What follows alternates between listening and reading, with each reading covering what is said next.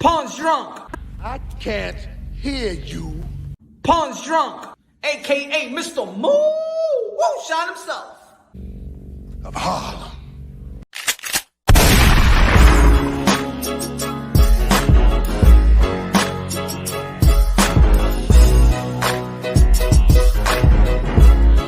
You already know this is Punsh Drunk Boxing, a.k.a. Mr. Moonshine himself, a.k.a. El Adobo, a.k.a. The Sazon, a.k.a. El Borracho. Ladies and gentlemen, I hope you're having a good Saturday. Good morning, good afternoon, good evening, wherever you are at this side of heaven. God bless you all. Man, oh man, what a subject we're about to talk about. What a subject we about to talk about. Hey, yo, shout out to all the boxers out there, man. Shout out to all the boxers, modern day warrior, modern day gladiators. They put their life for the line for pure entertainment. They put their life for the line for themselves, their families, all the athletes out there. Everybody that suffer from mental illness, shout out to you, support to you. Everybody all around the world. Those of you who help those who have mental illness, shout out to you. What's good? Let me say what's up to the people out there. Let me say what's up to the people. What's good? Halim, Demolo, what's good? What's good? Good evening, Punch Drunk, yo, fight fans, what's good? Don't apologize, Big Punch. I got you. Morgan, Dim, what's good, my brother? George, may God have mercy on all of us. Yes, sir. Multi, Mr. Moonshine, let's go. Baki, Ride of the Storm, what's good, Pete? What's good, Jay Triller? What's good, Megan? What's good, Leo? Danny, what's good? I know. This is a boxing channel, y'all. This is a boxing channel, but if you subscribe to the channel, you understand this channel. I always state that boxing translates to life itself.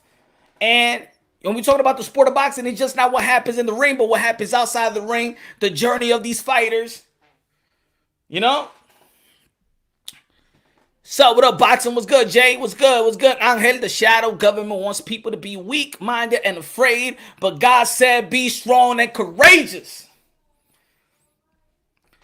All right, man, we're going to get to it, man. We're going to get to it. Fabian, what's good? We're going to get to it. Ladies and gentlemen, I'm one of the type of person that, put it this way, we talk about mental illness. I'm one of those type of person that if you try to suppress my voice, you going to give me mental illness. Put it that way.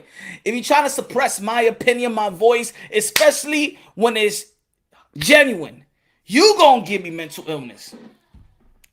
I'm not one of those guys. I'm not one of those individuals that follow the trend, hop on whatever, those politically correct type of people. And I understand those who are politically correct, that they work under those 500 Fortune companies and things of that nature. They work in that field, maybe Hollywood, maybe the liberal ideology and stuff like that. And I understand you got to keep your job. I understand you don't want to ruffle feathers. I understand. Go get your money. Go feed your family. I understand.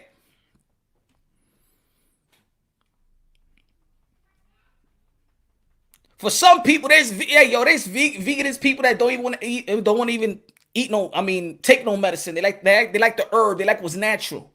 You know what I like? I like what's spiritual as well. And I'm gonna say something that's gonna ruffle a little feathers. I'm gonna say things that people gonna agree or disagree with me and things of that nature. But I dropped a tweet. I dropped a tweet a couple of days ago. Of course, it was going back and forth. A lot of people was disagreeing. A lot of people was agreeing. A lot of people are undercover agreeing with me. Like, yo, send me DM. Like, yo, I like what you're saying and stuff like that. Because they don't want to ruffle feathers. I get it. I understand that we live in a society as well, especially when you live in under poor circumstances, and we look at celebrities and we look at athletes as like superheroes, right? We put them on a pedestal. We do. We think that whatever they say is the Bible. We look at athletes and we look at celebrities that's the ultimate success. Some people envy them. Some people jealousy because we want to be like them. I was there at one point in my life, probably when I was real young. But when you understand and you have a personal relationship with God, you know that it's only God that I look up to. It's the only guy that I look up to. Is only a man that I respect really is my pops, parents, my children,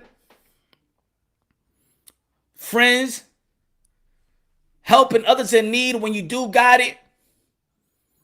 Doesn't mean it doesn't. You don't need to be rich to be a humanitarian. I'm gonna tell you like that. But yeah, there's people out there that disagree with my stance. They call me ignorant. They call me an idiot. They call me to stick to boxing. They tell me you never was a professional athlete to that level to understand. You don't know what you're talking about. Like if they know my life. Like if they know what I've been through. You think only athletes go through pressure? You think that athletes are the only ones, celebrities are the only ones that go through mental illness? Ladies and gentlemen, most of the world, the percentage of the world that go through mental illness. Some of them go treated, some of them go untreated. Some of them is just phases. Some of them is just moments. Sometimes you feel depressed. Sometimes you feel like, sometimes you think about, I don't want to live no more. Things like that. And then you snap out of it. There's other people that need to be medicated and stuff like that. There's level 2 mental illness. We understand that. I never came off as a person that is not genuine and not compassionate to mental illness, but it seems like people lose me in translation. So sometimes I just got to clarify by going live, by doing a video. So 140 characters is not enough. A video of almost 20 minutes is not enough. Maybe if I go live, or maybe if I have some understanding, because I'm all about educating and being educated, enlightened and being enlightened. Just like we all know, we're never going to agree. Everybody's not always going to agree with each other. You feel me? Fabian, what's good? What's good? What's good? God has not given me a spirit of fear, but a spirit of love and sound mind. Amen. We live in a society right now, and some people be like, yo, Punch, stay to boxing. Yo, you got your channel was growing. If you're about to talk about this subject, they're going to dial on you, and you know what they're going to do? They're going to shut your channel down. You know the powers that be don't like the type of talk. They don't want you to go against the grain. Maybe a lot of people that do go against the grain, don't follow the grain and stuff like that. They don't want to F with me because they don't want to talk about it, and they don't want to be, you know what? There might be people, there might be journalists, there might be boxing personnel that's in the industry, and they be like, you know what, I like what this guy's saying, but you know what, if I do, I'm going to get canceled. So I'm not going to go and actually agree with Punch is saying. I'm just going to stay in the cut. Thank you, Fabian. We talk about here in America, we talk about a lot of people that has fight for rights, fighting for voices, fighting for opinion, fighting for freedom. And it seems like the more years go by in which we feel like we should get better at it, and life should be less racism, should be less hate, more love, more camaraderie, more unity. I said this in an article in 2013. I used to have a website called thetruthhurtsouch.com. And I used to talk about things like that, government, the family court system and stuff like that, the judicial system and things of that nature. They shut my shit down. I don't even know how. They just shut my shit down. I talk about these things like this, and I had Facebook. They told me to delete 72 posts. Didn't curse nobody, didn't threaten nobody, no sexual, nothing like that. Just talking about things like this that I'm talking about you right now. My Twitter account, this is my 4th Twitter account. Never cursed nobody out. Really, no. I understand that opinion, you go against the grain. And when they see that you have some type of followers, they're going to try to shut you down. And this is why there's some people saying, yo, Punch, stick to boxing. Don't say that. Don't talk about this. They're going to shut it down. Don't talk about this. Don't worry about it, man. You ain't going to change nothing. I've been hearing that stuff. Every time when I do have an opinion that's against the grain, it's always somebody will tell me, you're not going to change the world, Punch. You're not going to change the world. I'm not here to change the world. I could change one soul. That's all I need. That's all. It's good for me. And even if I don't change my soul, I'd rather have a mark. I'd rather have my voice. I don't want my voice to be taken away. And I'm not going to follow the grain. Ladies and gentlemen, I do feel in a society today that is getting weak. I feel like the society today is building beta males. I feel like society today is, they come up with this toxic masculinity so the men could be feminists. I believe that they're against the Father. I believe that it's the divide and conquer when it's men versus women, women versus men, civilian versus cops, cops versus civilian, black versus white, white versus black, straight versus gay, gay versus straight, believers versus non-believers, believers versus, non-believers versus believers. I think we're in the world today that we should be on some unity stuff and really understanding each other. What's good? What's good, Megan? Punch, thank you for speaking the truth. And for us, I'm with you all the way. Thank you. I appreciate you. I love you for that, man. I love you. I love y'all for that. Yeah, I'm getting a lot of hate. Yeah, I get my DM. Yeah, I get my email. You ain't shit. What the fuck is you talking about? You don't know nothing about that. Keep your mouth shut. Shut your channel down. Shut your Twitter down. Yeah, I get all of that. I get all of that.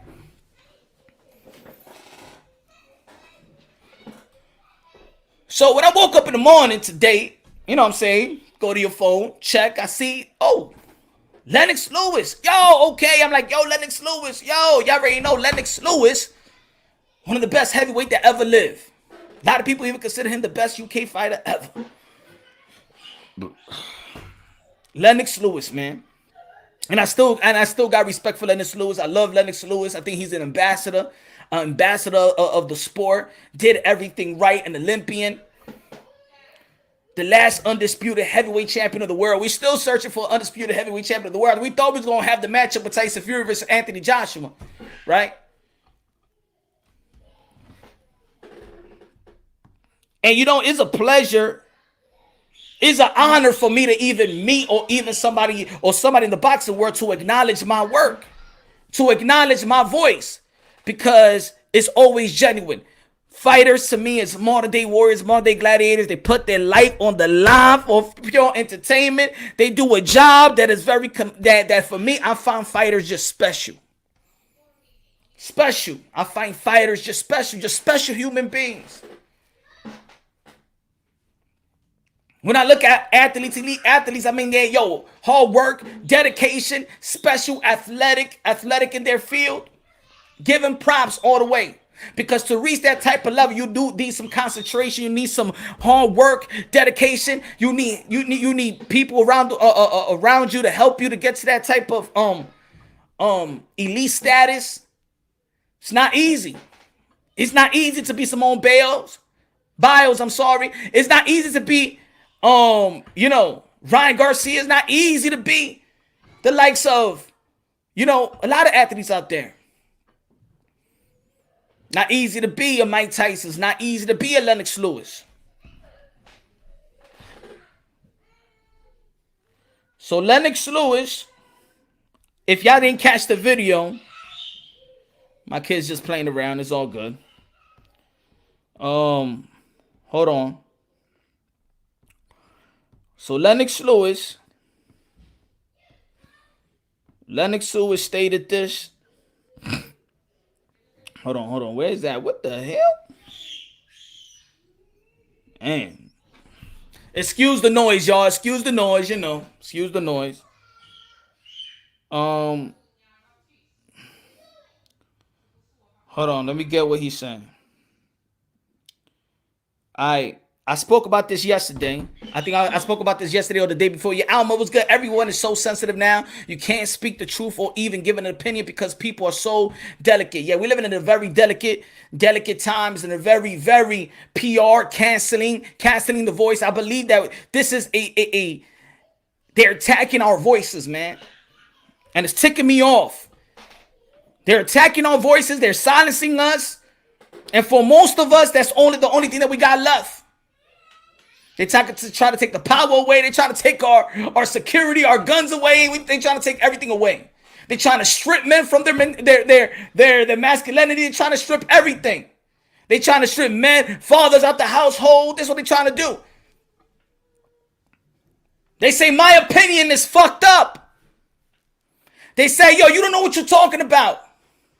My little opinion about mental health and my question on my thoughts, because I never said I believe anything, but I'm out of bounds and I'm out of line.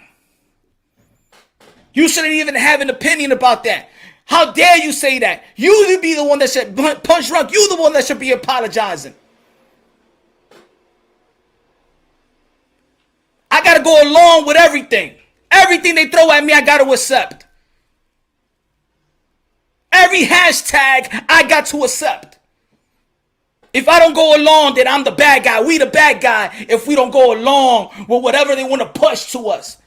If I don't hashtag whatever is trending, then I'm messed up.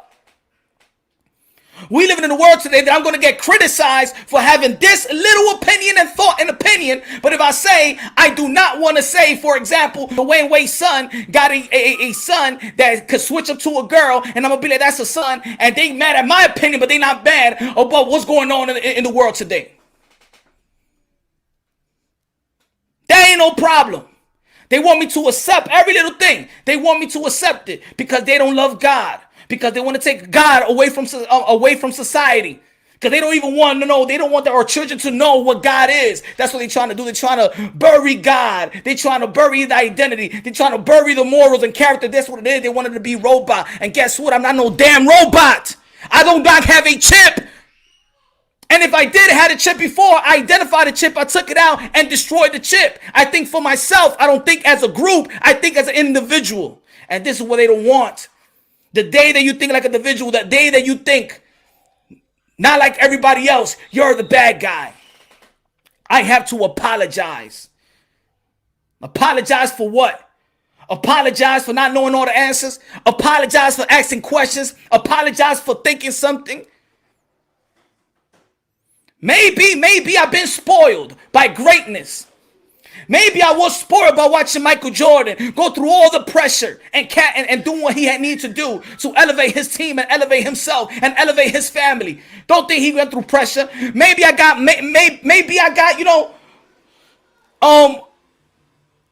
spoiled. Maybe I got spoiled by Reggie Miller hitting those threes, and maybe I got spoiled by Ray Allen. Maybe I got spoiled by a lot of athletes that have gone through pressure and overcome it.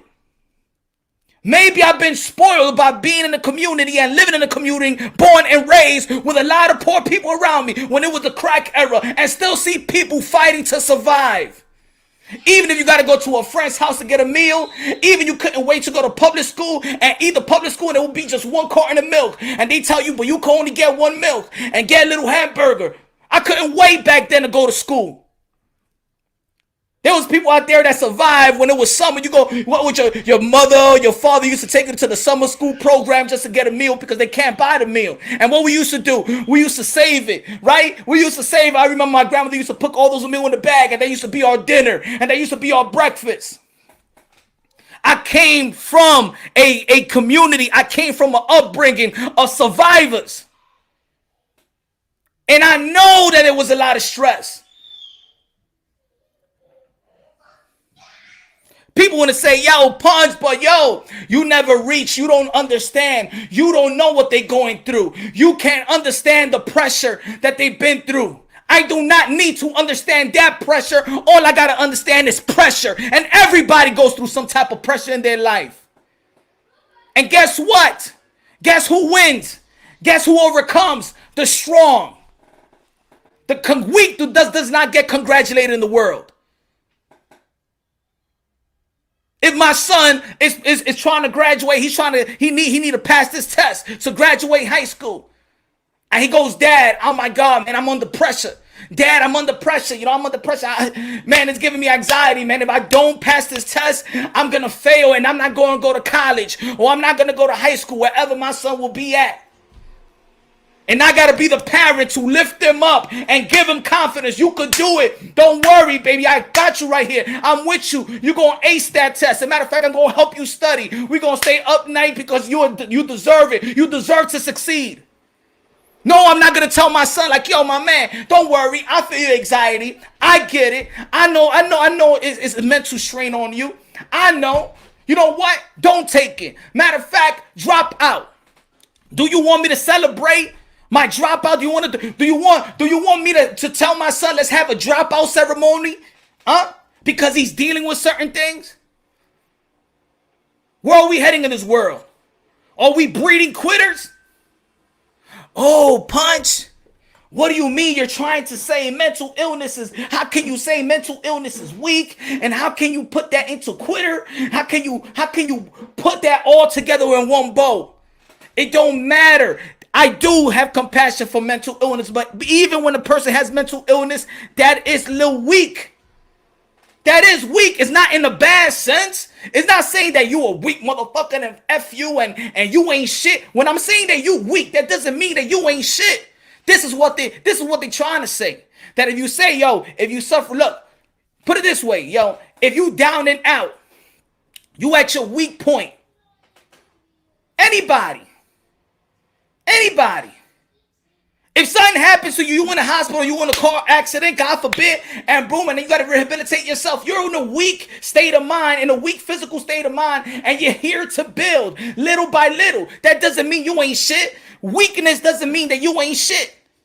But that's the way they want to put it. They want to put it like if I say, yo, mental illness, you being weak right now, it's like saying you ain't shit. No. We live in the earth.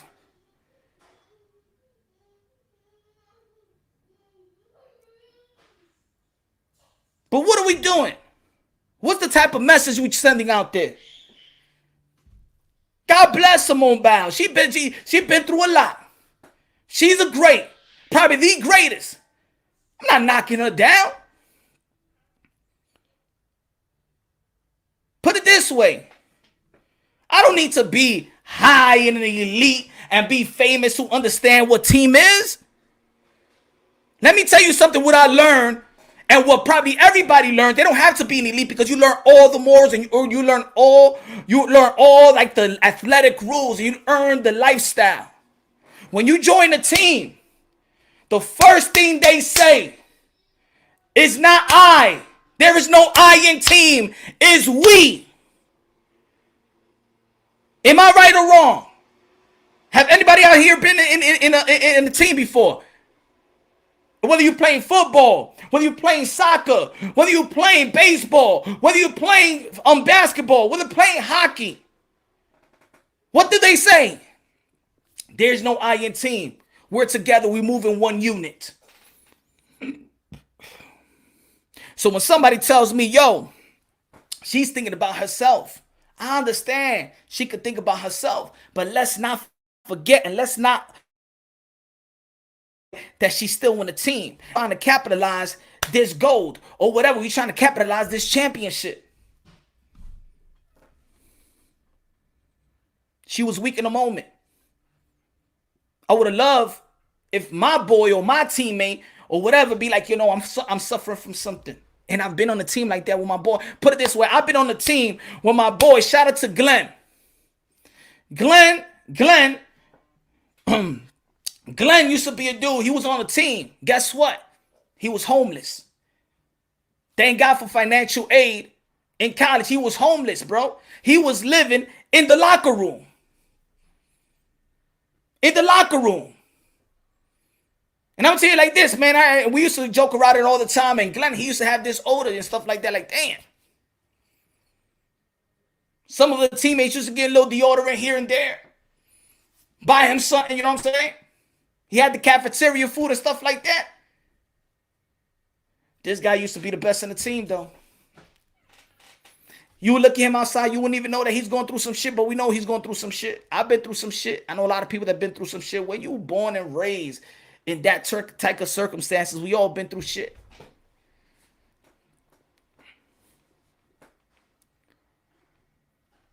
But you know what makes us special, though? You know what makes us special? And I'm sorry, I wasn't looking at the chat, y'all. You know, when I vent out, I just be, yeah. You know what makes us special? Especially the people that was born and raised in the poor circumstances, the inner cities and things of that nature. You know how people from the outside look at us? You know how the people from the outside, you know why hip hop is so intriguing to other people? Because they be like, you know what? Damn, how the F do they make it there? I can't even imagine living like that. I can't even imagine having hand-me-downs after hand-me-downs. I don't know. I can't imagine living like that. I can't imagine not knowing when I'm going to eat. How do they survive? How do they keep a smile in their face? On their face? This is what they say about us. How do they survive the violence in the hood? How do they survive without having a parent in the household? How do they survive? The parents got mental illness. The parents are all drugged up. How? That intrigued them. And then we land in the same spot. You could be on a party, you could be in school, you could be in college, and this is where, you know what I'm saying, you learn more about classism, and you be like, damn, this person come from a mansion and you come from the gutter, but you land in one place and you're trying to learn each other. They look at how the hell are you here? How the hell are you here? Like, how? I can't even imagine making it out of there. Everybody heard the saying that, especially dudes in the inner cities, because, you know, maybe the females don't understand it. But if you meet a lot of people from the hood, I couldn't imagine myself being 40 years old. I couldn't imagine being 40. 50? 50 for me was like 100 years old. I can't imagine living that long. I thought I hit to the 30s, something, you know. Yo, you know what I'm just talking about? I'm just talking about, I mean, like certain things, certain events that happen in my life while I'm talking about this, and I'm still like, man, shit, how the fuck did I live this? I'm in my 30s. I still be like, damn, shit, I got this situation, boom, boom, boom. How the fuck am I here? How? Give me 1 second, y'all. Give me 1 second.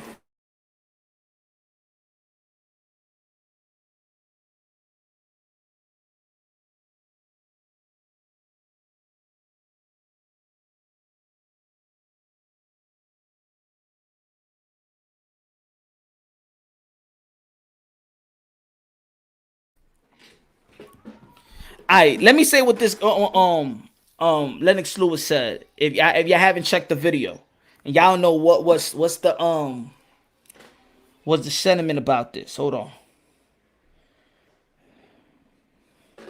I said Simone Biles, Ryan Garcia, Naomi Osaka dropping out their event and responsibility to their team for mental illness.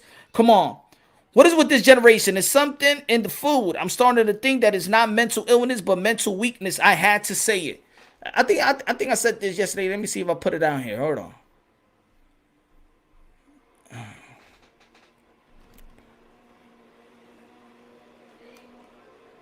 Is it this? Nah, it wasn't that.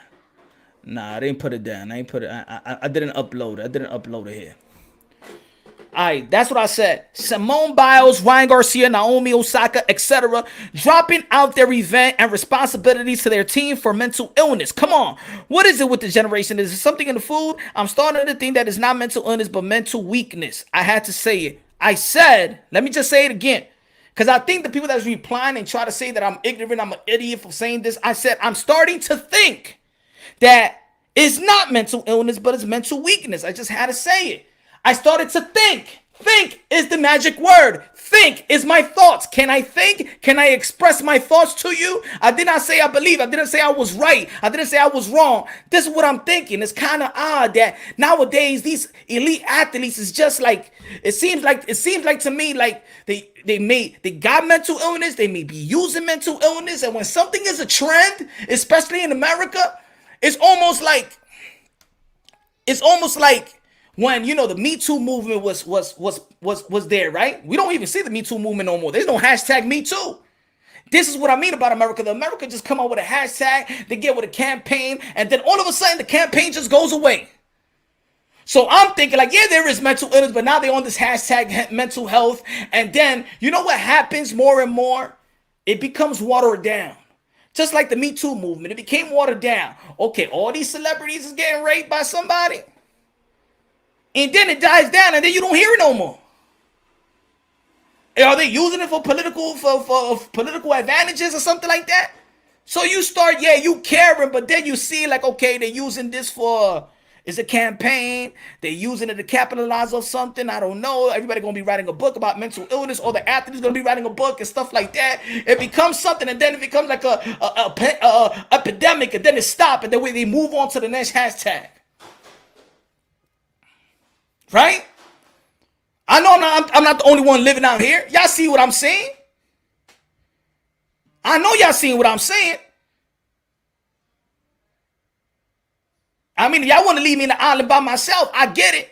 You know, I could be Tom Hanks in the island by myself. Wilson, y'all could be Wilson. Y'all leave me. Don't be Wilson. If y'all agree or disagree. I know y'all seeing what I'm saying. I mean, I don't see hashtag me too no more. Right? I don't see it no more. Was it a political thing? What was it? I don't see anybody going to jail no more. What happened? I don't see the cases. What's going on? So this is what I mean. I've been living long enough to see how my country works. Huh?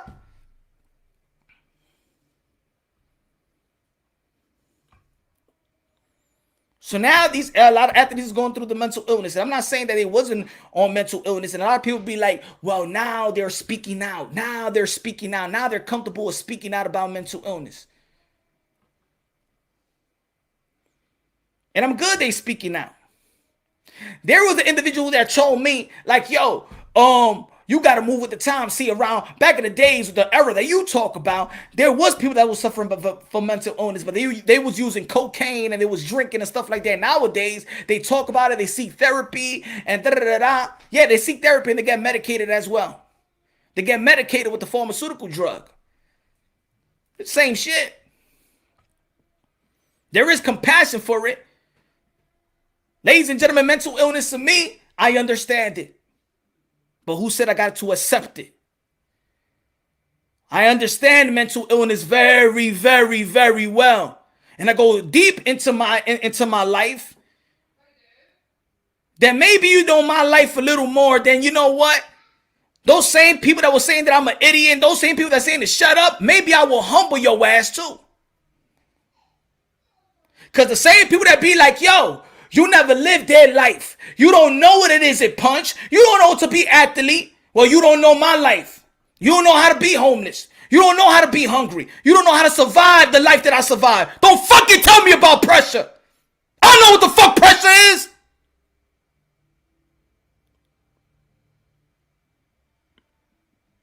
And I know a lot of people out there that know what the fuck is pressure. And I know a lot of people out there that overcome, even with mental illness. Fuck is you telling me I need to understand what an athlete needs to go through? I live my life as well, just like everybody out there live their life.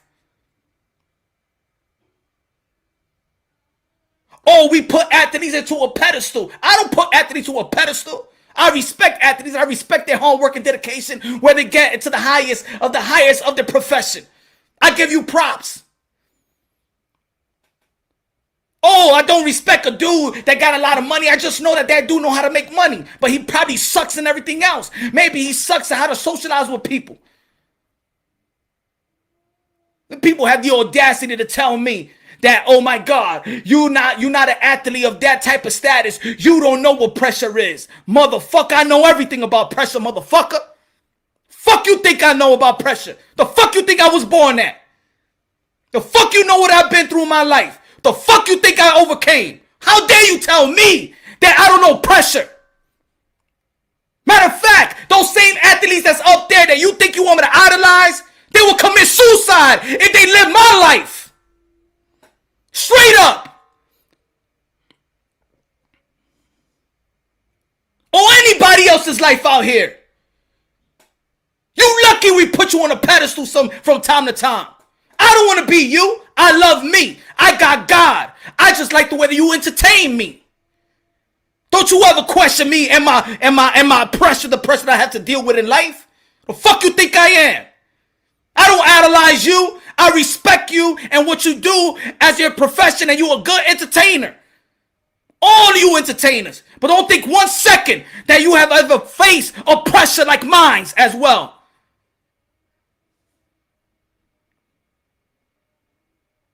I preserve the sport, and I'm not talking about just solely boxing. I preserve the sport, and I preserve the fighters. But don't think with just 1 second that you think that you are God to me. You are not God to me. There's only one God, Jesus Christ, my Lord and Savior. And I know God is still working with me because I'm cursing my ass off here too. But damn it, this is passionate talk right now.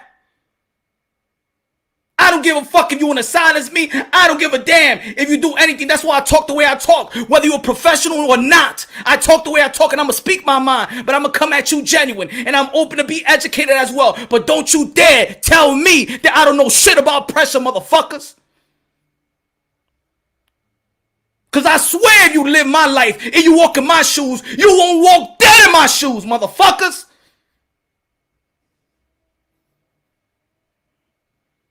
I'll put that on my life. You don't know what got me to this point right here.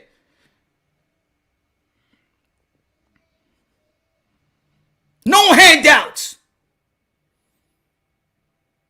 Even my mom ain't take no handout.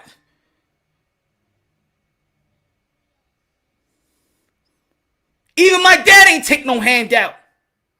And it was there easy. Nah.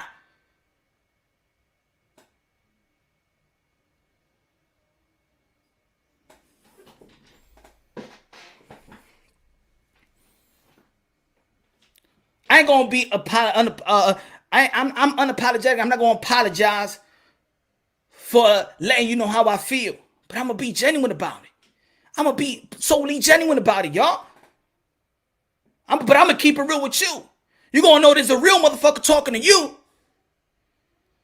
If you tell me you're going through some shit, I'm not here, man. I'm here to keep your strength up. I'm here to strengthen you. I'm here to be I'm your equipment. I'm here your equipment, baby. I'm gonna be right here for you. I'm not gonna allow you to drop down. I'm not gonna allow you to stay weak. I'm not gonna allow that. I'm gonna allow you to rise up. I'm gonna allow you to stay strong. If I'm your teammate and we in the team orientated and we can't make it without you, we're gonna bring you up. Let's go.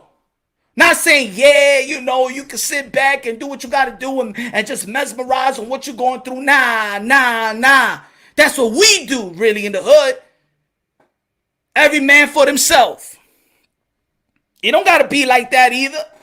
But because it's not every man by themselves, because I understand your illness, that doesn't mean I accept that illness. I don't accept your illness. We going to work that shit out. Just like I don't accept I don't accept a drug addict, but I might understand why you use drugs. I might understand why you drinking right now. I might understand something, but that doesn't mean we have to accept that lifestyle.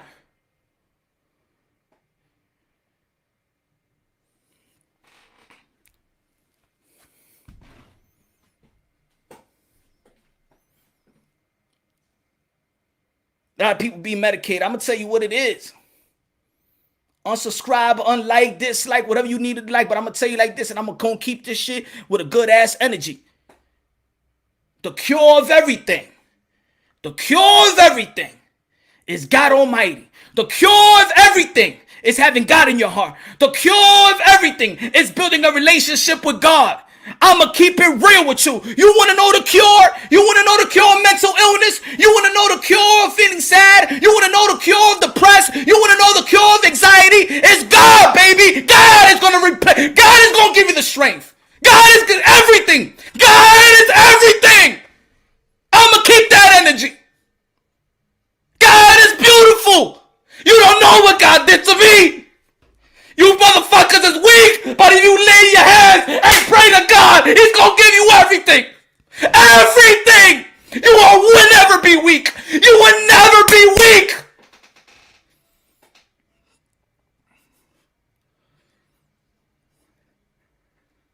And I'm a little emotional right now. You know why I'm emotional? Because I know how God is. Because you don't know what I've been through to tell me that I need to know a fucking athlete what the pressure they need to go through. You don't know what it is to live in Van Colen Park down in the fucking ground. You don't know what it is to be homeless. You don't know that struggle. You don't know when you're gonna get your next food. You don't know nothing about that lifestyle. I pick myself back up. I've been hospitalized 2 times because I don't sleep. Work 3 jobs. I gotta get this money. I gotta get this money. I gotta eat.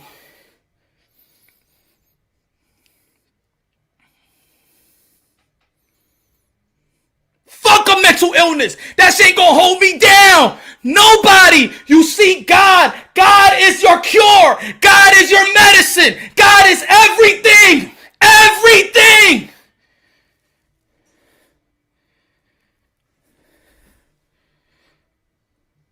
You don't believe in God. If you don't believe in God, I'm going to tell you like this. Believe in it. Believe in God. You better believe in him. Because you're losing out on the biggest, the greatest happiness of your life. You think you wealthy, you think you rich. God will make you feel rich on that floor. God will make you feel rich on that shelter. God is everything, baby. You will wish that you die and go to heaven. That's how good he is when he's in your heart. When he's in your heart, oh Lord, baby. That's why I'm not afraid of anybody or anything. Because God got my back. I walk dolo. But I got my right hand with me, baby. Jesus Christ, my Lord and Savior. Oh yeah. Oh, you don't think I've been diagnosed with mental illness? I say, fuck you to the person. I don't got nothing. I got God. And the more you run away from God, oh yeah, he's going to put you on them knees. He's going to put you on the knees. He's going to tell you one day you need me. And maybe those people that suffer from mental illness, I got you. I understand. Life is hard sometimes. I understand. But guess what? You're probably making harder on yourself when you don't seek the man and the spirit that is there trying to help your ass out. Ask anybody that generally go and walk to God and tell me where you at.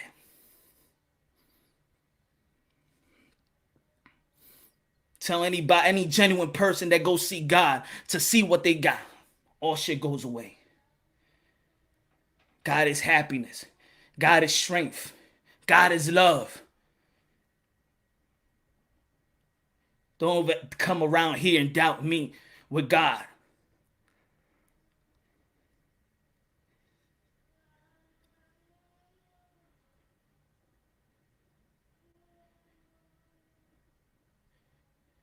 Have compassion for mental illness. I'm going to say it again. I understand mental illness. But guess what? I don't submit to it. And you shouldn't submit to mental illness. You may be going through some shit. This is fucking life. This is earth. This is earth. Life could bring you down to his knees. Guess what's going to pick you up? Who you think is going to pick you up? Why you think you here? Why you think you have a purpose? Why you think you special? Oh, Punch, you're trying to go hard on Simone Giles. No, I'm not going hard on Simone Giles. No, beautiful woman that has reached the pinnacle of her profession and doing a great job. And I'm not saying that she might not have her downfalls or her lows in her life. We're all humans. But baby, you up there because you a leader. And when you up there, you represent a lot. That's supposed to be beautiful pressure. Now, that's not bad pressure. That the pressure if you're only paying attention to your haters and not your supporters. Because I'm gonna tell you something about these athletes when you put them on a pedestal. A lot of people, a lot of poor kids, a lot of poor youth look up to these athletes and look at them like, oh my God. That's why there's a lot of kids in the basketball court because they want to be LeBron James, Russell Westbrook. They want to be Damian Lillard. They want to be that. They want to be Albert Pujols. They want to be that. They want to be Tatis. They want to be you, Lennox Lewis. They want to be you, Lennox Lewis. But guess what? When everybody is looking at you and there's the whole world looking at you, the whole world. Now, this is the real pressure right here. And it could be a gift or it could be a curse. The whole world is looking at you because you're the best. And you know that you're the best. And we identify you as the best. If it's okay for Simone Giles, if it's okay for her to quit because of her mental illness, if it's okay for her to quit because of her mental illness, if it's okay, Ryan Garcia, you got 2 million or whatever million people, how many million people you got on social media, and we got these people, these leading men and women in the profession, but you already know how sports is, and all the youth look up from Africa, Antarctica, Australia, Asia, North America, South America looks up, and if we see that you are quitting, and we see that you're getting that mental illness is bringing you down, you may say it's good that I'm speaking up, but you know how when they're looking up to you, then the poor people that got nothing, the image is that fuck it, I'ma quit because she quit. I'ma quit. If she can't even make it and I look up to her, what am I here for? That's the image.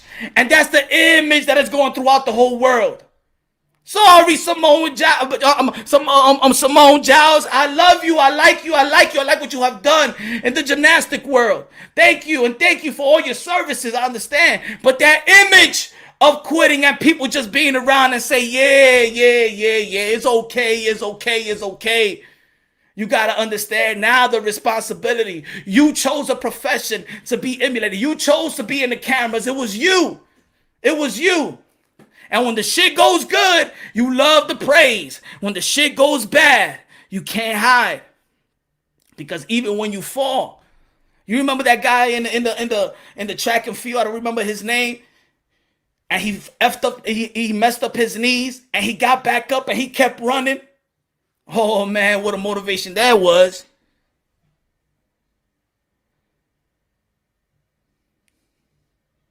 I understand there's athletes out there that be like, I'm not your role model, your parents is your role model. But then those same athletes understand where you come from. Most of the athletes in the sport that we love, basketball, where those players come from. Where those players come from. I'll give you an example. LeBron James came from, his mother had him at the age of 15. Teenager. Just like Allen Iverson. And then they make it to the league. They make it out the hood. You know, they only say one person can make it out the hood, right? They become a symbol. And everybody's looking at you, man. And then when you say you quit, all them kids will be like, if she got going through that, I'm going through it. Fuck it, I'm going to quit. I'm going to drop out of school anyway, man.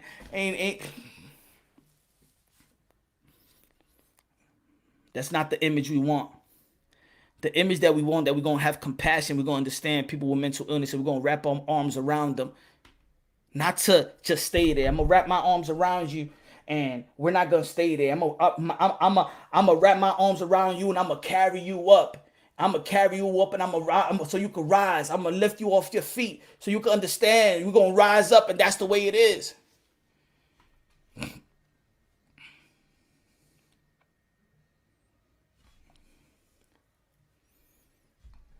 I'm only going to tell you my experience as well. I'm only going to tell you, I'm not saying I'm not shoving. Just like, put it this way, just like you shoving mental illness on me, or just like you shoving any hashtag on me, you might not like when I shove God on you. You shove that on me, I'm going to shove God on you. You shove mental illness, I'm going to shove God on you where he's the cure. You shove me too, you love God, I love God, me too, you going to love him too. The more you shove all the bullshit and all the quit shit and all that mentality, that weak mentality on me, I'm going to shove God on you. Keep on shoving shit to me, I'm going to shove God on you. And I'm going to keep shoving God on you. The more you shove on me, but what about you? They got kids nowadays. When they give birth, they don't. You don't even have to put the sex. You let the kids choose what they want to be. He, she, or it. I'ma shove God on you. You shove bullshit on me. I'ma keep shoving God on you. Keep on shoving me. Shove God on you, everybody out there. If you don't believe this bullshit and the hashtags and all these stuff, these epidemic shit for political advantages and all that stuff, shove God on them. You keep God alive because that's what they want. Because they know when you cut the head of the chicken, which is God, when you cut the head of the chicken, when it's the man of the household, guess what? Everybody runs crazy. You don't have no God, you have no fear of God. Kids don't fear God no more, man. Kids don't even know who God is. Ellos no saben quién es Papa Dios. Papa Dios, they love Santa Claus más que Papa Dios.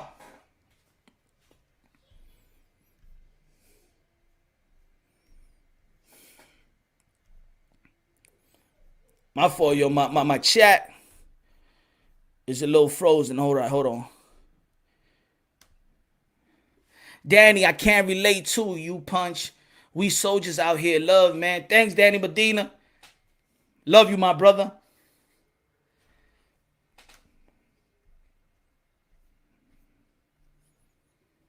So what about that kid, that Jamaican kid, I think from New York, where he was working out? No weakness. Strength. No weakness. You gonna tell him when you go watch his videos when he was a little kid. Don't let nobody stop you.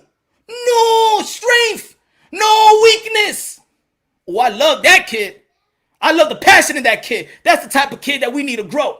And guess who's videotaping them, y'all? Guess who's videotaping them, huh? His dad. I'll tell you something about this society. They want the dads out. This is why I keep on saying this is a boxing channel. This is the boxing channel. I always say that fatherhood is prominent in the sport of boxing. You don't see what they try to do? LaVar Ball is the bad guy. Only in our culture, I told y'all that before. Only in our culture, we want the fathers to be out the lab. It's only here in boxing that we say Teofimo Lopez Sr. Yo, Tio, fire your dad. We the only one that told Sean Porter, yo, fire your dad, Kenny Porter. We the one that tell Devin Haney, yo, let go of your dad, Bill Haney. Hey, yo, LaVar Ball, he got all his sons right now in the A. And he's the bad guy. You don't get it? You don't get what they're trying to do. You don't get what they've been trying to do. So all the fathers that they outspoken and they prideful and they got the independent mind and stuff like that, and they groom their kids to a success, what they say, yo, cut your dad off. We're the only culture that does that shit. We're the only culture that says fire your dad. And we're conditioned to do that. You don't see that?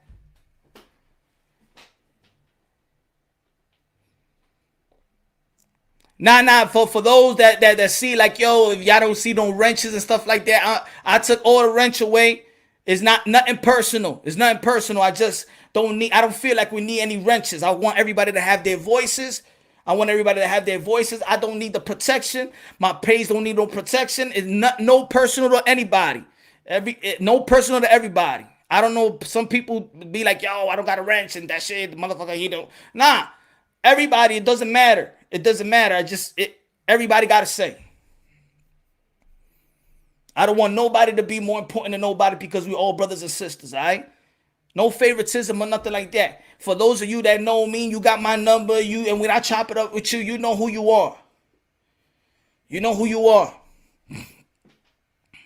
Shadow Ghost. I'm saved from Jesus' grace and mercy, but I suffer from mental illness, and I got to God when I'm depressed, but I don't consider the mental illness a weakness. God bless you, my brother. Good looking out, Shadow. In the end of the day, you know what, Shadow, man? We living in a journey. We don't know all the answers, and this is why I asked. But my question is the one that tells me to shut up and I'm ignorant and you don't know shit. I'm asking. I'm thinking. It's my thought. Is it this? Is it real mental illness, or is it mental, or we going to a stage? Because we understand society likes to change. A lot of things is changing in society. My boy last year, we found him in the river. Schizophrenic. I didn't know that. I knew it all my life. I thought he was just regular, but going through some shit. I'm not saying I had no compassion for it. I'm not saying that. There's levels to mental illness as well. There's layers to it. I understand that. But the way that people, for me, in my opinion, is going about it,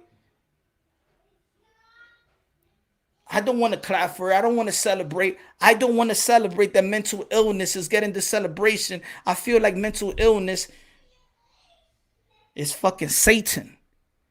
And the more that we praise mental illness and say, don't worry about it, it's like you want to keep Satan around. If it's an illness, we want to cure it. Whatever illness we have, you want to cure it. Whatever illness, just because you came out and say, I got mental illness, no, ain't nothing to celebrate. Let's go, let's cure that shit. I'm with you, brother. I'm with you, sister. Let's go. He ain't going to, mental illness, if you see him as a person, you ain't going to win here. You are not going to win here. Good looking out, Shadow. And you know what, man? You keep on God close, man. Because I'm going to tell you like this, how it is. The closer you are to God, the closer the devil want to be, the closer the devil gets. See, the devil don't work. The devil don't want to know nothing about nobody that don't know God, because the devil feels like you already my friend. I already got you on my pocket. So the devil don't work with people that don't know God. The devil just keep on being that. The devil want to attack the guys that want to be righteous. The devil want to attack the fathers that want to be there for their sons and daughters. They want to be there for that. Want to be one with a woman. Want to be a companion. Want to have a unit. The devil want to goes after the family man. The devil want to go after the woman. That's why in the serpent in the Bible, the snake went after the woman.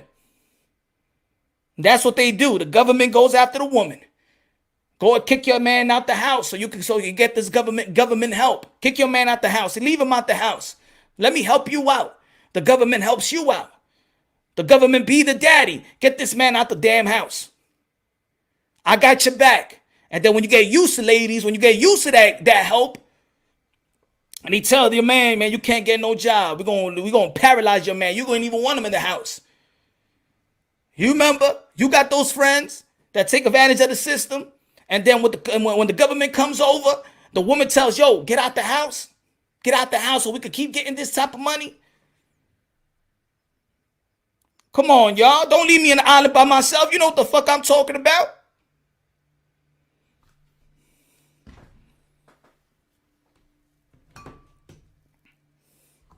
Some people got mental illness and the world is creating it now.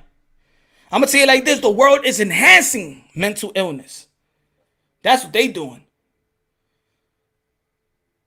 It's not about just mental illness. I believe that this society is enhancing it. It's creating it. Mental illness 2.0. Remixing mental illness. Adding it. And adding it in our food, in our fruits and vegetables, in our water. Or you think you pure. Or you think you drinking good water, huh?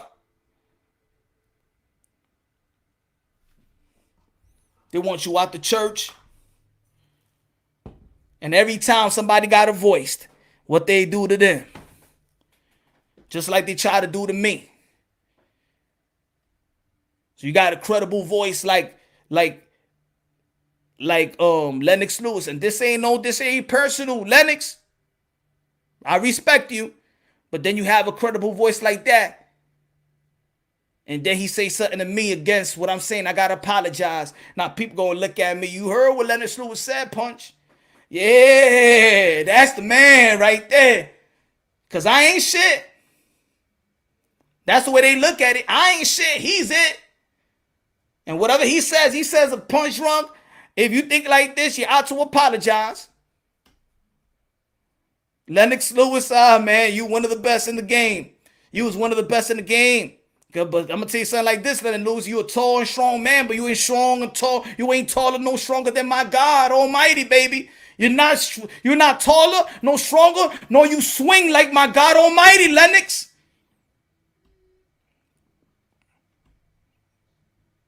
You a grain of salt in the desert compared to my God.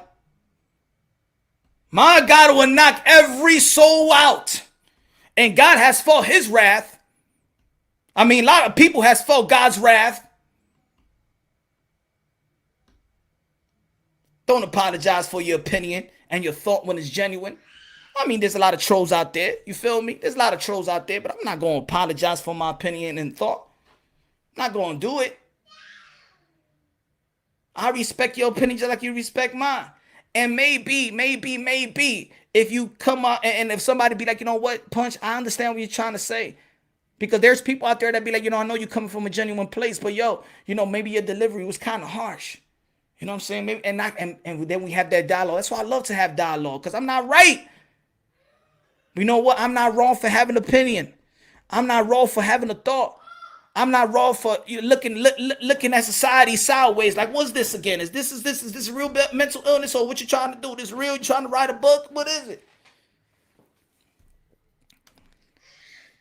What's good, Robert? What's good? The politicians and the media want a weak society. They want people to depend on the government, not God. The pandemic was used as a tool to weaken us. Hey, makes sense to me, Rob. Makes sense to me, Rob. It's 100% accurate. We probably don't know, but it's a thought, and I respect that thought. Do we have to agree with Robert says? Maybe not. Maybe yes, but I respect his opinion, and his opinion actually does make sense. If I know that he's right 100%, I really don't know. But then we in the journey. That's why we all people to talk. See what it is. Somebody have experience with mental illness, come to the panel. I'm going to drop the link, because I like to hear from other perspectives, because I'm not right. But don't knock me for having a thought and having an opinion. A genuine opinion when I want answers. That's all. Oh, but it's this, but who are you? They don't got to, and you know what they say to me too? They don't got to answer to you. Well, I didn't speak directly to the guy, to a legend like Lennox. Lennox probably saw what I posted, and he had his opinion about it. And his opinion was, maybe, if you understood how to, let me give you the words that he said again.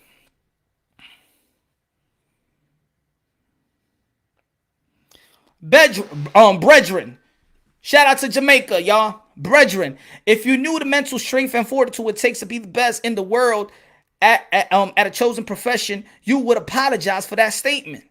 Their responsibilities are to themselves and their own well-being, first and foremost. And it's true. First and foremost, their well-being, of course. You can't do it I understand. You gotta be good. Even if you get into a relationship. Look, any woman out there or any man out there, you want to go into a relationship. If you're not happy with yourself, you're not straight with yourself, do not jump into a relationship and then be responsible for somebody else's emotions when you're not even right yourself. So I understand you got to take care of yourself first and foremost. I understand the difficulties of her profession. If her mind is not right, how can she flip that and then hurt herself, and it could be fatal? I understand that. And maybe we are spoiled by greatness. Are we spoiled by greatness? We seen Jordan. We seen Kobe. We seen Jeter. We seen greatness. We seen Gretzky. We seen Tom Brady. We seen Manny Pacquiao. We seen the ups, the downs. We know they have the things outside of their sport. We seen the Tiger Woods. We seen celebrities go through it. But even regular people go through it. And just because we're not athletes to that level, we're not nobodies. Like they like to tell me in the Twitter, oh, a person with an opinion, have an opinion about these guys, but you a nobody. Guess what? When they having an interview and stuff like that, guess what? They're nobodies too, right? How about when you seek therapy? They don't know nothing about your profession. They never experienced what you experienced, but you go to a therapy and they help you out. They don't know nothing about that limelight. They go to a therapist, right? Oh, why we nobody? Ladies and gentlemen, when you hear shit like that we ain't nobody because we ain't rich, they don't know about our lives. Maybe that's not our goal. Maybe you wanted to be the best actor you could be. Maybe you wanted to be an entrepreneur and buy a farm and be a farmer, or be a contractor and got your own contract company. Or maybe you just wanted to be whatever. Maybe you just wanted to serve God. You wanted to serve God all around the world and stuff like that, and preach the word, preach the gospel. Just because your calling is not my calling and we're not on TV or something like that, that's what I mean. It's a contradiction when we put people on a pedestal and then, media did that too. Pay gymnasts like Brady, Jordan, Jeter, Tiger, and maybe they'll play through the pain.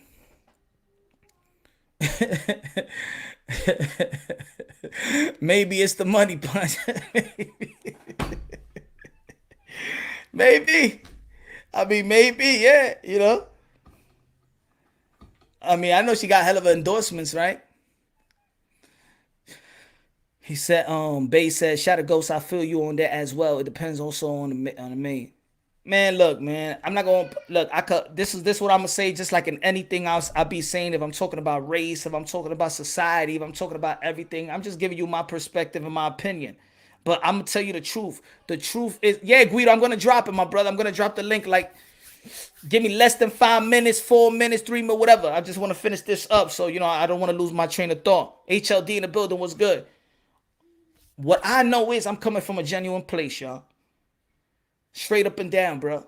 I got no time to be in a fake fuckery around anybody. I don't got no time for that, bro. I did not create a channel for that. And anybody that been following me for a long time, I say the same thing time and time again. I'm here to grow. I'm here to inspire, be inspired. I'm here to educate, be educated. I don't got no ego. But nobody gonna look down on me and tell me I don't have thought. I can't have my opinions. I can't think. I can't think for myself. My opinions don't have to align with the masses. It doesn't have to. Andrew was good. Everybody subscribe to Andrew Tucker World Punch. God comes first and he is the cure. Much love. Yeah, man. Yeah. And for those, man, hey, yo, if y'all see me passionate like that, man, I'm telling you, God is great, y'all. God is great, man. You don't know, man. God, man. God, please, I wish, man, they seek you, man, because for real. Oh, man. God is a drug, man. God is a drug, man. He's my drug. He's my cure. He's my medicine. He's my herb.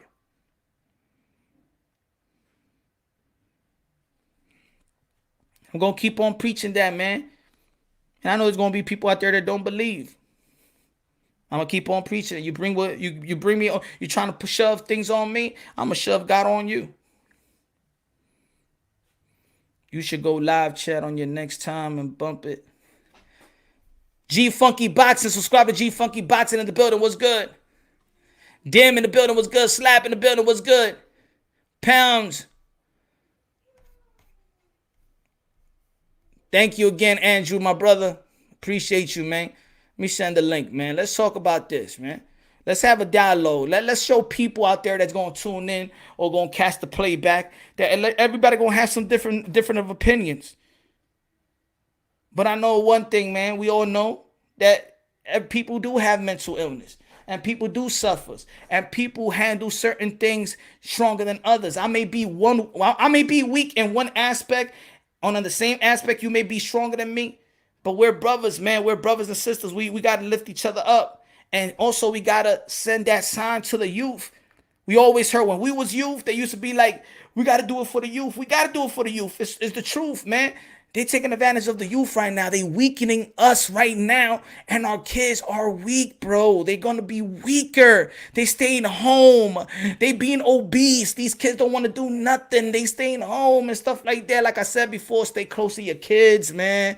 Stay close. Be relevant to your kids. Call your kids. Be friends with your kids. Do not be that type of parent to be like, I can't be friends with my child. I'm the mother and I'm the father. Nah, man. Be your best friend. Understand them. Know about them, know their music, know their passion, because when you a parent and you say, I live for my kid, then live for your kid. Then live for them. You understand? Because I'm going to tell you like this, those 7 or 8 hours or 6 hours and your kids is away from you while you at work and they in school. Woo! Every day, Monday, Tuesday, Wednesday, Thursday, and you come back from work and all you want to do is just cook dinner. Don't know what the hell the teacher's teaching. Don't know what they really learn. And you just let the school, and remember, they're around some kids that don't come from a moral household. And they giving them ideas. And they giving, saying, here's some drugs. And watch this porno. And watch all this stuff. And then you're just so stuck on work and you're too tired and stuff. Like, you can never be tired for your kids. Never be tired for your kids. If you need it, I'm going on vacation, then go on vacation.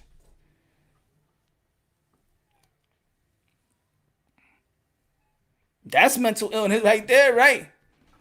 You need time off?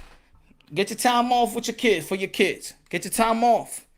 If you got multiple kids and you need that kid, that one-on-one because he's your oldest, and now you got time for the other kids, and now you're not giving the time that he or she deserved because she felt like she always had you or he always had you. Take them out to the mall by yourself. Go to the movies by yourself. Hey, tell your wife, yo, I just want to chill with this daughter or this son this day. You know? Tony reviews your true colors are shown when things get hard and not when it's easy. Yeah. And you know what? It actually sweeter when you do have it hard. Pause. You do have a hard life and then you achieve. This is why they look at us, man. That's why they look at us in the inner cities, in the hood, in the ghetto. When we make it, they look at us like, wow. Wow. How do you make it from there? Really? Where's your mother and where's your father? What they did? Damn. Wow. This is why I always stress in the sport of boxing, since this is a boxing channel, that fatherhood is prominent in the sport of boxing. You see fathers, man, that while they say in the society, they trying to take the fathers away, and they say in the society that's fatherless child, when you look at boxing, what you see? You see Boozy Ennis. You see Ghost Guerrero's dad. You see Angel Garcia. You see Kenny Porter. You see Virgil Ortiz Sr. Yep. You see all the father. You see the granddad of Shakur Stevenson. Yep. Uh-huh. You see all the dads out here. You see Kid Schofield's dad. You see him. You see him. You see all the dads out there. Beautiful. Boxing is beautiful when it comes to dads. That's the image. Why you don't think they pay attention to boxing? Why mass media don't pay attention when they talking about old fatherless, when they talking about in other sports, oh, my father was never there, my father was never there. Pay attention to boxing. I'm going to tell you, you're going to see a whole bunch of daddies out there. You're going to see a whole bunch of daddies in the corner. They don't want to show that. That's the image they don't want to show. That's the image they don't want to show. My fault, Robert, my fault. You will have millions of subs if you start a separate channel to preach the gospel. That's your real destiny, Punch. You heard it here first. Just do it. You know what, man? I'm gonna tell you the truth, Rob. Just because you said that. To be honest, man, I always felt like that could be my calling. You know what I'm saying? That could be. I've been getting that since 13 years old. But you know why I used to get that? Put it this way.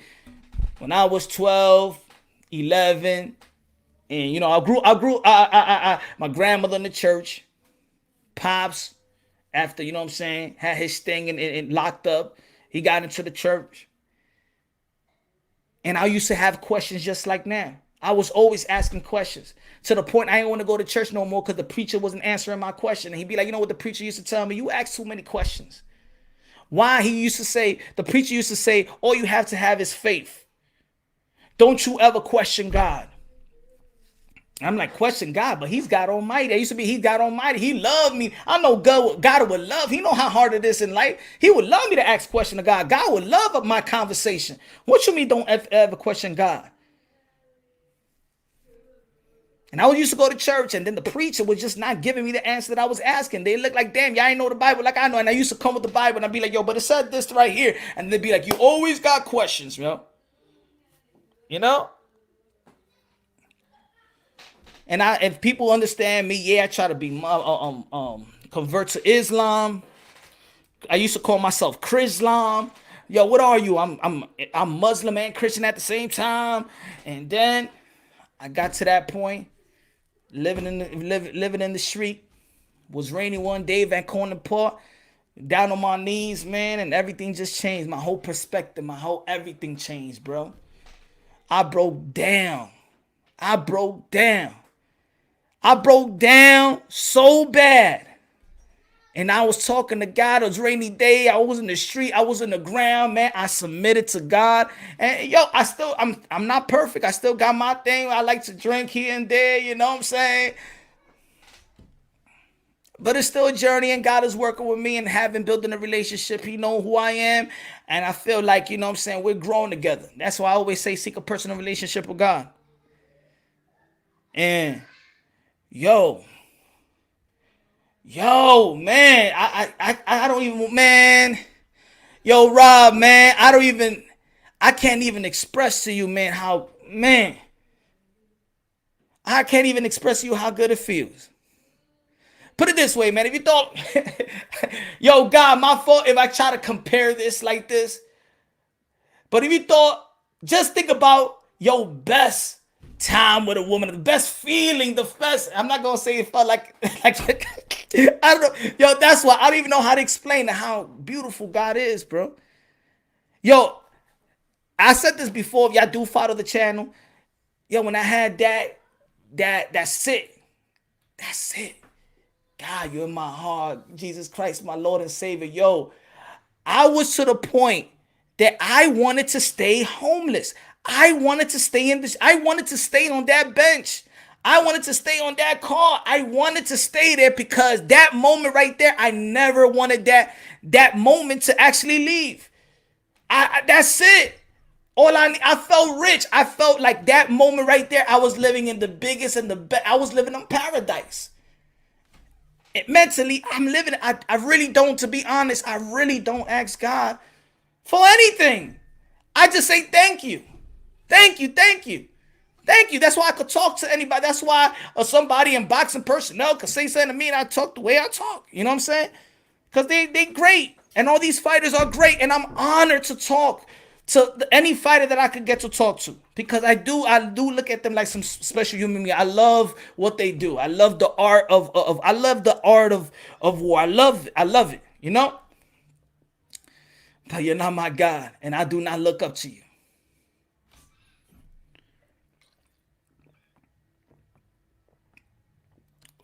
I'm gonna send the link, man. Oh man. Hold on, page. Yeah, man. Anybody wanna, you know what I'm saying? Anybody wanna challenge me, check me, build with me, understand me. I wanna understand y'all. I wanna build. I wanna, you know what I'm saying? Let me know.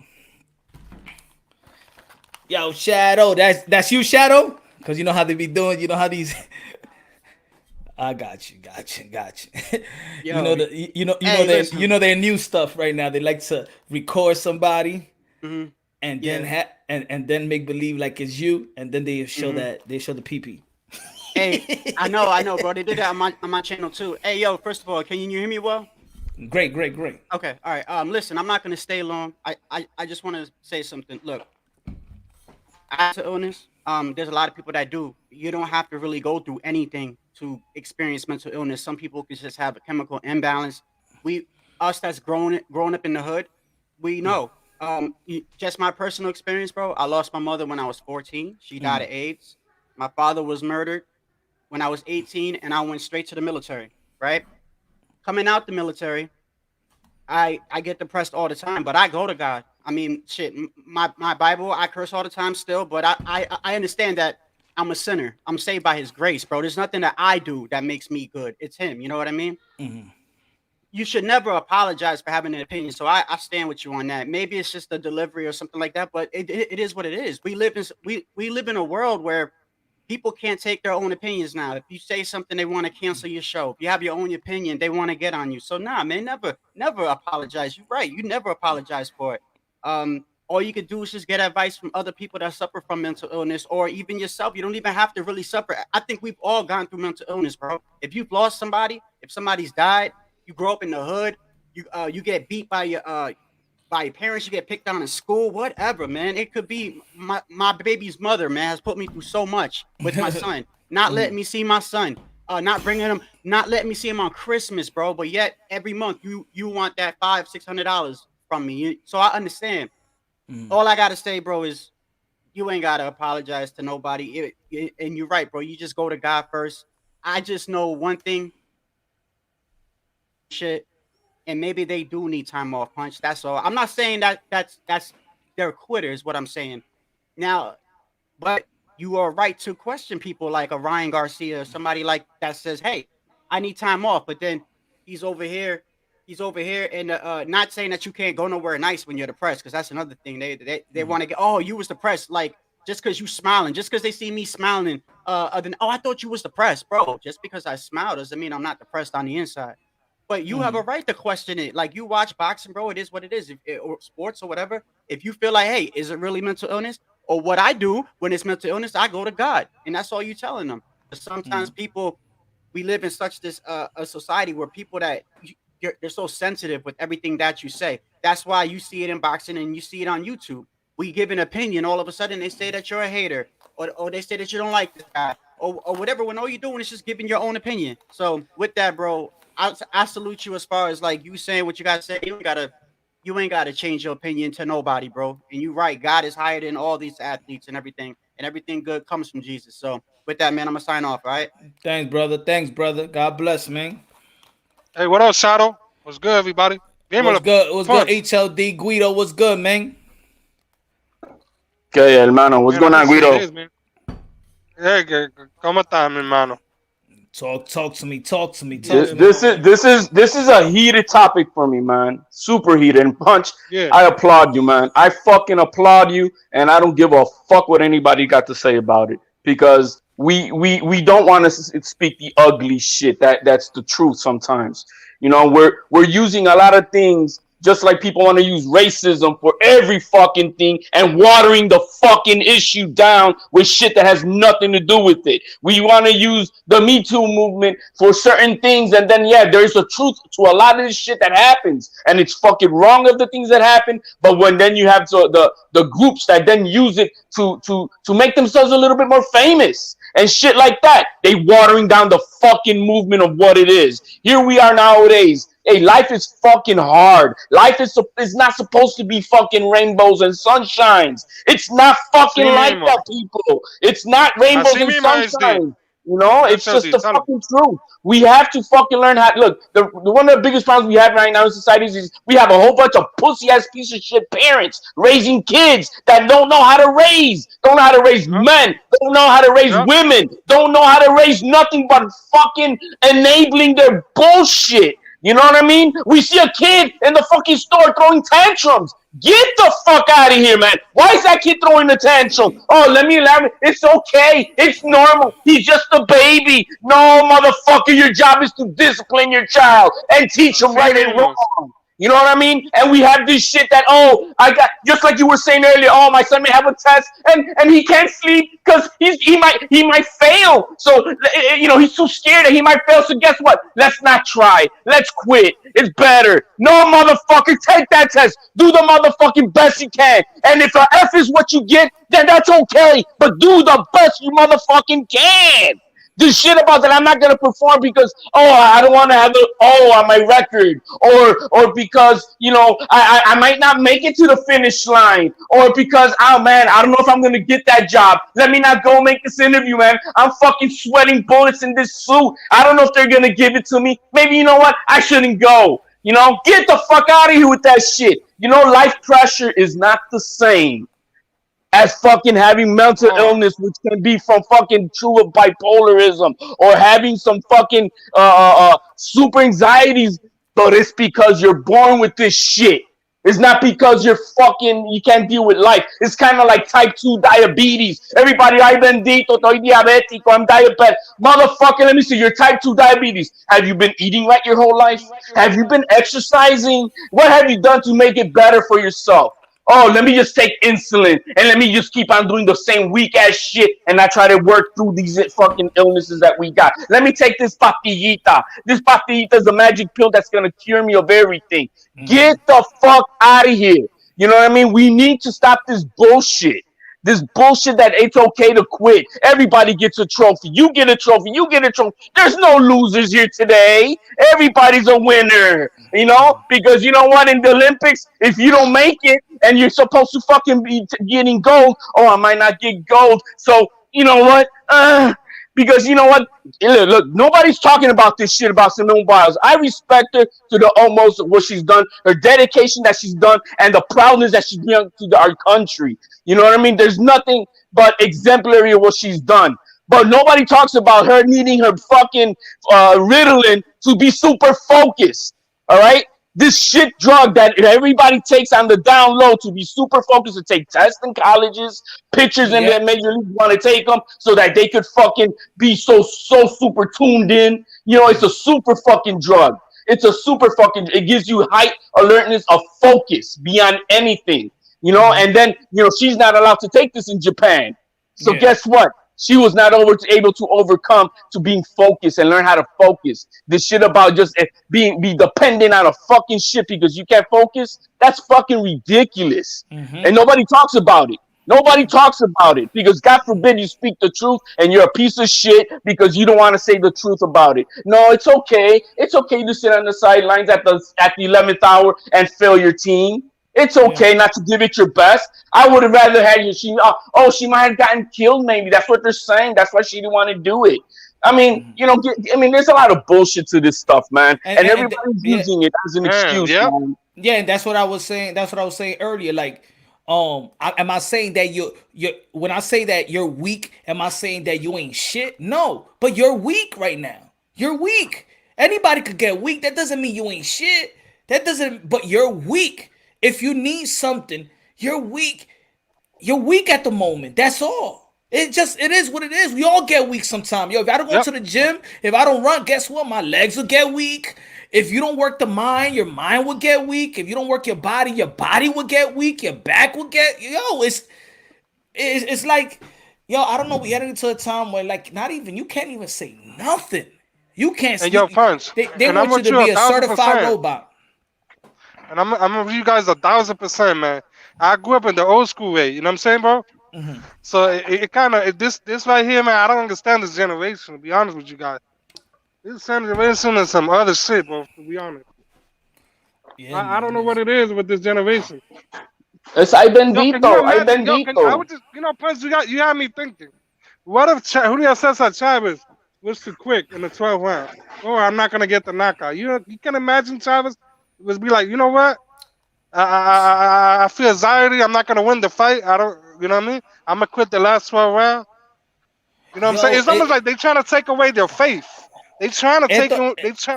You know what I mean, bro? And guess what? And guess what? Being raised and being where we're from, faith and surviving is all we can do because we're working from the bottom. Si tú me quitas ese ánimo, they're working from the bottom. Que ya yo estoy, that's it. I'm in the bottom. And now you're going to tell me that it's okay. People are going to come around me and they're going to, it's all right. It's all right. I have nothing. I might as well kill myself. You are going to give me mental illness thinking like that. This is what I'm saying, that sometimes, there is mental illness, there's racism, there's all of this in the world. But now it gets to the point where the fucking world is bored. Society is getting bored and now they're creating a mental illness. You're creating mental illness now. When you're confusing kids, whether they're a boy or a girl, you're confusing. You are creating mental illness. I'm not going to stand by that. I'm not going to keep my mouth shut. And for those of you out there that works in these 500 Fortune companies and work for ESPN and work for any, you got to toe the line and you got to do whatever they got to say, man, grow some fucking balls, man. Because it's you who's letting us down. Because they follow your lead. That's the devil's money, man. That's the straight up devil's money. You don't got to work for them. If you got a voice, hey, Stephen A. Smith, if you got a voice and you prominent with that voice, get away from that and go do your podcast and talk the real shit because I know you a smart motherfucker. You come from Queens. You know what it is. Hey, Come on, man. Come on, man. Come on, man. They're not attacking adults no more. That's the problem. You know why I'm more passionate more than ever? Because they're not attacking adults. They're going straight after the children. They're going straight after the children's soul. They don't care. They say, fuck the parent. The parent's already weak. Super weak. And I was going to ask both of you guys, you think social media is destroying people's lives? Because I feel like social media make people really weak these days. People don't even go outside. They even scared to talk to a girl nowadays. Motherfuckers is weak out here, B. Correct me if I'm wrong, bro. They didn't even, in one of the first articles, she said, it's reported that she said that she used to look at tweets, and this is why I have the opinion that I had the opinion. It's not. Oh, I'm talking just about her. See, somebody told me that. Oh, she doesn't have to answer to your tweets, or people don't have to answer to you. You're a nobody, right? That's what I got From the people that disagree with, that's what I got the most. I'm nobody because I'm not an athlete in that level, right? So we're nobodies. You know what I'm saying?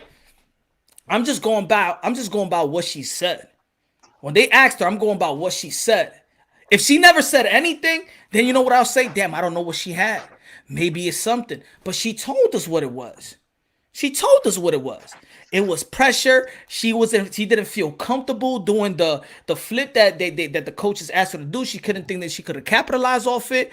That she had a lot of things. She has anxiety, and then she said that there was no fans around. So you know when you got fans around, it gives you that pump. It gives you that type of animal, Adrenaline. You know what I'm saying? The adrenaline. So she don't have no adrenaline. She doesn't have the medication, right? So she doesn't have that. You know, it probably doesn't have that what she's used to as an athlete, right?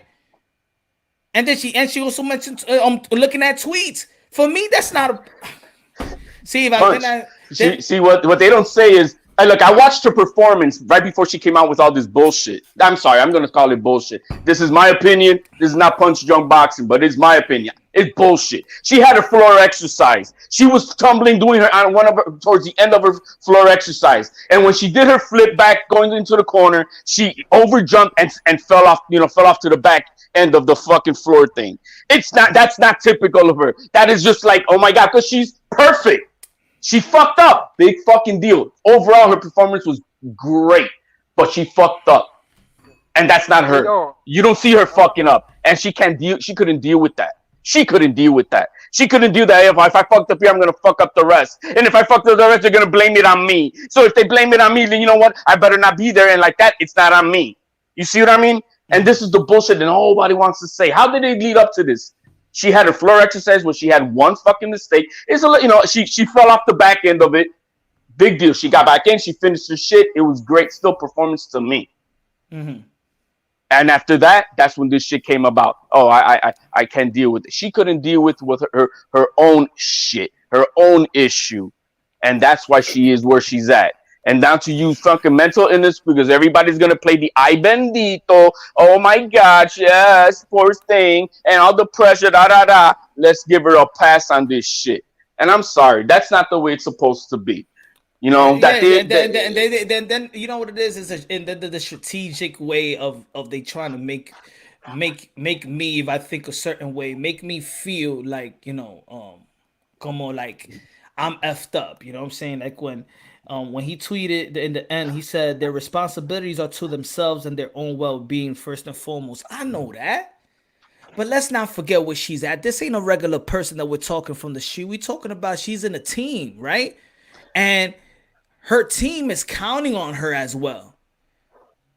At this point, it's not about her. See, he's fucking wrong. She joined the Olympic team. Exactly. She joined the Olympic team.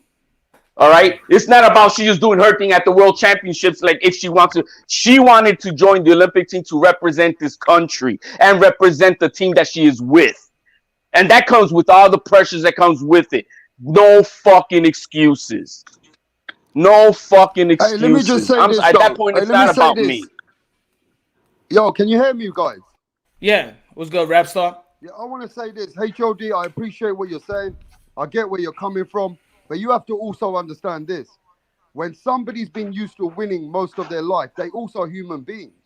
Now, I'm not protecting Simone in any way, but there could be voices coming in her head and she ain't feeling right. Right? So we got to remember this. There's different types of mental illness. No one in this fucking panel is a doctor. That's an emotional illness. That's not mental illness. I will debate you all. That's emotional. That's emotional. That's emotional. That's not mental. Bro. So the way that you're so you're the doctor, and you're the doctor. Neither one of us are doctors, right? Yeah, that's why I'm fucking saying my opinion. That's where it stands. Let me speak though, bro. When you make a statement, you have to also have some compassion, in a way that you have to understand it, right? That there's a whole. This is affecting our society, so no, I'm not gonna play that bullshit for one person. Bro. Just listen, time, right? I'm not gonna enable it. Yeah, but listen, what I'm saying is there's all types of mental illness, right?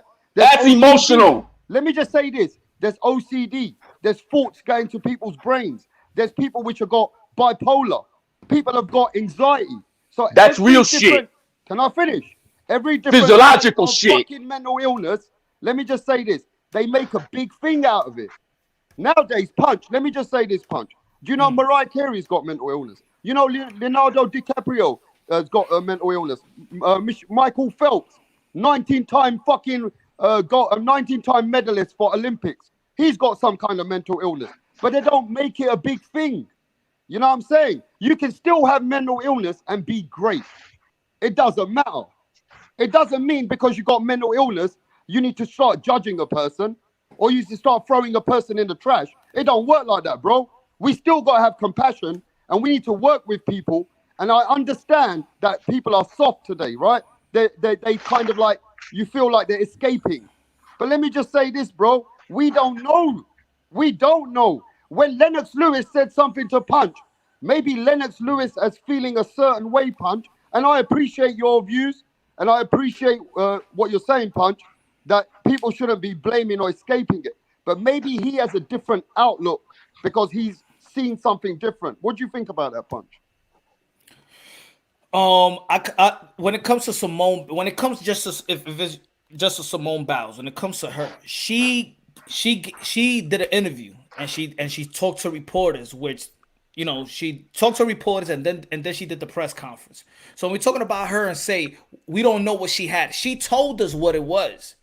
Now, if she didn't tell us everything, I'm only going by what she told us. So when she was talking about depression, she was talking about the looking at the Twitter. She was talking about that she didn't feel comfortable in her routine, and that's what she said. Now everybody, wait. Now everybody else is saying what they, she didn't take the medicine, and yet people getting more in depth of what it is.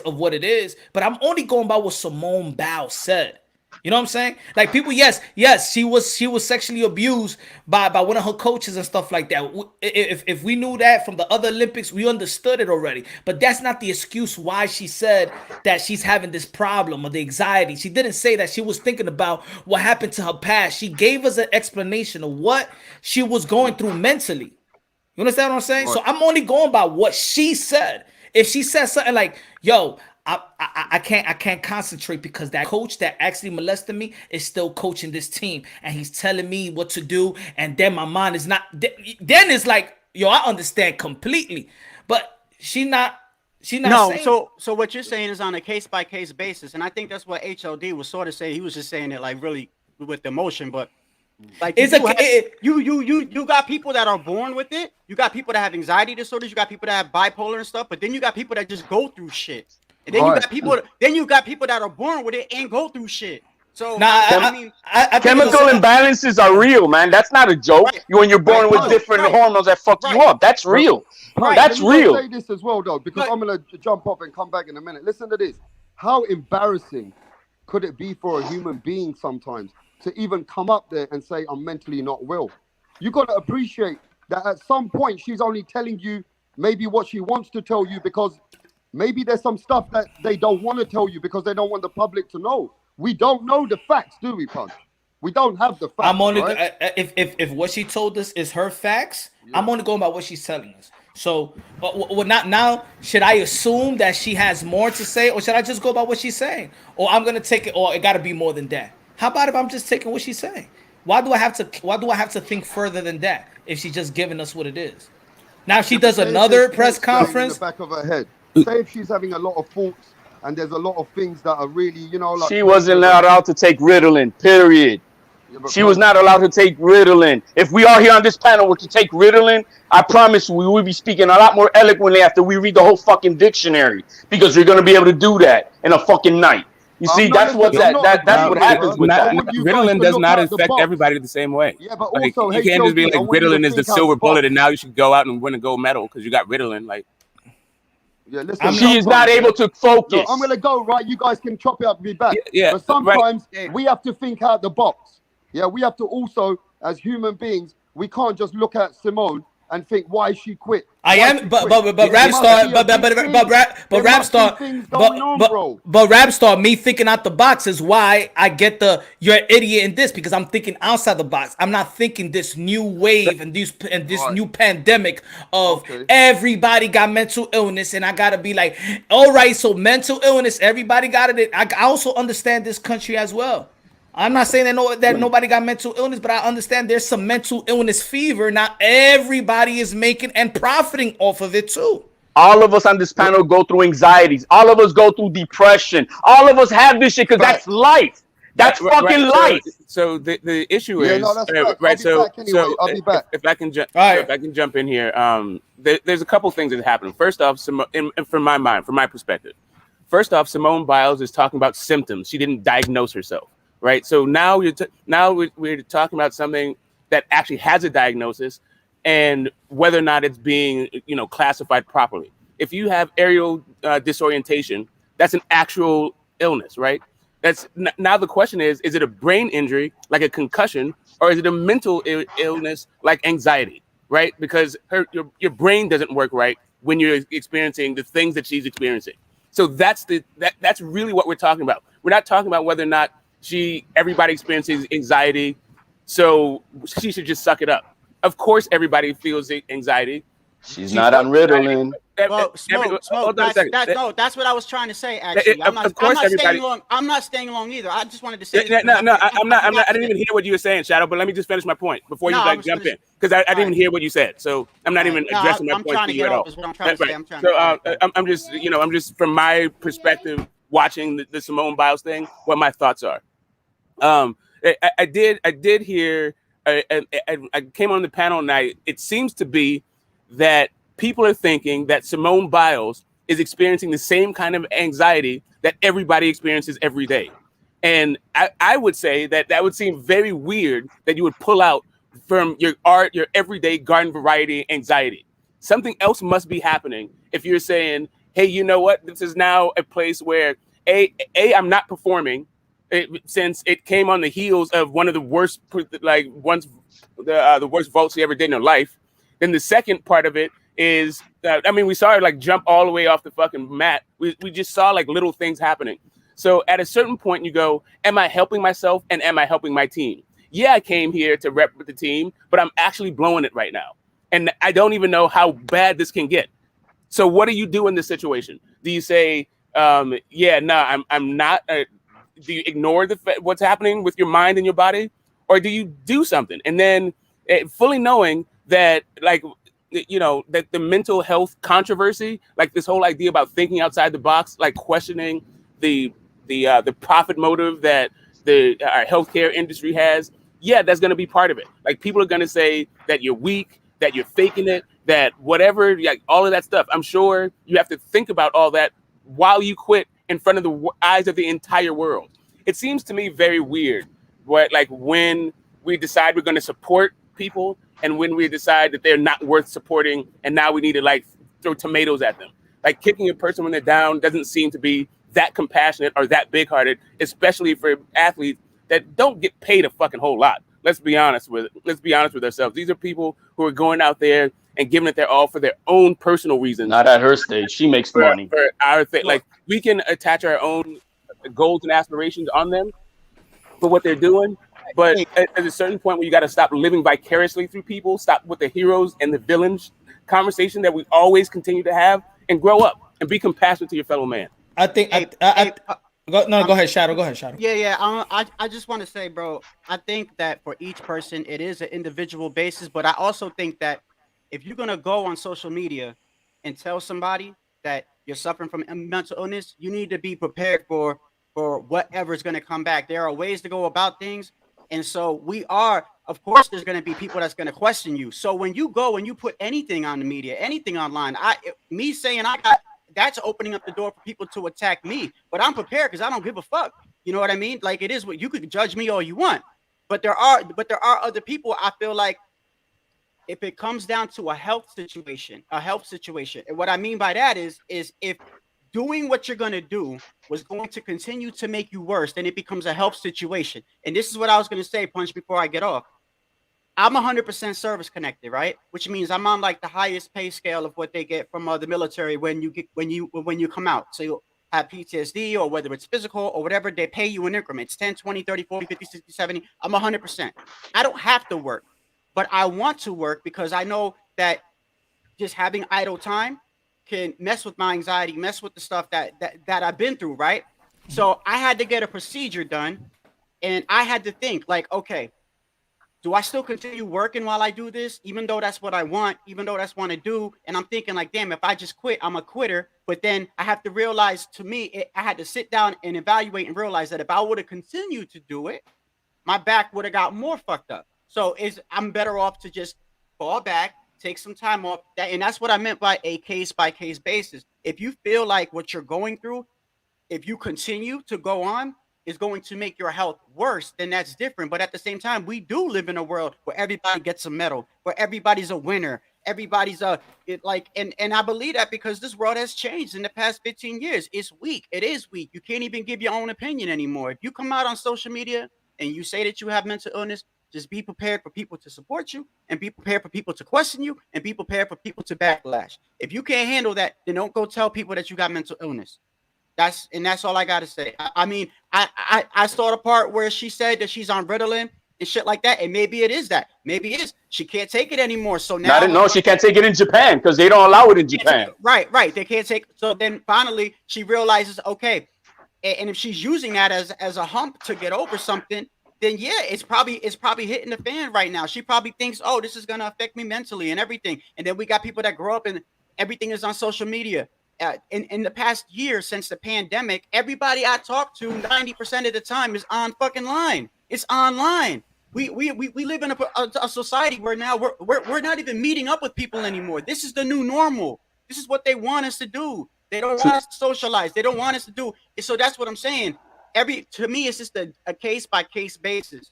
If you're born with it, and you go through shit worse while you're born with it, then it's hard. It's hard for me. It's just hard for me. I'm saying me personally. That doesn't mean Punch ain't got to do that. Smoke ain't got to do that. HOD ain't got a right to say what he got to say. I'm saying for me, because I go through it, I kind of fall back because I don't know. I don't know what's going on.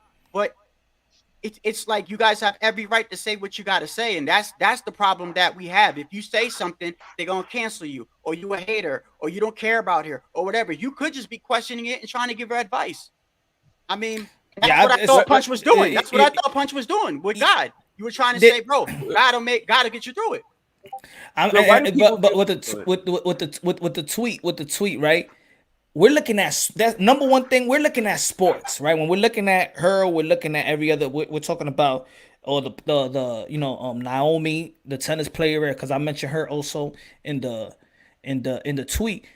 I'm looking at sports. So as a fan, you just as a fan, you get that adrenaline rush by what you're about to watch, right? You know? So when you're used to watching sports or play sports, you're used to watching the Jordans of the world. So it's not like you want to compare Jordan, but then when they say this person is great, this person is great, we know they're great, but they have promoted you know how they promote Kobe, right? Like this guy, he can handle pressure. He's clutch. He's this clutch. The clutch gene is something that has to do something in sport with the clutch gene. So we're looking at Simone that she is the greatest gymnastic, and I'm not going to doubt that she is the greatest.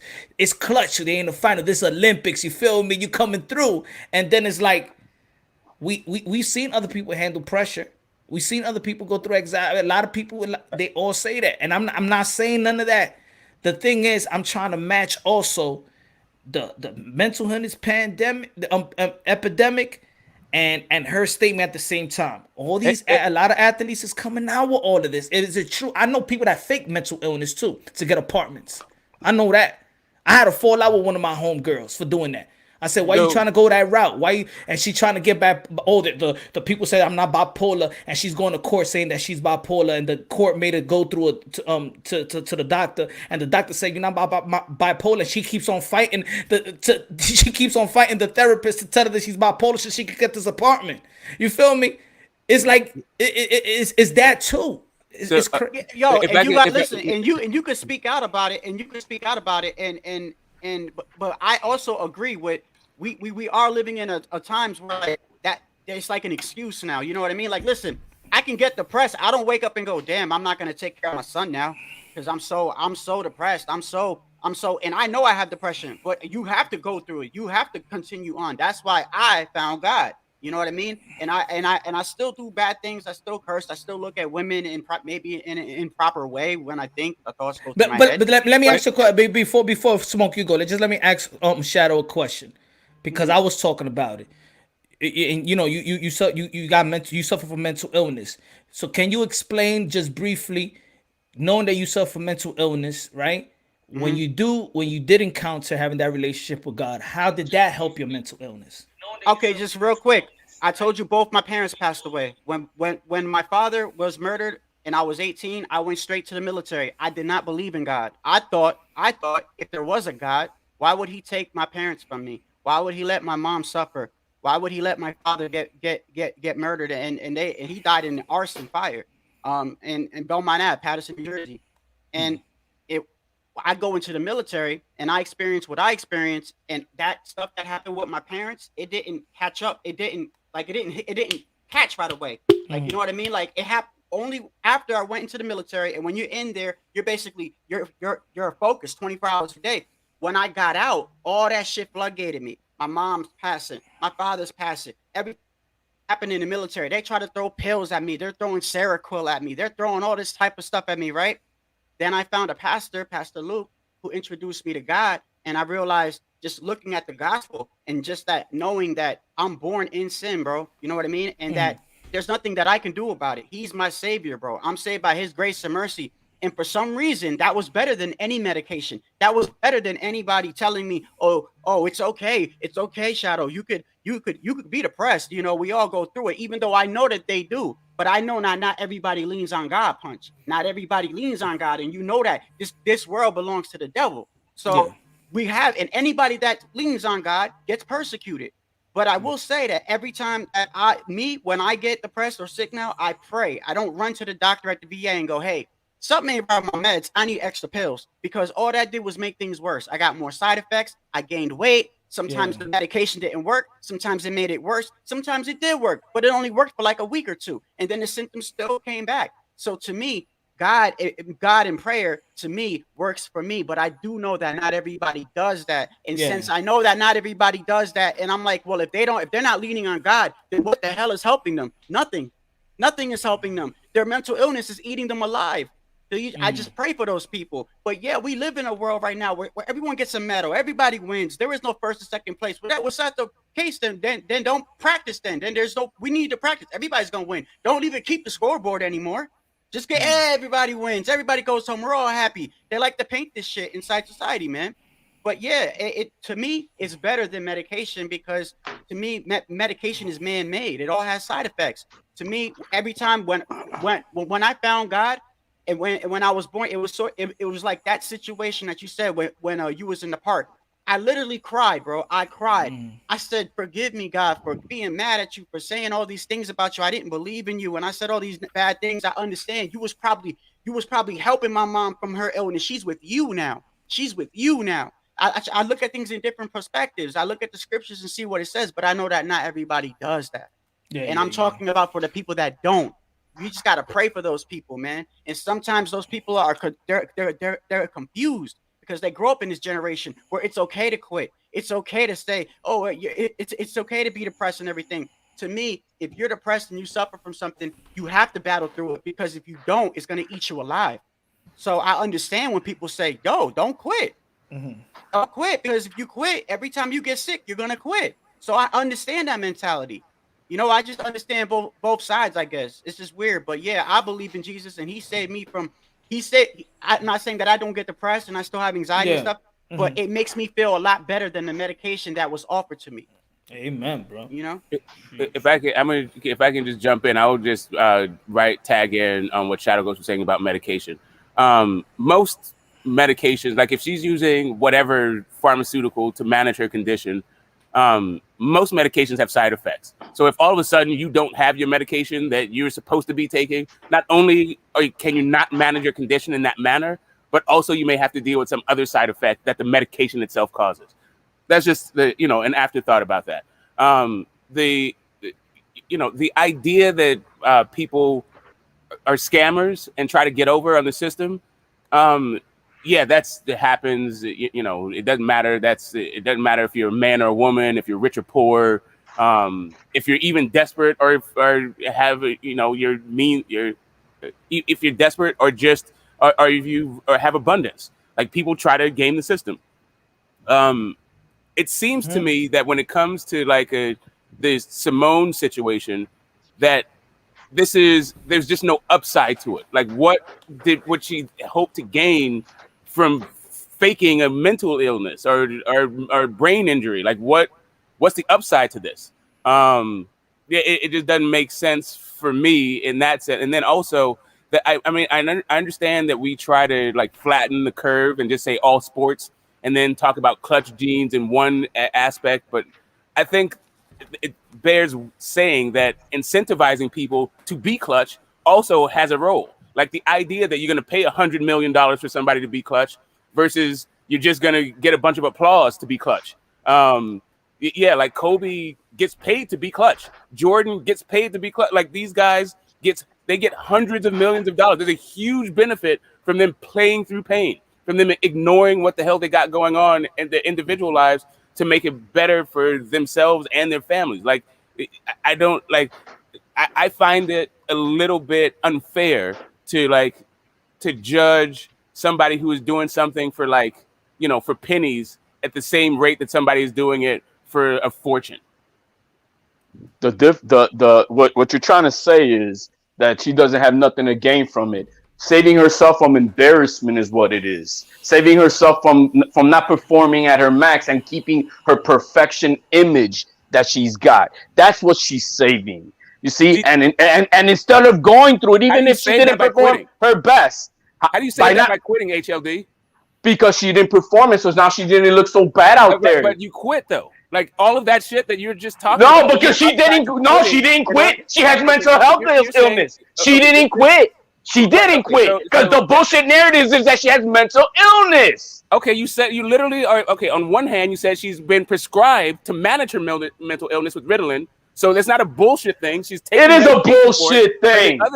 So she's taking medication to manage this condition, right? And you're saying now that she doesn't have her medication. It's bullshit that she has the condition that she's medicating for. Because this is where we're at. If you don't use it, you fuck up. If major league pitchers don't get to let you use it to be super focused to throw fucking perfect games, that's the same shit. Okay, all right. It's a PED. It's a PED in sports. You're supposed to be there to help your team. It's a PED in because sports. Of what is going on, because of what's going on, the disconnect between your mind and your body. And it's a legal PED in sports. Instead, what you're doing is messing up worse than you've ever done in your life. Ritalin is a PED in sports. And you're talking about somebody who's achieved at the highest level with Ritalin, yes. Literally the best gymnast that America has ever produced. Amen. I said that earlier. So now you're saying that there's an upside to her quitting versus just doing badly. Yeah, she doesn't look bad out there. There's no way she could blame it. She could blame it because she was not able to take it, and she can't be super focused. This is what you call a dilemma. When there's no good choices, when either you look bad because you can't perform and you go out there and you mess up. There is an upside to it. Or you quit.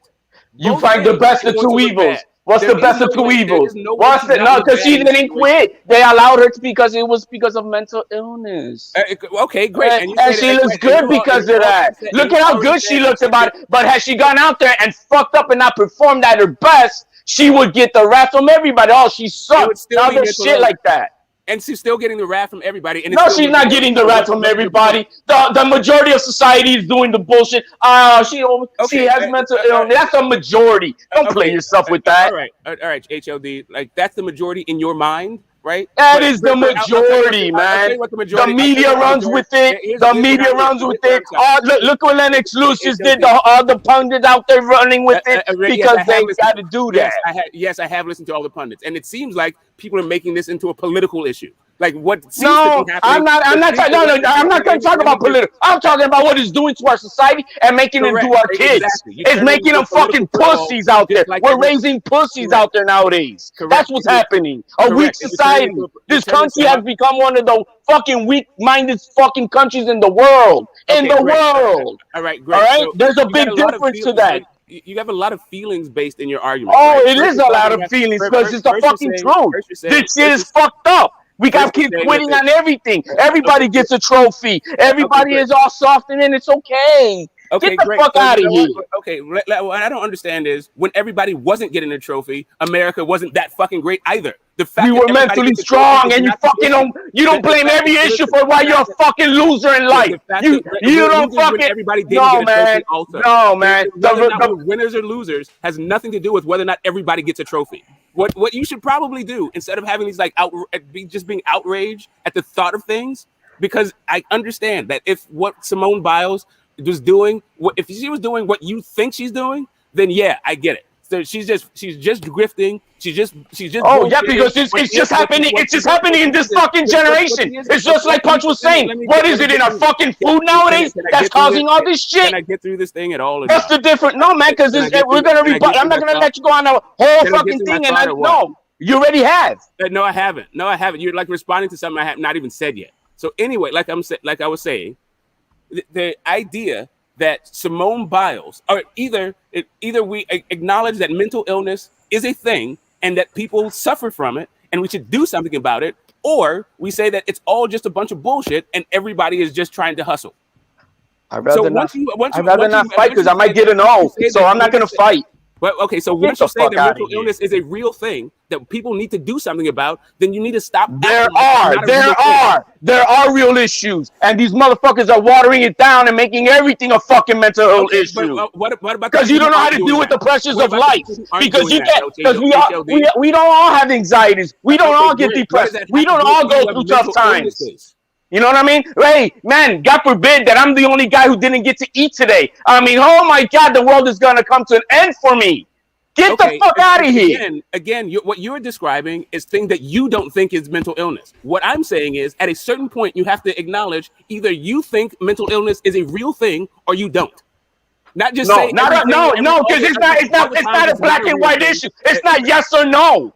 Because everybody uses that as an excuse. It's becoming it's not, bro. It is for you. It is for you. It is for you. Isn't there such thing as not for everybody. Nope, not for everybody. Okay, so not for everybody. About then?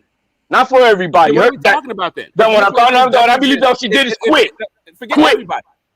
Either you think there is a such thing, a real thing as mental illness, or you don't. No, man, that's not the way it works. That's not the way it works. Hold on. Hold on, guys. Let me ask Smoke a question. Do you feel that we're living in a time where they're using the mental illness as profitable or political gains? I think that people use everything in America for profit and political gain. But what does that have to do with whether or not something really exists? And then also, what do you do when you recognize that this is really happening? I'm just let's stay with the mental, because you know. I got it. I'm just asking because for real, because I feel that we could get to some place here. You know what I'm saying? We probably could.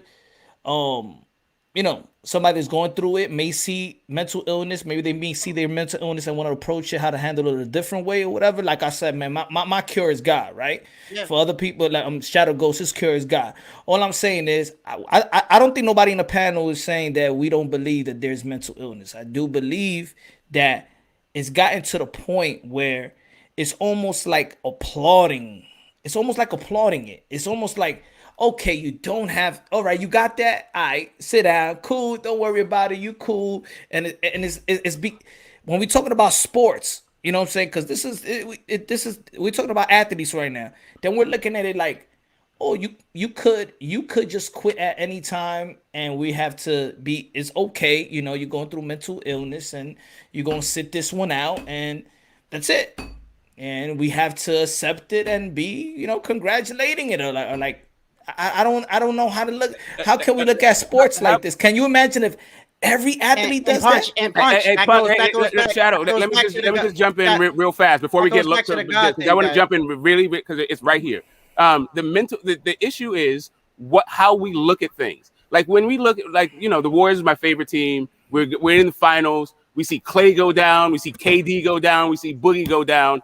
All with we see those guys limping off the court. We understand that they got what Achilles ruptures are, right? But for some reason, the mental thing is not the same thing as an Achilles rupture.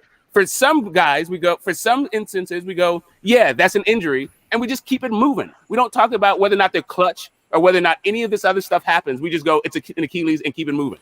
But when it comes to this particular thing, when it comes to the mental illness, it's like, oh, well, maybe we're just soft. Maybe we don't compete as hard as we used to. Maybe we need to go back to beating our children and smacking our wives around. Because that's when Now you go to a far extreme of what that we're talking about.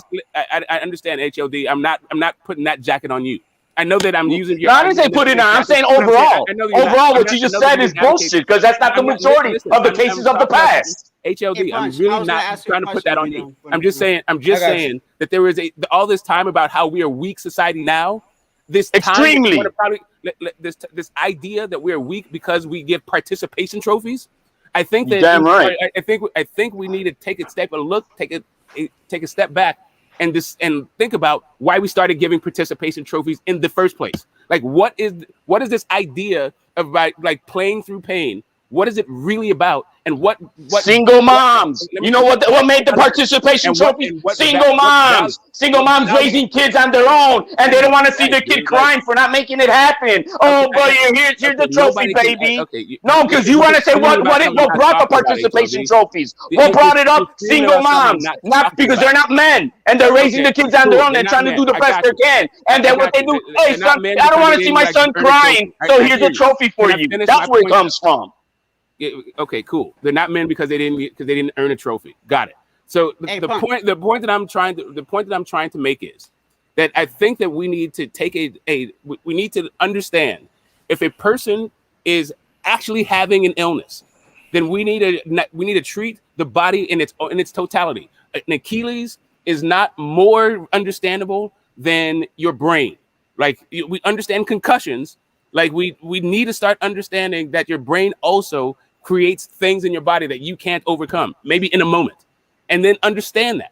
Understand you need to go back and take it. If you see a person is actually taking medication for this illness, then how are we as people who aren't doctors going to question the doctors? I mean, I understand that, yeah, it's for profit and things get politicized and all of that stuff. But where does the skepticism overrule the compassion? Why are we doing this? She seemed mighty well being on the sidelines, cheering on, jumping up and down, right, without her medication. I guess she must have been feeling pretty good. There was nothing that was affecting her to have the ADD go crazy on her, and she started running into the fucking crowds and acting crazy, right? No, she wasn't. She was pretty much herself. It wasn't like she was over talking everybody and starts just jibber jabbering because she can't control herself. I mean, that's what she has, supposedly. That's what supposedly she has, and why she's taking Ritalin.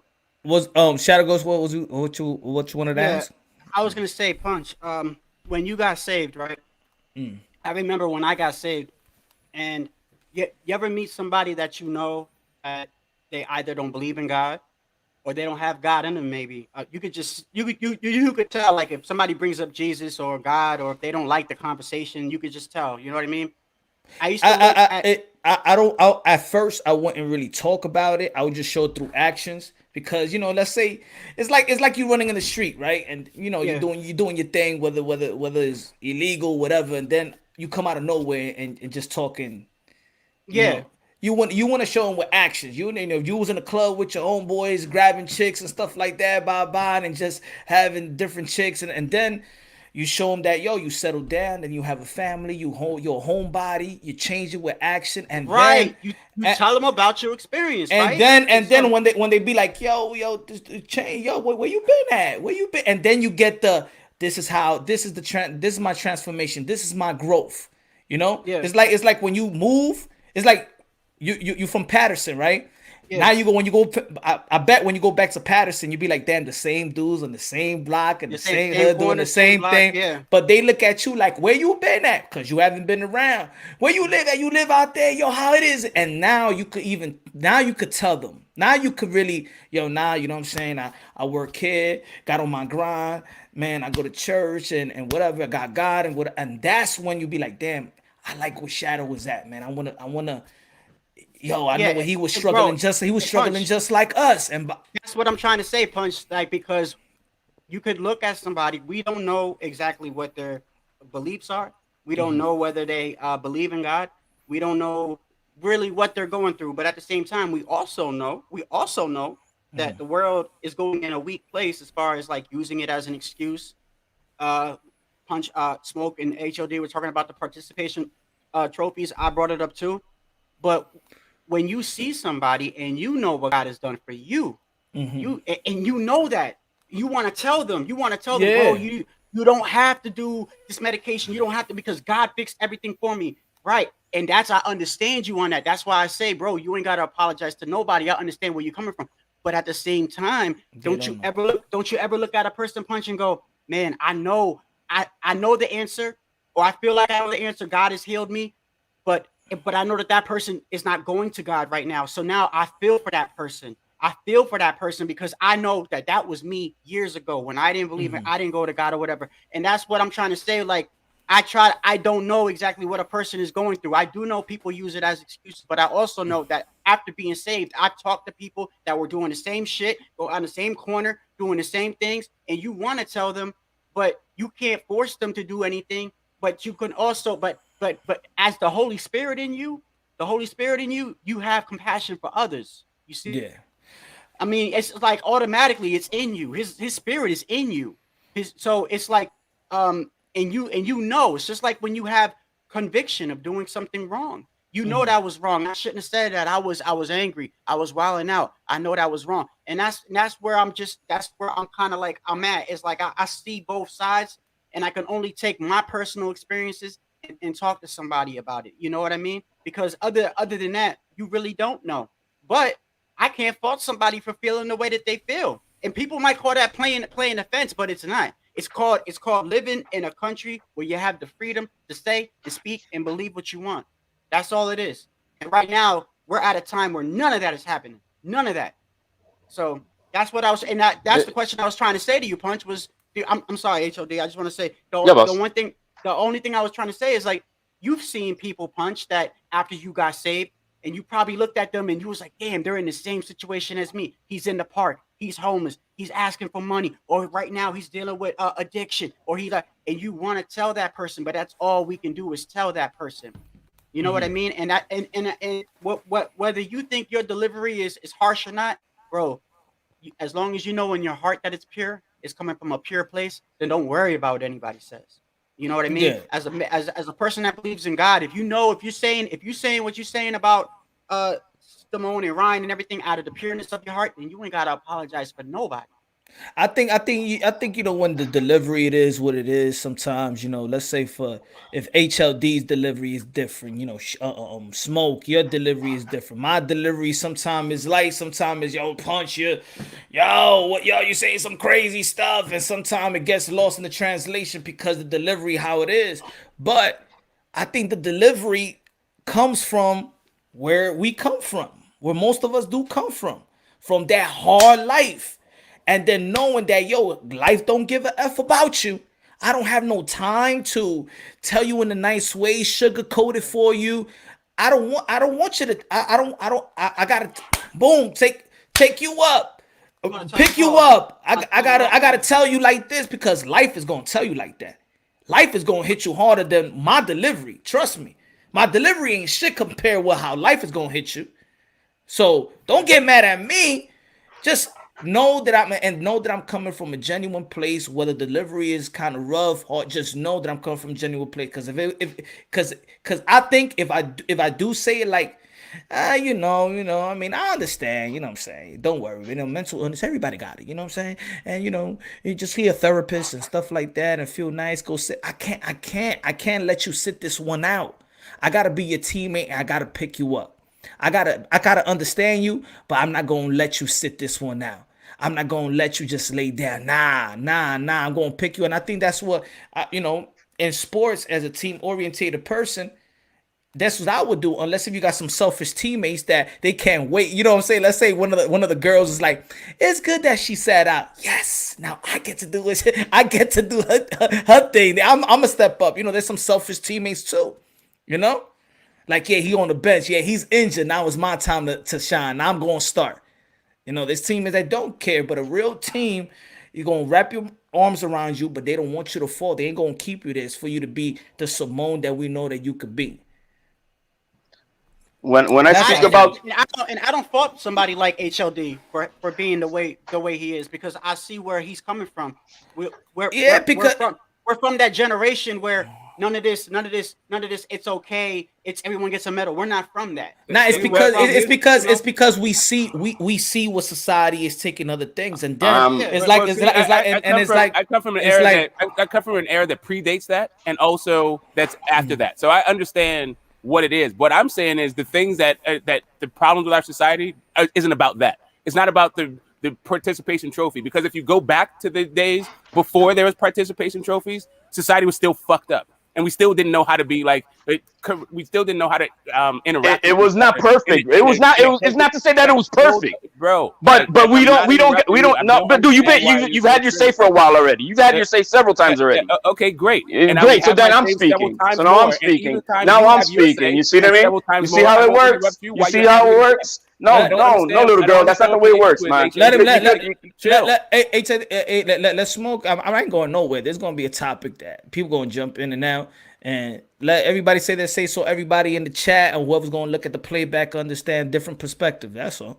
Yeah, I'm not trying to discount anybody's perspective. I'm just giving my own. I'm a 50-year-old man. I've seen it. I'm a child of the 70s. I grew up in this tough man era that you're talking about. I had to chuck them, regardless of like me being whether you're suburban, urban, rich, poor. There's a time in this country that you had to chuck them or you were not considered a man. I grew up in that time, and you didn't get participation trophies in that time. And guess what? We weren't any better as a country then than we are now. So that's all. That's all. I'm just lending you my perspective on that particular point when it comes to the participation trophies, right? But when it comes down to like this the idea and about just being like compassionate and being able to give your opinion, even if maybe it's an unpopular one, and maybe why Lennox Lewis is coming off as like the morality police is because there's some things that as human beings that we are trying to collectively say are objectively bad.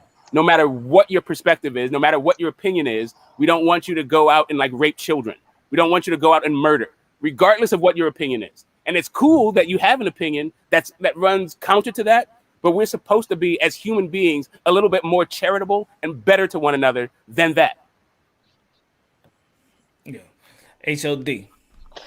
Yo, I'm not on the same page exactly with what he's saying because it is a weaker society, a much weaker society here in this country, a lot weaker. I mean, and I'm gonna say this with all due respect to Shadow Ghost because I know he is military. But look at the difference of our boys who come from overseas, and the massive suicide rate that we have with this crew. Like if like and not to take away that they're not going through shit when they're in Iraq or in Afghanistan or any of the other shitholes when they have to be doing what they got to do. But it doesn't compare to what the boys did in Vietnam. It doesn't compare to what the guys did in the Second World War. And and the suicide rate is so much beyond because these kids, when they are going into the military, are already weak and not in the mental state prepared to deal with the shit that life is. And that's how I'm going to compare it to what happens in our everyday lives. So it's better to quit on life and not do shit. And everybody say it's okay. It's because you're not feeling well. You're emotionally not ready. That's not okay. Emotional ill. It's not. It's emotional. It's not mental. It's emotional problems that we're having now. Is because these kids nowadays are not being raised to deal with life. They're not given the tools to cope with shit. They're not told that, yo, you know that what you're feeling right now, that anxiety, that's normal. That's normal. Oh, that you're a little scared that you're about to do this. You know what? That's normal to have that fear. It's okay to have that fear, but you got to overcome it, and you got to make it happen. And that's where we're at nowadays, where that is not happening. No, it's okay to just be scared and don't do anything and sit on your butt and don't do shit. And it's okay. It's mental illness. No, that's not okay. And I don't feel that and you're right about the military, bro. I agree. you know. I was just telling another veteran at the VA the other day. I came out in '09. I was riding in the van because they come and pick us up now because of the whole pandemic thing. So I was riding in the van with an older gentleman who still, I think he was from the Korean War or the Vietnam, and he's a real older gentleman. And I'm like, and I know, I'm like, damn, that shit it was different. It was different than how it is now. And I look at the military now. They have this thing in basic training. This is what I'm hearing now. I need to double check, but they got the red card now. They got this card. When I was in the military, yeah. Look, The Marines are on that shit. The Marines, they could tell the drill sergeant, it's too much for me, and they got to give them a break. Look, check this out, Punch, right? When I was in the military going through basic training, you couldn't just be like, I can't take it no more. You yelling at me too much. Now they have a card. There's a card that you could throw up. You could throw up when you can't take it no more. Like if that's going to help you on the battlefield. There is no card on the battlefield. There is no, hey, chill out. We need to take a time out. I'm about to get killed. No, let's rewind that. No, the whole point of the military is to mold you into a person that when stuff pops off, you're trained to do something. And having a card to hold up and say, I can't take it no more, drill sergeant, please stop. How is that helping me or even the guy next to me? What's that gonna do when battle pops off? Can you imagine? No lie. I did wanted to come out with that with that example before I even went to the lie, but I've said I never went to the military. I'm gonna get checked by it. You know what I'm saying? So, but that was the first thing. You know the team examples, the Chicago Bulls, Michael Jordan example. But I really wanted to give that life or death situation. Mm-hmm. Ain't no you in the battlefield. It's me, Shadow, HOD, Smoke. We in this unit, and then Shadow goes, "Yo, I'm suffering. Hey yo, you weak link. You're gonna get me killed, bro." I guarantee you, a jarhead will put a bullet next to one of these weak ass motherfuckers that they know they're gonna be quitting on their 6. They'll rather put a bullet in his head and not have him as a liability on the battlefield. They would rather do that. Right. So one of our most famous soldiers that we've ever had in American history, George S. Patton, general during World War II. One of the things that had him lose his command and why he isn't even more prevalent in American history is because he went into a medical tent, like a MASH unit, and started slapping like guys around who were what they call shell shock at that point. They didn't start calling it PTSD until after Vietnam. But soldiers had it, like the idea that you all of a sudden, that's not why he lost his command, bro. Get out of here. Let me finish. The fact that you couldn't physically perform because what was going on between your ears, because you had a brain injury, was not understood forever, even though there was plenty of battle. And I'm saying he called the president of the United States a pussy. That's why he lost. Let me finish. We were already the #1 military before that even happened. We're still the #1 military, even though we recognize mental illness happens on the battlefield. The fact that you recognize what injuries are doesn't make you weak. It makes you informed. We haven't lost our space as being the #1 military. That was my point is about this participation trophy. Yeah, you can talk about like the culture being different, but the fact that we have more information, I cannot if we're saying that mental illness is actually an injury, right? If that's actually a thing, then why do we not treat it like it's an Achilles rupture? Why are we saying that you have to play through it when you don't play through an Achilles rupture? Smoke. Why is it two different? Emotional is not mental. And because Smoke, emotional. What do you think emotions come from? Do you think they come from your foot? Smoke. So if somebody is in basic training, right? I'm just giving an example, and y'all don't even have to have been through the military like me. You could just use your logic. You can use your common sense. If you're in basic training and stuff is going hard for you, it's going hard for you, okay? And you see another guy that pulls out a card and says, "Hey, I can't take it no more." You don't think that gives other people that don't have mental illness, they just want to quit right now? You don't think that's giving them a way out? To me, that's giving them a way out. And let me finish real quick before you say anything, because I'm telling you, it's just like my son. It's just like my son. If he does something wrong, Okay, if he tries to put a fork in the socket, I'm not gonna say, "Hey, Eli, please don't do that. Please don't do that. That really upset." No, I'm gonna tell him, "No, you do that, I'm gonna beat you behind."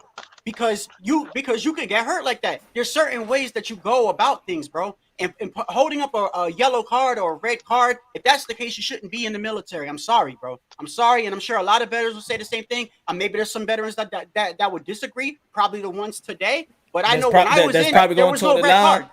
That's probably Let's gonna talk be a about it, 'cause I'm second. like, yo, somebody could come in and check me right now. It is what it is, bro. But I done been through it, bro, and I'm 100% service connected. So if you don't like my opinion, fuck it. I don't fuck what you think then.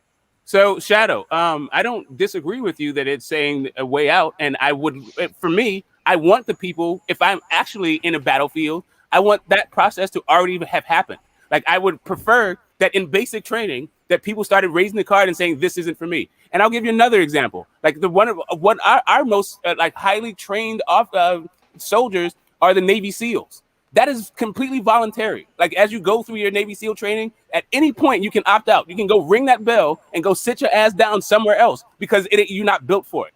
I want that process to happen. I don't want to erase that and try to make somebody into something that they're not equipped for, especially when it's a life or death situation.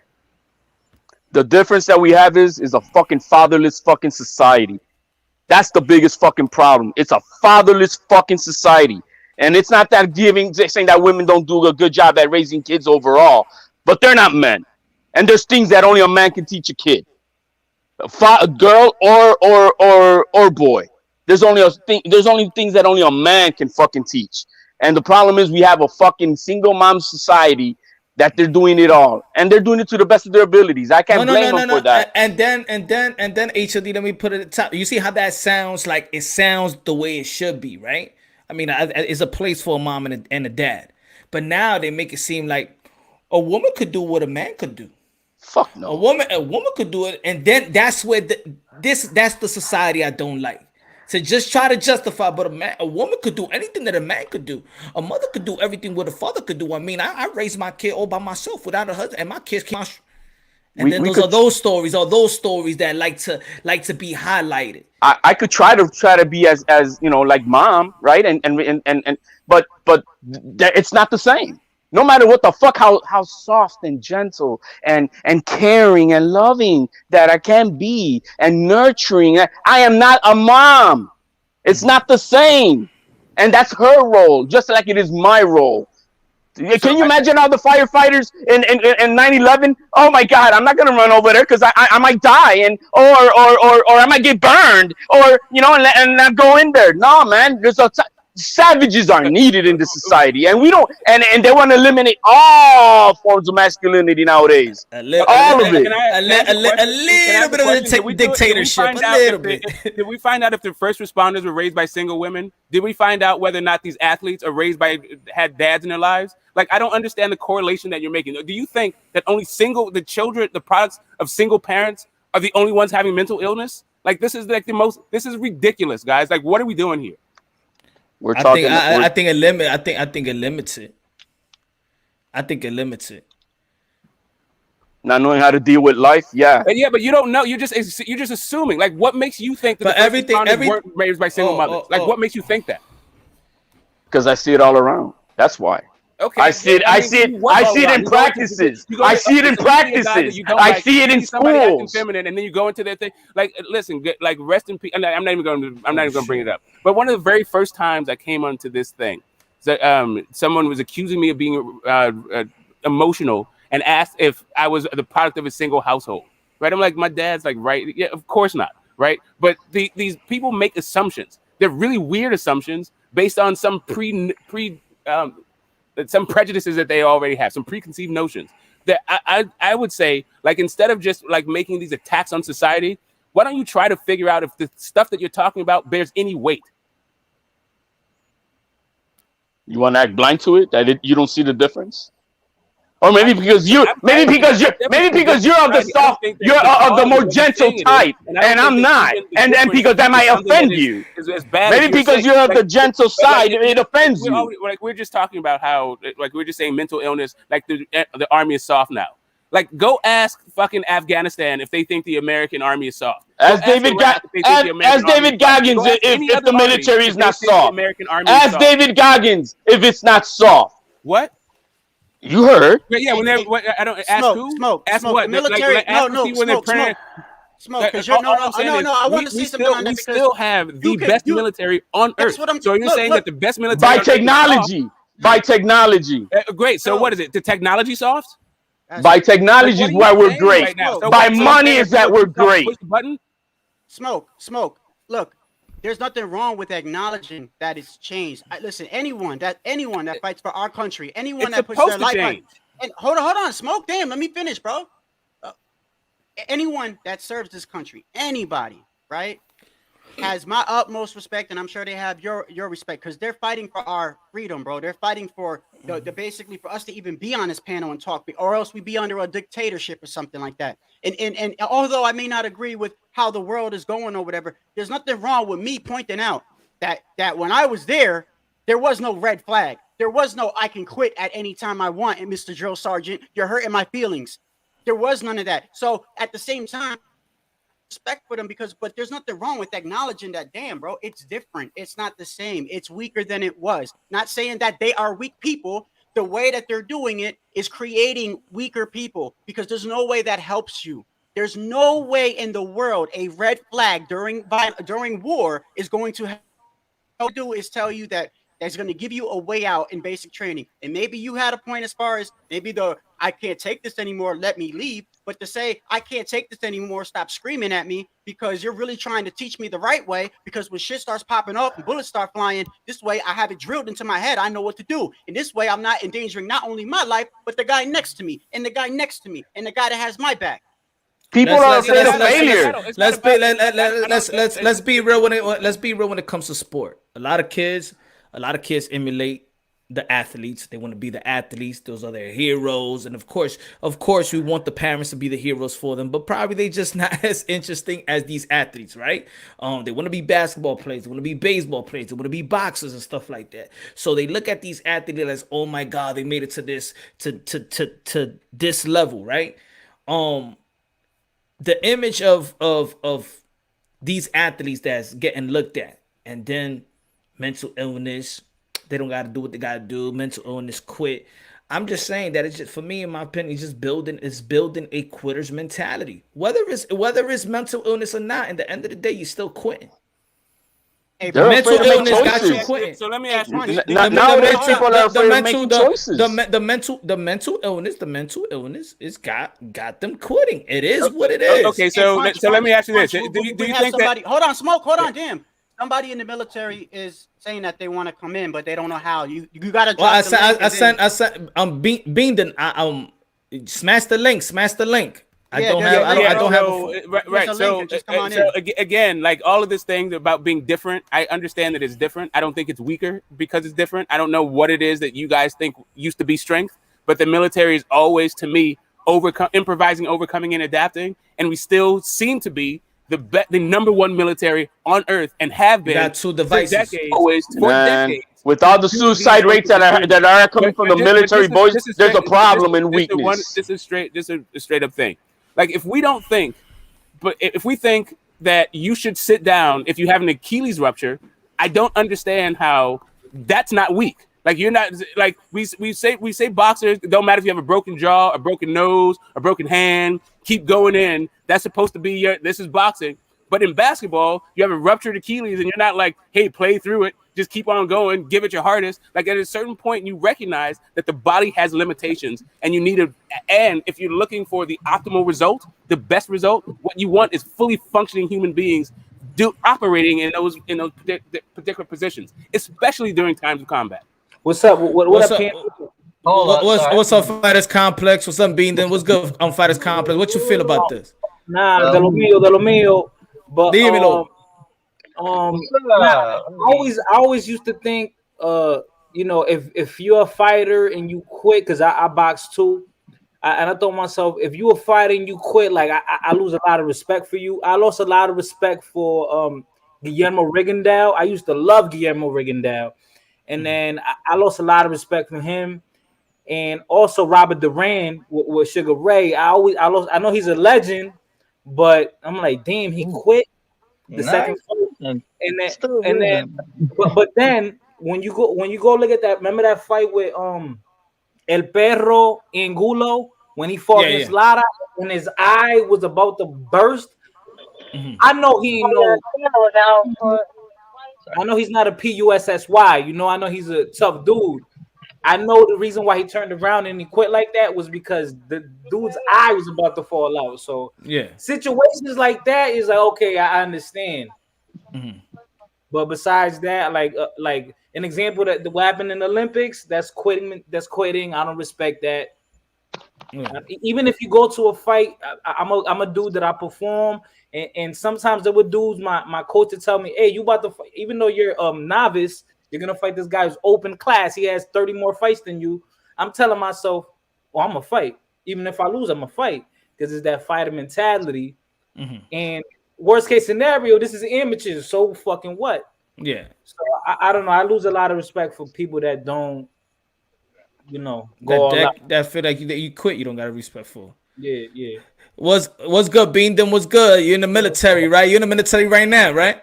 Yeah, what's up? Yeah, what's going on? What's first good? of all- Yeah, man. Give us your point of view. What you think about the military talk to? Well, firstly, I gotta say that people think that if you're struggling, that means you're weak, you know. But the struggle don't weak. The weak just die, you know. If you're struggling, that means you're strong. Mental health is a struggle. It's same as physical. Like if you're not taking care of your mental, then how do you expect to perform? You know what I'm saying? Like imagine if Mike Tyson had a therapist when he was going all off the fucking rails, going crazy. You think he would have lost against Buster Douglas? No. If he was focused, if he had his mental right, he would not have lost that fight. That's what I think.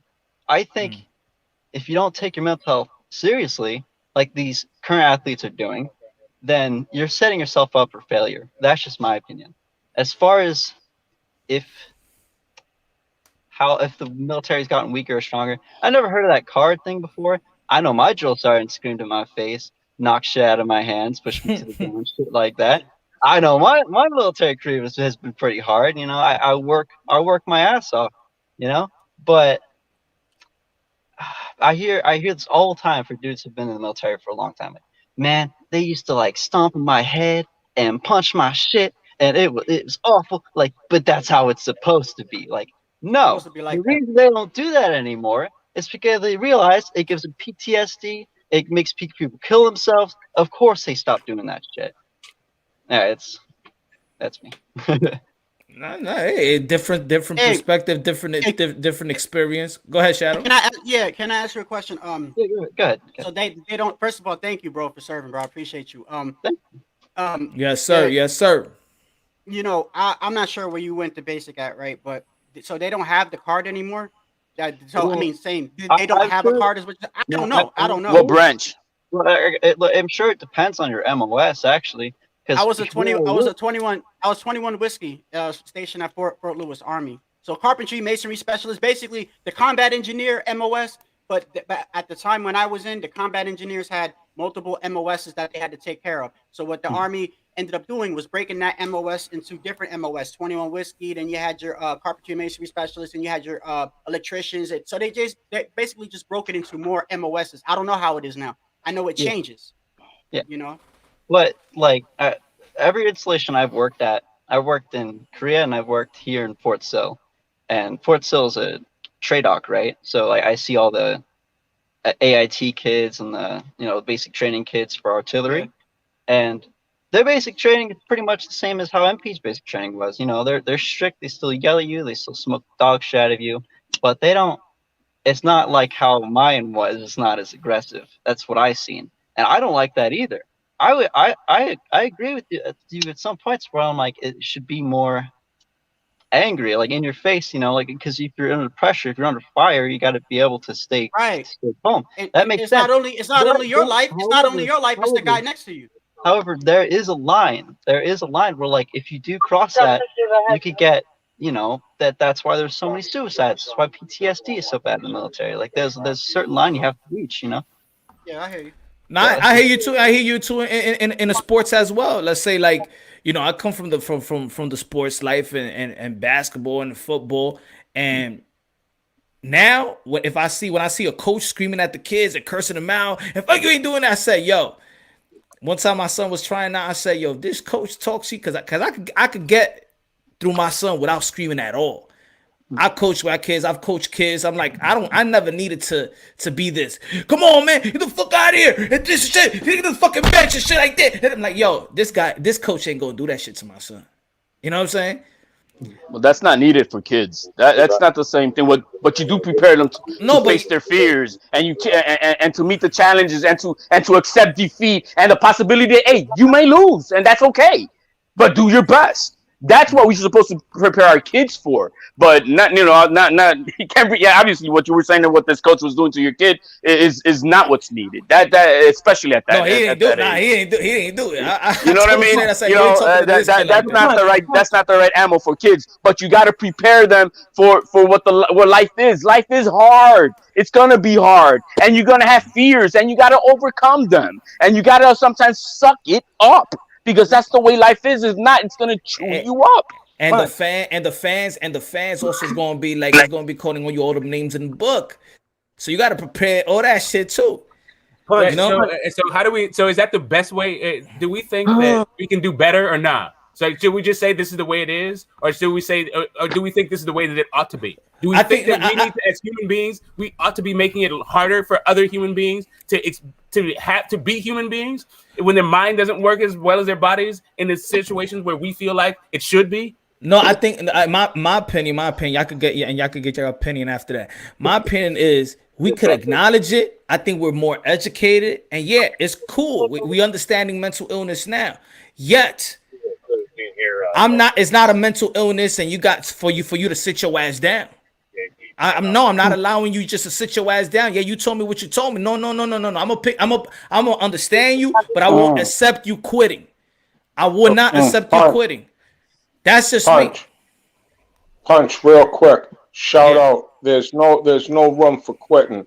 You can see my avatar. I coach kids. You know what I mean? I'm a basketball coach up here in Maine. Honorable victory or none. A winner never quits, and a quitter never wins. You know what I'm saying? And we're turning into a shaman soft United States of America. Honestly, everybody gets their feelings hurt. Everybody wins a trophy. You know what I'm saying? And it's not going in the right direction. And you can't check out for mental illness. If your bone's sticking out your fucking leg, yes, I can see why you're not fighting or you're not performing. But everybody has mental illness every single day.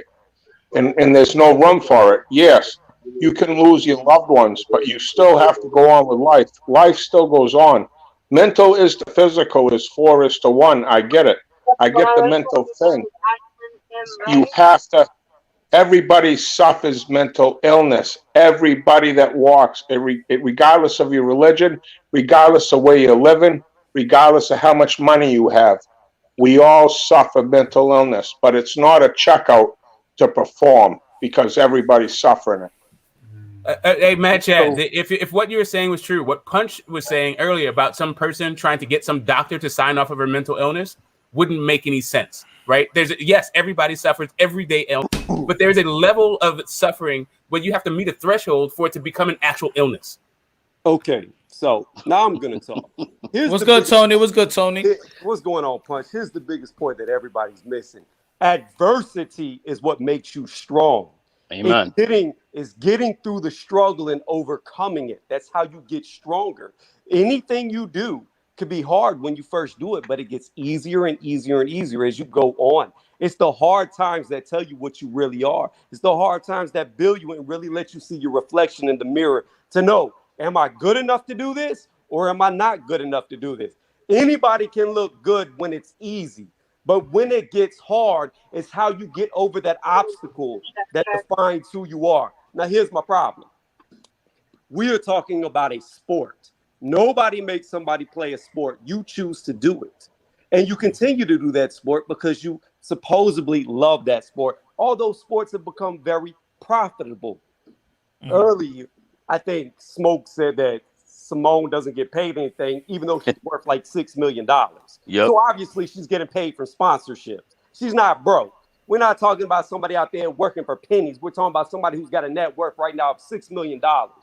And to top it off, she's the captain of the team. We're not talking about a sideline player. Yep. We're talking about the captain. You are the face. You are the name of the U.S. Olympic team. Why? Because you are the best. You have proven yourself to be the best. However, when you were the best, it was coming easy. You have one bad performance, and that's all it takes for you to fall apart. Imagine if Tom Brady walked off the football field in the Super Bowl because he threw one interception. Hey, look, we see this all the time in fighting. I can bring up a fighter right now. Jeff Lacey was supposed to be the next best upcoming boxer. He got one loss, fell apart, never recovered. You know what I'm saying? So at the end of the day, it's the adversity that makes you great. And if you're not willing to fight through adversity, then you will never be great. Yeah, and that was one narrative that people was pushing at me. You know what I'm saying? With a lot of people that was disagreeing with me, they was like, "But what she won all these championships and stuff like that." And I'm like, okay, so that means she could check out because she already got a bunch of medals in the bag, but she's still doing it, so she gets the leeway because she already done it. I'm like, I didn't understand it. And I said, what about if Jordan tells Phil Jackson after the 3-peat, they'd be like, yo, I got you a 3-peat already. I just can't do it this time. I can't do it for the 4-peat, man. I gotta go back to the. Can you put Ron Harper in? I'm suffering from, you know. Yeah. I'm glad you just brought up Jordan because I think that illustrates what I was saying. Right? I was saying that if you want them to have Jordan if you want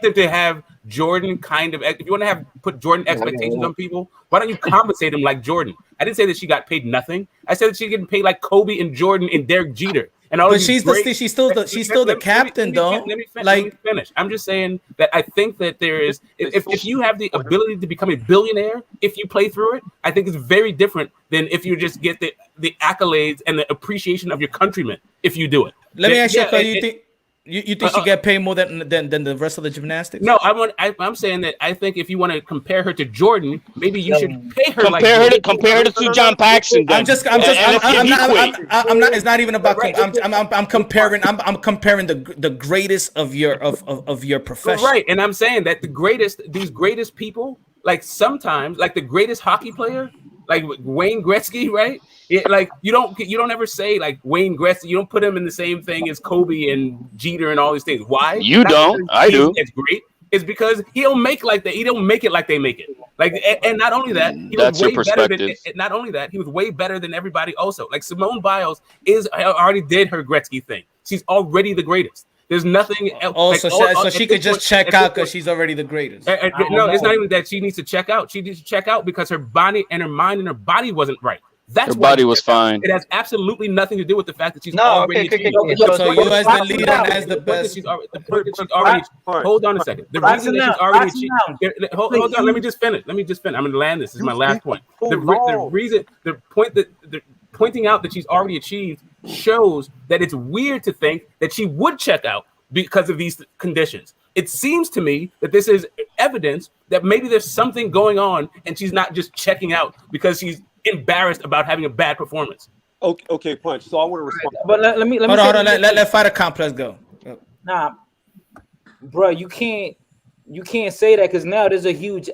Yeah, we know she's dope with the athleticism and everything. She's accomplished many things, but now there's a huge asterisk over her career now because of that thing, that one thing that she did, and that's quitting. Like Tiger Woods, look at Tiger Woods. He was the GOAT forever, and then at the end of his career, he was going through a lot of mental stuff and all that, but he was still going out there and playing games. He was losing. He wasn't performing as he was before, but we still had respect because you still have him out there playing the game. If you saw Tiger Woods mid-game just quit because he's way far back in the numbers, you're gonna look at him different. So I don't know, man. I don't want to make an excuse. I don't want to make an excuse for that act of quitting. It's because of how we treat mental illness versus physical illness. The reason why people gave Tiger Woods a pass is because they said he had back issues or he had shoulder issues. So they said, hey, you know what? We just appreciate the fact that he's already performed and he's playing through the pain. But for some reason, mental illness is they're weak, or they're faking it, or some other thing. No, I'm just saying strictly. I said you got mental illness. She got mental illness, but she quit.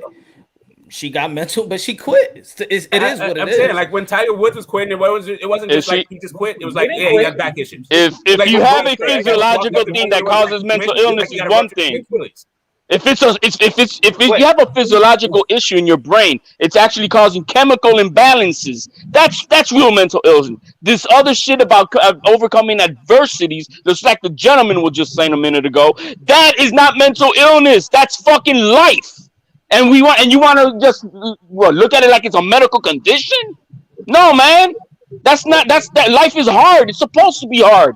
And if not everybody be born with a silver spoon in their fucking mouth and singing kumbaya. We're not doing that. We have to still, some of us have to work harder than others. Some of us have to look for that dollar a harder way than the other person. Some of us have to look for food. But that doesn't mean that oh my God, I'm just gonna check out on life and let me just not do anything about it. So this is what hold on. Yeah, Tony is going. Go ahead, Tony. What I want to say real fast.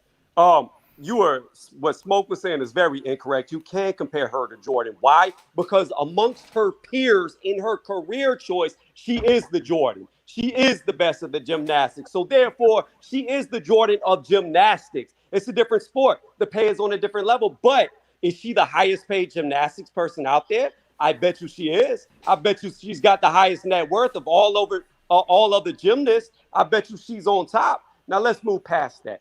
Let's go to who is considered the great, who took losses. We talk boxing. Muhammad Ali. Muhammad Ali lost to Leon Spinks, a guy with only 7 fights in his fucking later part of his career.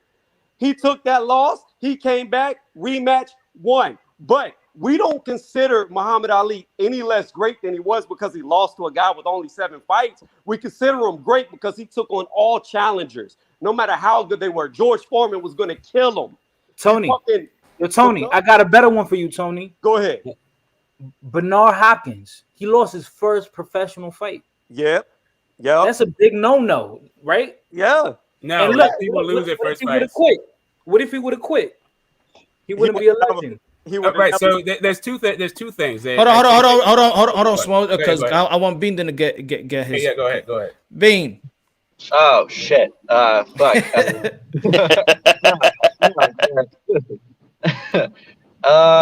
Yeah, I was kind of zoning out for a minute there. Listen. All right. Bean, let me ask you a question, because you were saying that you don't think that is weak. Do you think that she quit? All right. All I'm saying is, if you're not focusing on your mental health, that is hurting your game in and itself. So like, boxing, for example. You don't work on your fucking jab. Your jab's gonna get worse, right? If your mental is all out of fucking whack, you think you can perform in the ring? Hell no. So like, of course you need to like take a minute. You know, like I know, like, it's weak. You're making yourself you're weak because you're giving yourself a chance to fucking help yourself. It's like healing after a fight. You don't fight someone and then a week later fight someone else, right? No, you need to fucking heal. It's the exact same with your mental health, bro. It's the exact same thing. So you don't think she quit? You think she quit? Yes or no? Yeah. but let's hear his perspective why he thinks she quit, because I mean he's been explaining a lot of good things for us to understand, but why in your opinion you think she did quit? Well, just the fact that she is the best, the fact that she's like the best at what she does, and that she quit, like, that doesn't make much sense to me. But fucking Tyson Fury, look at him. When he beat fucking Vladimir Klitschko, he must have thought he was the best. Yet somehow he still has mental health in his illness and fucking had to quit for 2 years and come back. You know what I'm saying? You need to give yourself time to heal yourself mentally. You know, no matter the situation, you need to give yourself time to heal. But he went through the fight. He went through the fight with Klitschko. He didn't quit. It's not longevity. He just, you know what I mean? After the fight, and then he was getting, he got whatever, he got the mental, he got mental illness or whatever, stuff like that, or that's when he actually was in his down, but he didn't quit with the Klitschko fight. Somebody Well, was trying to tell me, oh, Michael Jordan, he No, retired well, that's and my he whole quit. point. I'm He like, quit. No, he quit. No, think about it. Yeah. Think about it. Like, I you could look say at he him when he was like retired 300 because he something already had a pounds, career. fucking terrible shape. He, well, no, but in his head, he must have quit at that point, right? But he came back. That's the point. You can quit, but you can always come back. That's my whole point. Like, it doesn't, like, you fucking give yourself a break because you have mental health issues, whatever the fuck. You can come back and come back stronger. That's my whole point.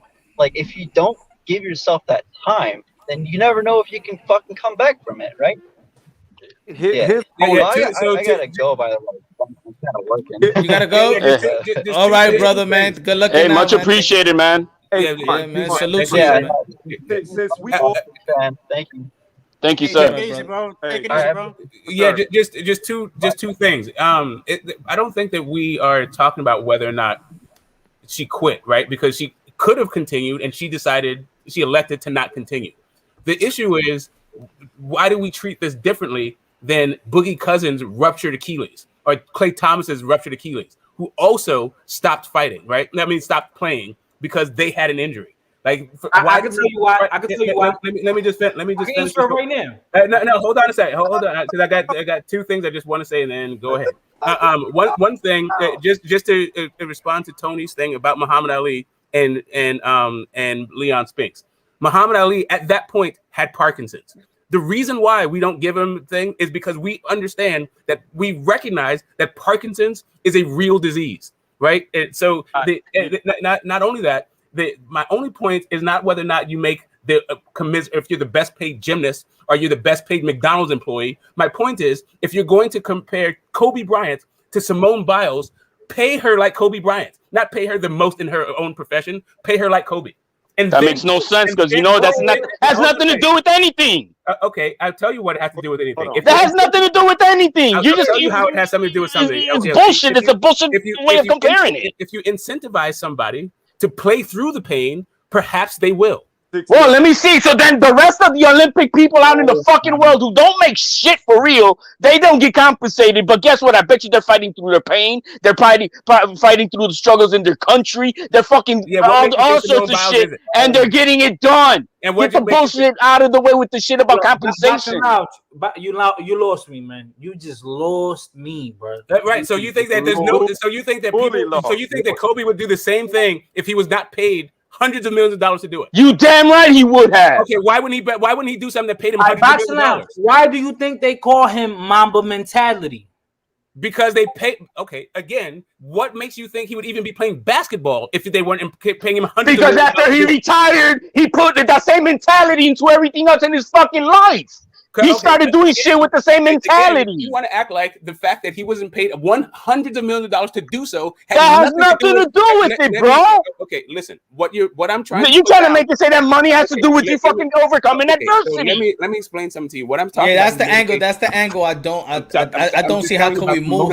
How could we move? I'm just saying. I don't see that angle. That money. It's a bullshit argument because there's no other way to get to it. Hey, hold on, Punch. When we were talking about like systematic racism. Money is motivation to ignore the fact that there's systematic racism, right? You're just supposed to worry about your own self. You're just supposed to worry about your own financial security. So now when we're talking about financial security, now we're talking about motivation. Let's stick to the topic because all GTS is going to do is distract.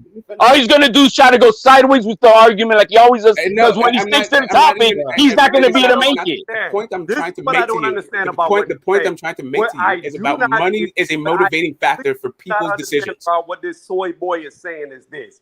Here's the biggest problem. This is his crutch. This is his crutch that he's trying to lean on so hard. He's trying to lean on that every single athlete has the same mentality that they're only doing this shit for money. Yes, the money is nice. Yes, they want to get compensated the best that they can. But there are athletes who just want to be the best, who don't care about the money. Yes, they'll take the money, but their whole end goal is to be remembered forever as the best. There is no amount of money that will change that mindset. If you have the mindset you want to be the best, it doesn't matter how much or how little you get paid, you still have the mindset that you want to go out there and be the best. That is the fucking root of being an athlete, to go out there, compete, and be better than everybody you compete against. That's the heart and soul of it. Yes, there are players nowadays who just want the money. But you know what? A lot of those players who just want the money aren't remembered 20, 30, 40, 50 years after they're retired and gone. Now, coming back to Muhammad Ali, he most certainly did not have Parkinson's when he fought Leon. Oh my God. Okay, cool. He All most- right, I'm done. Now I'm we done gonna with this. keep I'm done with this conversation. How we're gonna keep First, moving on because hey, I'm not done. first off, you Football. lost me when you called me soy boy. Like How this you entire talking your thing is just stupid, dude. punch, Like you gonna keep you're trying what you are is just a dummy. You hear this, dude? You hear this soy Yeah, you're boy? just a dummy. At We this can point, hear if you're saying that our Muhammad Ali did not have Parkinson's, didn't have are- visible, like we all understand You that he had are the Parkinson's problem when he because fought you him. make excuses and you coddle. No, you're just You are the stupid, dude. You're just a problem. dummy. You are a coddling No, problem. you're just a dummy. You can keep talking over me. You're and I'm just gonna a keep talking dummy. over That's you. it. We're just gonna talk over each other because you don't like what I'm No, saying. listen. Don't- I was Hold on. cool with everything you said until you said are a Muhammad Ali big didn't have person, Parkinson's and when you he fought. cannot When you, accept I was somebody cool. who does I was not cool with agree all with your you. That is your stupidness problem. all the way up until you are- said. Hold on, Muhammad Smoke. Ali Hold on, did Smoke. not have Parkinson's. I'm not saying that I don't want you to defend yourself. I just want to listen to what Tony's saying. You could go right back. Just let me listen to what. Let everybody, because everybody in the chat, man. I want everybody to listen to this dialogue. But here's the biggest issue that nobody's bringing up. Number one fact, if Biles would have done the same thing, quit, but never competed and said that she had mental health issues, nobody would have said anything. It's just like a fighter that goes into a fight with an injury. People aren't going to care if they were injured when they choose to go in knowing they had that problem. If she already had the mental illness, she should have never went in to compete. She made the choice with whatever was going in her life, I'm still going to compete. Now, because she made that choice as an adult, then she has to suffer the consequences that come with it if you do not complete your task at hand. I'm still talking. I'm not done yet. However, if a boxer or Simone's came out and said, I have this injury, this is why it has to be postponed, or I cannot fight, nobody would fault you for that. It's the fact of the matter that you didn't look good doing what you're so good at because you are the best. Let's not kid ourselves. She is the best gymnast that has ever competed. Hands down, no argument. She is the best and probably will be the best for who knows how many years. There may never be another her. There may never be anybody who wins as many medals as her. So she has got that name, but the fact of the matter still remains, no matter how great she is, she still quit. And she chose to go in with the mental health issues. So at the end of the day, it was her choice, and she also chose to quit. And the double standard is crazy, right? The double standard is crazy, right? Because that's like me saying, okay, guys, I'm about to go take this fight, but I'm going through shit in my life. So if I lose, I could use that as a pillow. But if I win and I knock them out, like, oh, look at me. I went through all this bullshit and I won. So but if I lose, y'all still got to respect me while I lost because I was going through this. So that to me, that's dangerous. That's the Tyson Fury style. Let me get the Tyson super Fury chat. seems to use his thing. Hold on, guys. Hold on, bro. You got to read the super chat. Yeah, go ahead. Evans, what's good? We humans have different mentalities and ways to handle pressure or struggles in life, but mental illness is increasing because of social media. I mean, there's a component to it. Thank you, my brother. I mean, a couple of people have been saying that as well in my Twitter. There's empirical evidence to back it up. The question really is, how do we treat mental illness? And that's really what I keep getting. What is mental illness? Correct. That's the problem. We're making everything mental illness because that's not. I don't believe in that. There's no way that normal everyday adversities of life. That hey, I get anxiety for this, or you're depressed. Another day. That doesn't mean I'm not going to get up from bed and I got to go do what I got to do. Awesome. So a lot of people, like you keep pointing out, everybody goes through something. Some people go through things that they actually cannot get out of bed. So what do you do about those people? Do you just say fuck it? When it's a real physiological mental imbalance in their brain, it's a different thing, bro. Okay, so for people in a society that we live in, right? We have diagnosed and treatable diseases. Like if you're saying that because you don't actually appreciate the fact that psychiatrists are saying that this is an illness, that you don't believe what they're saying, cool. You can have that opinion. But how does that actually impact the fact that there's people who study this stuff, say it's an illness, and then treat these illnesses, and people actually get better from them? Like at a certain point, yes, you don't appreciate it. You don't value this particular illness as a physical thing. So yeah, you can put it to one side, but as a society, we've decided that this is something that happens, this is a real thing, and that we need to address it somehow. But see, here's the problem. By quitting. Can you imagine Giannis Antetokounmpo having to go to the free throw line? And you know the man was fear. He said it. Yeah, it sucked that he had to go to the free throw line, and everybody ridiculing him throughout the whole entire fucking playoffs. But guess what? He didn't say, I'm not gonna go in and post up. I'm not gonna go down the middle and not get fouled because I don't want to get on the line and get ridiculed. So let me play a different way. No, the motherfucker overcame the bullshit that he had to go through within himself to still make his job happen. And that's what I'm talking about. This bullshit that because you're about to fail, or you're failing, or because you're sucking, because you're not on Ritalin, because you're not allowed to take Ritalin. That's a problem. So this is all I'm saying, because I think that we may be talking past each other. We see that there's a such thing called the Paralympics, right? We see like people who have no legs, their fucking legs didn't develop, and they still go out and they have mental illnesses. Yes, right. So we see that thing, and we understand that they're not, even though that they have the same pressures that everybody else has, they may not be able to meet those challenges because of their own physical defects, right? And mental. It's not only physical. Great. My point is, why can we recognize that person is a paraplegic, but we can't recognize that person has a mental disorder? Then maybe she should go to the Paralympics, is what you're saying, huh? I just want to. No, I'm saying that what I'm saying is what I'm saying is this idea. What I'm actually saying is like I don't really have I'm not really mad at your description about how things are. I am the thing that I'm arguing is you seem like you're saying the way things are is the way that they ought to be. And I'm saying that I think that we ought to be a little bit better towards our fellow human being in this situation, since we actually don't know, unless you're saying you do know and they're just full of shit, and that actually we should go back to this place where we've never recognized that there's such a thing called mental illness. Here's the problem, and the point is still gone over this dude's bald head. Like, it just slips right over that smooth head. The point is this. Bro, I got a lot of hair. Dude, you just sound stupid. Can you please stop with the personal attack? You sound dumb as fuck. Listen. I got a lot of hair. Like, I have it like that picture's like a year old. Soft.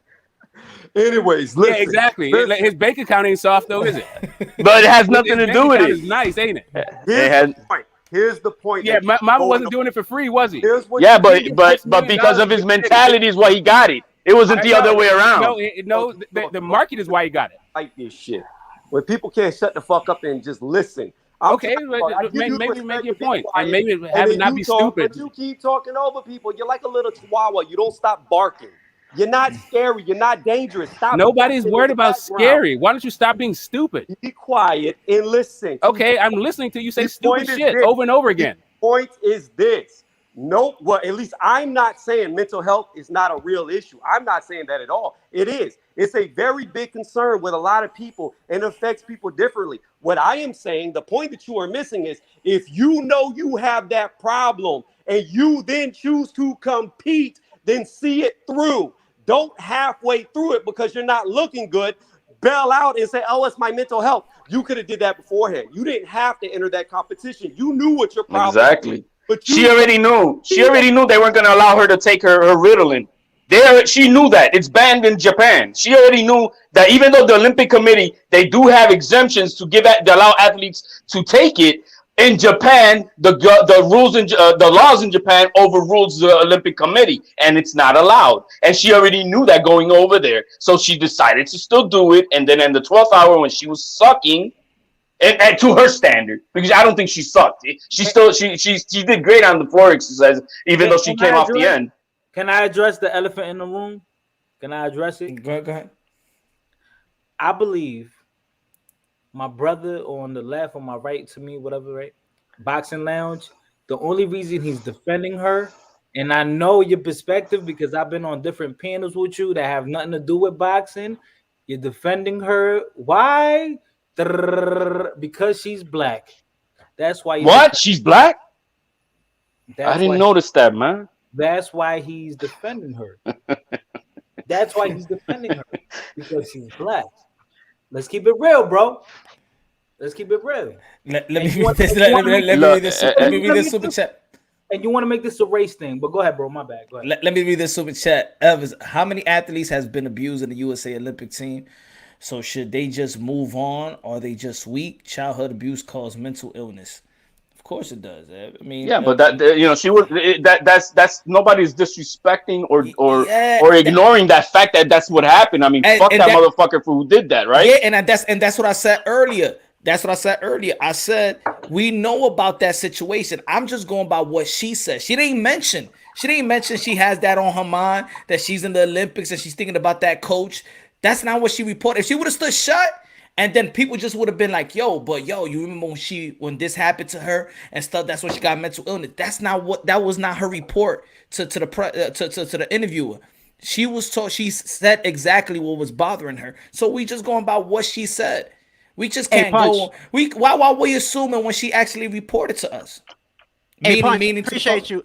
Hey, Punch, I appreciate everybody. I'm gonna hop off, man. Smoke, Fighter Complex, Tony, HLD, Punch. Y'all have a great night, everybody in the panel, man. You All too, right, boss. Shadow. All right, brother.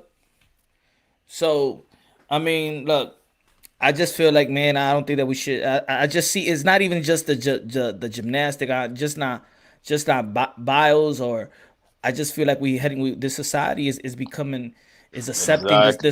this quitter mentality, and they just get in the pat in the back. And since these are celebrities, and a lot of people look up to them, a lot of kids look up to them. I mean, they're just gonna translate into since a lot of people that was disagreeing with me on Twitter, they were saying that since I'm a nobody, you know what I'm saying, if we're not athletes, what's our opinions? We are nobodies, right? We never reached to the level of their profession, so we're nobodies. But guess what? These nobody youth is looking at them. You know what I'm saying? And they're gonna I emulate them. So they could quit anytime they go tell mom, but I got mental illness. I don't want to go to school. Like, for real, you don't understand my anxiety. I mean, you don't understand my depression. I'm depressed, mom. I don't want to go to school no more. All right, okay. You don't have to go to school. And then another kid's gonna say that. And then you're gonna see like 5 kids in the classroom. it's happening. It's happening all the time. Here's what I see.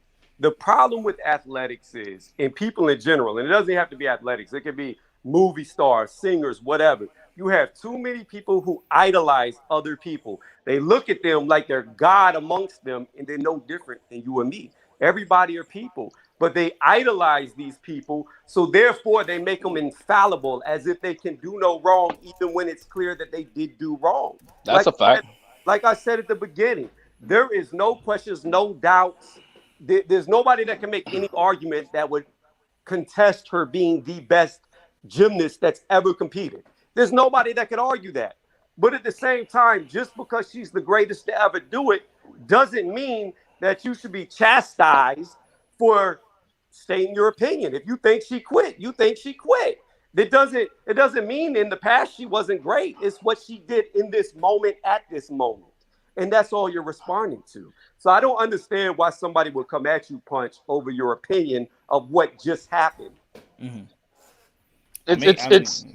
I personally look. My passion about this topic is look. I could give a fuck that she quit. I don't really care. I don't care really about that in itself. I care about what's happening to society, our society and our nation, because that's what's affecting everything that's going on around us. That's what's bothering. That's where my passion comes from, because that's what the shit that's affecting everybody every fucking day. And this shit is a fucking problem. This shit is a problem, and we want to act like it's not. Everybody overusing this shit like it's okay, like a get out of jail card on everything now, and that's what's gonna be happening instead of learning how to overcome things in life. And that's where my passion about this shit comes from. That she quit and that didn't get the gold herself or whatever, I could give a fuck. I mean, that's her life. But I'm just worried about what's happening in our society, what this shows in our society, and what everybody's gonna now the entire media is applauding and making it seem like, oh, she is so great for announcing that she has this, and oh my God, you know what I mean? It's so courageous of her. Get the fuck out of here. So I'm about to jump off, but I want to say this. This is what I came on here saying about it's the way that you fight through adversity that makes you great, right? Let's just say hypothetically, she had never quit. She may have had her best performance she ever had in her whole entire career the next time she went out. But by not continuing to compete, that will never be seen. So her best performance that could have happened will never happen because she's not there to do it. That's why you fight through adversity. That's all I'm saying. On that note, I'm out. Hey, yo, subscribe to Tony's Review, man. Good looking out, man. Thank you for being in the panel, man, and giving your perspective, my brother.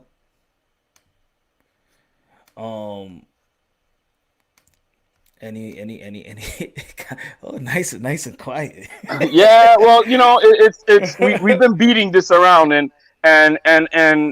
again, to where GTS is trying to say, you know, there is a real issue with, I know it because I have it in my family, people who are fucking fucked up, but it's not the same as, like, we're again talking with the gentleman who was just saying a minute ago, again, about adversities in life.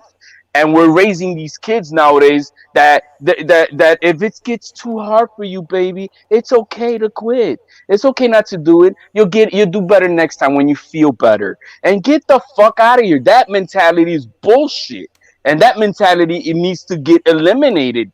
And the problem is, eventually, in the next fucking 20 years, we are going to pay for this big time. We are having a hard time even recruiting guys going into the military nowadays, no matter how big of a fucking bonus it is because it's no, baby, you know, you might get killed or but they don't talk about the benefits that you get out of it. You don't talk about the benefits of it molding you into be a man or a better woman. None of the things are like that are being talked about, but it's just talked about only that if it's too hard, baby, avoid it. You got kids going to colleges nowadays, and after 10 years, they're still fucking deciding what the fuck they want to do because they're afraid of making choices. They're afraid of making the wrong choice. So then at the end of the day, they're 10 years into it, and that's what they drop out of fucking college because they can't afford it anymore when they could have already had a degree by then. This is what we're seeing every fucking day. And this shit needs to stop. These kids are afraid of failing. These kids are afraid of looking bad. These are afraid of making choices in life. This is a problem in our society, and this shit needs to stop. Okay. Right. So I heard the impassioned plea. I missed part of what Tony was saying. So sorry, I had to do something. But I definitely. I feel like there's a cultural thing that I want to get behind, and I want to steel man when you're talking about how we need to make sure that our children aren't making the choices that's going to make their life harder for unnecessarily, right? So if you can't get through the daily pressures of life and the adversity that we face every day, then that's not going to be a good thing overall for our society. Unless, of course, we change society. If part of those adversities are caused by society, right? So, like the idea, and also this is like a curve thing. I don't think that the measure of our society should be how many people are enrolled in the military or whether or not recruitment is up or down in a particular year, because it's a component. It's an example of many other things. I'm just saying it's not a very good one in my opinion. That's all I'm saying. My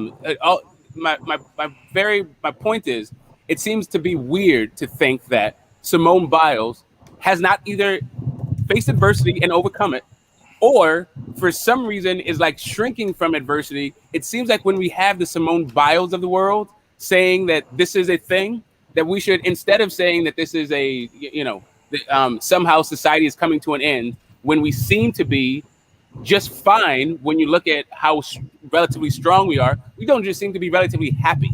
And I think that's a different thing about being weak, right? Like, if you think that happiness is like an ideal, but it really isn't part of the American experience, like we just say the pursuit of happiness, not the actual attainment of happiness. If that's all we need to do is just try to be happy, but we never actually achieve it and fucking keep a step up her lip. Cool. I'm just saying that I think that we can be better. I think we can do better. I think that like this idea that you just got to like toughen up as a social prescription.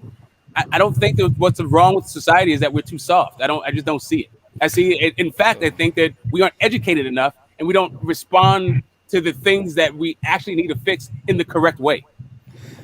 What's Major Key Boxer? What's good, man? What's good? What's good? Yo, I'm trying to follow you, man. Yo, Smoke, one of the problems, and it's not like I'm not disagreeing with what you're saying, but one of the problems when you're making a point, right? Like sometimes you go off the deep end and you're saying things in a particular way that not everybody's going to understand. So if you want everybody to understand, man, you gotta sometimes, unfortunately, you have to dumb it down. And that's all I I hear you, about Major. that. It's one of the issues in I my hear life. where I you're hear you. coming from. Yeah, because I hear where you're coming from, but I don't think everybody's going to take that in and completely absorb what you just said. Yeah, no, I appreciate that, man. I appreciate that. That's why I wanted to say that, because on the real, yo, bro, on the reals, bro, I'm gonna be honest with you, man. Like, look, Punch, when you said that shit, man, I didn't say nothing about it, but I felt like you was wrong too, bro. I felt like, you know what? Because I even told you about the Ryan Garcia thing. You know what I'm saying? I was one of them people that was saying, yo, that whole Ryan Garcia mentally ill, this and this and that. So now because it's Simone Biles, it means something different. No, it's the same shit. You know, I know you said I listened to your whole live earlier, or I'm not your live, but your recording, and I know you coming from a good place. But what I understood was, okay, so you got a friend that went through it. You know what I'm saying? And you know, they you know, they have to take these pills. They don't feel good. The blah blah blah.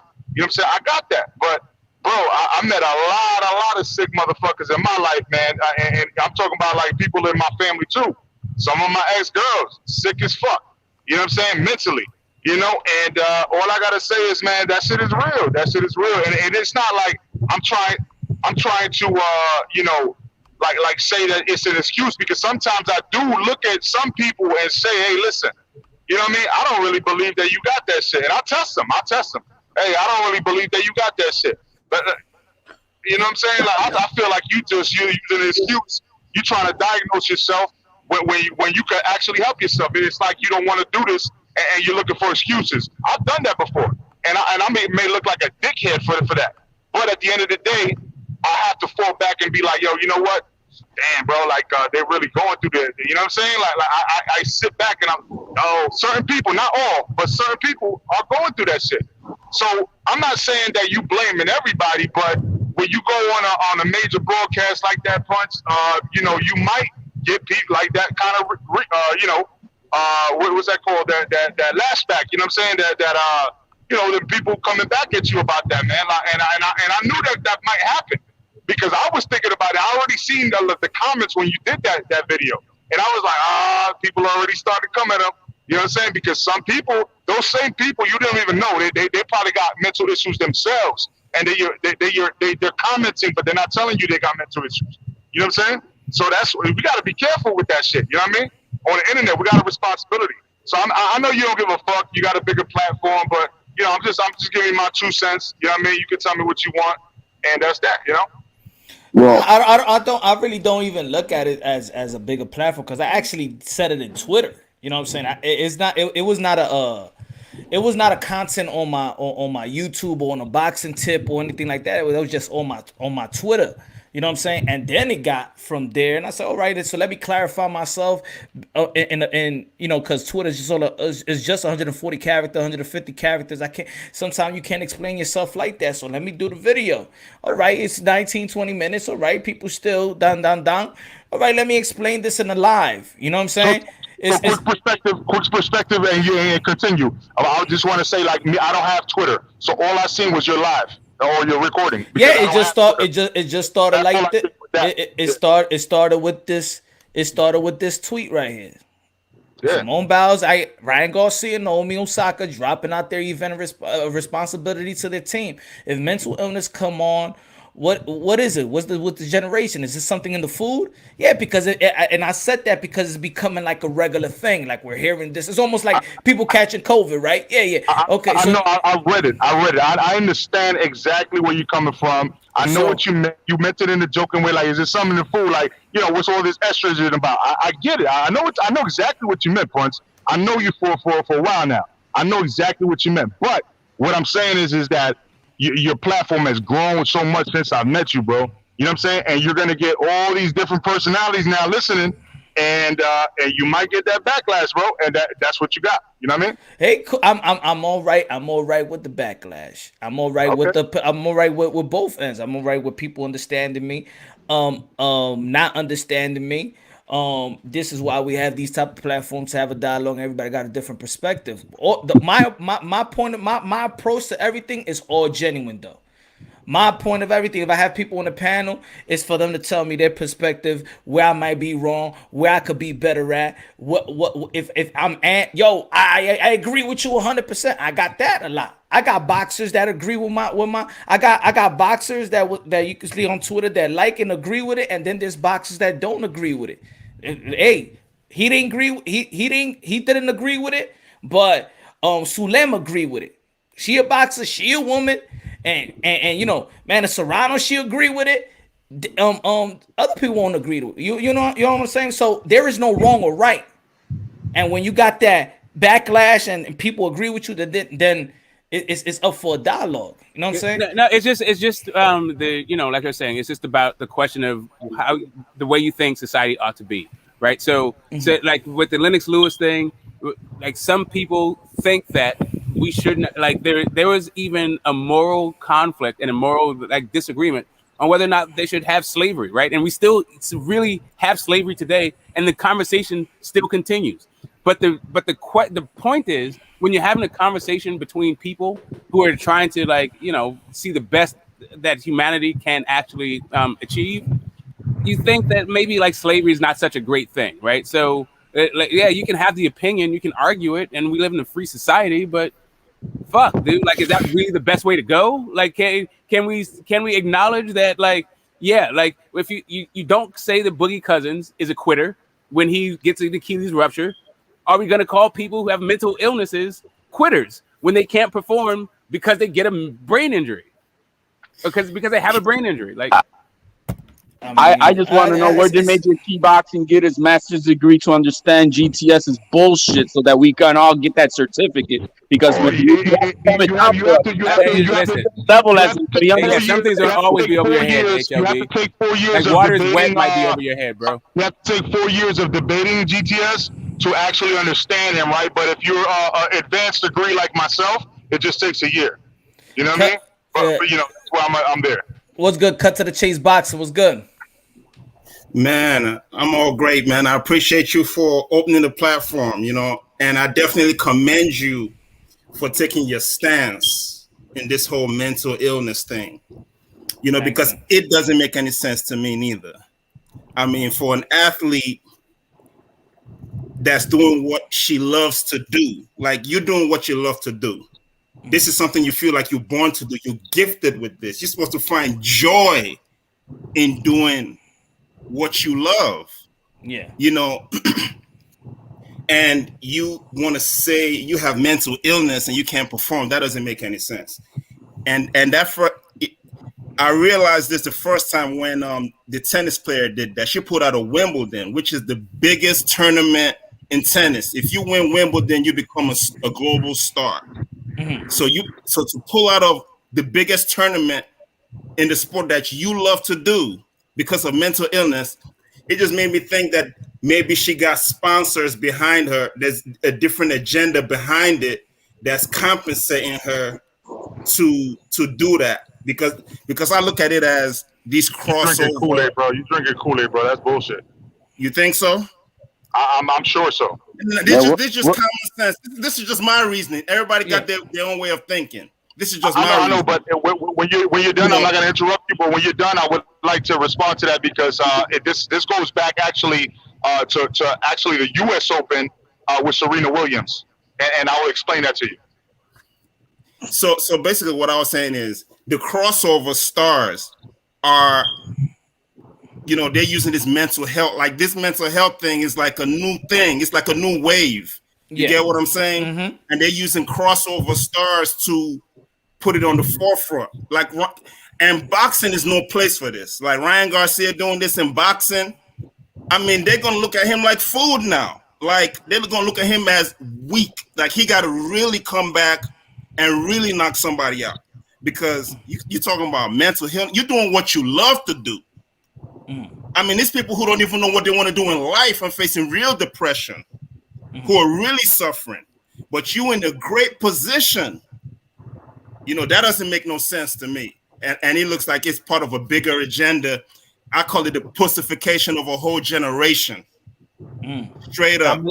Trying to make people soft, man. Yeah. That's what they do. They try to make And I think the whole thing with women in the military, I think that's bullshit too. It's part of it. They're pussifying the military. You got women in the front line with men. If you listen, if I'm in the military and I know the other army got women in there, I love my chances. It's not that I'm going to underestimate them, but I love my chances, and I'm not going to have no mercy on them neither. Yeah, some of the greatest soldiers the world's ever seen has been women. So you just tripping. Listen. Let If me- a woman let is me- a let me- warrior let me- that right now. wants to go out there and fight, if a woman is a warrior that wants to go out there and fight, that's fine. Let me respond real quick. You were talking about Osaka, basically, Naomi Osaka.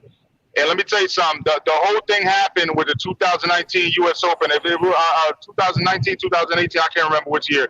But when she beat Serena Williams, and then everybody started booing her, bro. Everybody started booing her, and she was young. She was already introverted. She's explained that, you know what I mean? And then she didn't know how to take that, and that shit been fucking with her ever since. And she didn't want to do interviews. That's all she didn't want to do. She didn't want to do interviews, and they started fucking with her, telling her that they were gonna kick her out because if she didn't do interviews, that was part of it, and then she would get kicked out. So she got flustered and said, "Fuck it, I'm gonna leave because she can't deal with that." Bro, that's not you know what I mean? Come on, yo, I'm a grown ass man, but I'm a grown ass man. But look, I'm gonna tell you. What are you trying to say? I'm just trying to figure out what you're trying to say. A lot of people that talk on this internet shit. Here's what I'm gonna say, straight up fucking real. A lot of people that talk on this internet shit be talking mad shit like they know everything, right? But face to face, when a nigga talk to him face to face, these niggas bitch up. And you know what happens when it comes to? I don't say, oh, that nigga bitched up because of mental illness. I just say, yo, he bitched up because he's a fucking bitch. But if he bitched up and said, I knew he had a mental illness, if he looks sick, I'm going to be like, yo, that nigga's sick, bro. I'm not even going to fuck with him like that. You know what I'm saying? I'm not even going to fuck with him like that because he looks sick. You know How about if he don't look sick? How about if he says something? How about bro? I might fuck him up and then I feel bad afterwards. That you really don't feel bad for him. But I don't understand why you're responsible. Hold on. How you gonna say I don't feel bad? How you gonna say that? Because you fucked him up. You should have compassion for him. Bro, I might go back to him and be like, yo, my bad, bro. I didn't know you were sick, bro. Because you have so you gave him you gave him that tough love, right? After you whooped his ass. No, I gave him that fucking real love until I found out he was sick. I didn't know he was sick. No, I'm saying how about if he said everything that he needed to say about you, your family, and stuff like that. You got him face to face. He'd be like, yo, my man, yo. He said, no, I got mental illness. Don't fuck me up. Then I won't fuck him up because he got mental illness. You know what I'm saying? Yeah, maybe he wouldn't have said it. Maybe. But see, that's that. So that's all. So that's the power. That's all I gotta say. I could curse you. I could say whatever you gotta say. You meet me. Oh shit! I thought I was never gonna see this motherfucker ever. Yeah, yo, mental illness, and then mental illness, and then you be like, you got mental. I don't feel bad about it. Why do you feel bad about it? If I don't feel bad about it, why do you feel bad about it? And why no, I don't feel. I don't feel bad about it. I'm about to start telling everybody. I'm about to start telling everybody I got mental illness. Okay, I mean, if you want to do that, and listen, you may have it, but the issue is not necessarily if you're grifting or scamming people. I think that there's a scale between being hard and being soft, right? Do you need society so hard that you can't recognize that somebody is not operating on the same level as the group averages of people? If you have Tourette's and you're out there just saying motherfucker uncontrollably, and all of a sudden you're in line, you're gonna go I don't give a damn about your uncontrollably, slap you on the face, get over it because you offended me. At what point do we start saying that these restrictions that we're making for society? No. But he said he will fuck him up. But if he says if he said I got mental illness, he said he won't fuck him up. So that's the power. So the power is I could disrespect you all I want. By the time you meet me, all I gotta say is that I got mental illness. That's the power. That's the power of mental illness now. It was always there's no consequences. There's no accountability, no responsibility. I could just quit anytime. Let's put mental. I think they blurred the lines. Let's say it's Down syndrome. Let's say act like a bitch and say that hey, you know what? It's mental illness. No, that's wrong, bro. Okay, so that I feel, If you're a bitch, you're a bitch, but if you got mental illness, if you got mental illness, bro, let's not mix them into a yeah, and then I feel that you're going in the finals with your team and stuff like that, and then all of a sudden I got mental illness and you quit on your team. You a quitter. Yeah, you got mental illness, but you a quitter. Okay, so let me ask you this, Punch. If you have let's say you have a 6-year-old. If a 6-year-old started calling you, like disrespecting you, calling you all kinds of motherfuckers, talking about your mama, how you weren't raised right, are you gonna whoop that 6-year-old's ass? Are you just gonna start beating up a 6-year-old? No, because it's a child, right? You understand that this person is not developed, and that's the same thing, right? It's like the same thing with what? The same thing with what? I hate to take them and infantilize them, but I'm just trying to get you to understand that there's certain situations where you don't respond to the same stimulus. No. But you're talking about a child. So you're gonna give that. So it's the child, and now a woman in her 20s. Where you making this example out of what? I'm saying the reason why I'm saying it is that there's and I can go. Let's say it's a woman in their 20s, and they obviously have Down syndrome. You can tell that they have some sort of developmental issue, and they say the same thing. Are you going to now start smacking on them? Even though you can tell that they have a mental. So now I got to examine it. So but this is what we mean. Right, and now everybody got mental illness. I can't do shit to nobody. Nobody would take accountability. If you giving this leeway of mental illness, everybody just got to mention mental illness. And that's it. So that's it. That's the magic word of this. Okay, so I'm confused. Y'all watering down mental illness. Are you going to smack the Down syndrome person or not? Yeah, you're watering down mental illness. I'm just saying that you're not. You already said you weren't going to talking about somebody who's doing what she loves to do not going to snap. And quitting. I'm assuming you're also not going to slap the Down syndrome person. So as the reason why you're not going to do that is because you understand that they're not operating the same way that you are. And that's the point about mental illness. These people are not operating under the same way that you are. If they were, then your outrage would be understood. All right, so what does the thing, and if they meant it the same kind of way, then yeah. Then now I gotta bounce. I gotta bounce because listen, I'm on the last stretch. I got like 1.5 hours left on this 9-hour trip that to drop off my daughter. But I tell you what, you guys keep cooking, and I'm gonna go live when I get home, bro. We gotta keep chopping on this, bro, and I'm not gonna let this one go, bro. This has to be spoken about, and I want to hear about this shit, man. Like you know what? Mental illness, I don't think is nothing to be made fun of, bro. And I've been saying that before. And I'll make a whole live when I get home. Let's do that. All right. Shadow Ghost. If you depressed, doing what you love to do won't help you. If you pull out, just get better and don't listen to what someone else think. Just come back better. Good looking out. Yo, I don't think that nobody's making fun of mental illness. I haven't heard nobody really making fun of mental illness. There's no making fun of mental illness. It's just does mental illness have some type of accountability to thyself? If you want a team if you want a team as well. So anybody could just say mental illness. I got mental illness. I ain't gonna do nothing to this person. He could say whatever you want to say to me. He could drop out of a team. They could quit. We're gonna celebrate it. Don't matter. Like. Is that an issue people just saying it, or are you saying that is it a treatable disease and a diagnosed disease? Like if you have what does Simone what does she have? What does she have? What was hers? She's been diagnosed. No, I understand. ADHD, right? But the thing is, she gave us an explanation. Her explanation didn't sound like a mentally ill. She said the pressure. She mentioned tweets. She mentioned that means that you just folded under pressure. She even mentioned, she even mentioned there's no crowd. Yo, that's not. And she also mentioned that when she was in the air, she didn't know, she was disoriented and didn't know where she was. She mentioned a bunch of things because it's just the way that it's the thing that you cherry pick in order to have this other conversation. If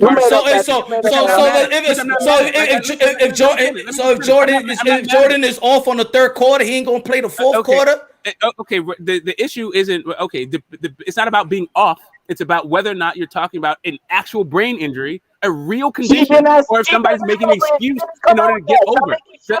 Hold on a sec. The issue is whether or not there's some defender with that. That's not the case. Okay, great. So the issue is whether or not there's talking about. So the issue is whether or not there's a real condition, like cut to the chase was boxing was saying, is it just mental illness is all just pussification? Like what he said was, it doesn't even matter. It's all pussification. Not all.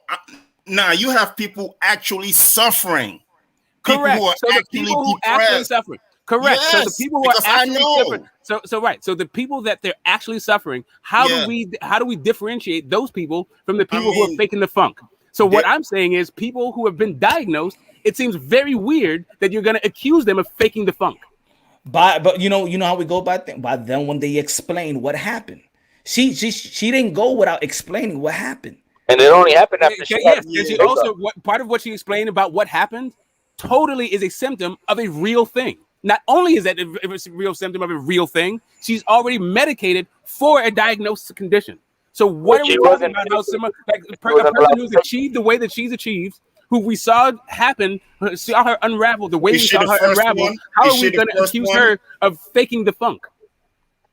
Hey, I didn't even go about faking the funk. All I'm saying is mental illness is real. She It got is she had real. men- Nobody is denying she that. got No she one got is men- denying that. she had mental illness, but she quit. Her mental illness, Punch. she was in a weaker state. She was in a weaker state. I'm not saying when you're weak that you ain't shit as a person. You're weak, just like when you're talking about injury, right? If Cousins broke his leg or whatever, right? His leg is weak. That doesn't mean he wait. He broke his leg. That doesn't mean he ain't shit in ball, right? Okay, but he's still weak. His leg is weak. All right, her mind is weak. If we want to compare physical and mental, her mind is weak, but she's still a quitter, and she quit on her team. That's it. That's all I'm saying. I'm not giving her a pass. She quit. She's a quitter. Right, so and the way she's that great. You use weak, the way that you use weak is fine, but that's the problem is that's not the way that most people understand weakness. When they Yo, if somebody had mentally ill and they commit suicide, they was weak and they kill themselves and they quit life. I understand that. They don't get a pass. I understand what you're saying, Punch. I'm just saying that when Boogie Cousins ruptured his Achilles, people don't say that he has a weak leg. They don't say that he's weak. They just say that he's injured. That's it. They don't call it weakness. But that's a different argument. Listen, a ruptured Achilles. So you're saying her mind broke, like something broke in her head where she couldn't. I mean, correct. That she didn't understand where she was when she was in the air. Okay, so here's the thing. It's a different scale. It's a different scale. You can't use that argument. So let's talk about that cut to. I mean, right. But I see smoke. Okay, I can see you bring the money. You could bring the injury. You could bring the head. Do you bring the quit though? Are we trying to get to the bottom of it, or are we trying to move, or are you trying to move away from? No, listen. Like I'm saying that you can. Do you think she quit? Do you think she quit? Listen, I think that I totally think that she quit, right? But the issue is not whether or not they quit. The issue is why she quit. I think Boogie Cousins quit too, but I understand why he quit. He quit because he had a ruptured Achilles. That makes sense to me. I'm not gonna go like, "Hey, you quit." You cannot overcome. It is what it is. Other people may. Hold on a second. Just to put it in perspective, when it came to Gamboa fighting Tank, he supposedly had a ruptured Achilles. Also, that dude didn't quit. Right? He kept fighting. Apparently, he got a ruptured Achilles in the second round, and he went all the way to the 12th. So the idea that one guy fights through the pain, other guys don't fight through the pain, but nobody's calling Boogie Cousins a quitter is what I'm talking about. Like, yes, and just to talk to what Cut to the Chase is saying, like the idea of aerial disorientation is a real thing. It's not, and they didn't rupture their Achilles the same way. So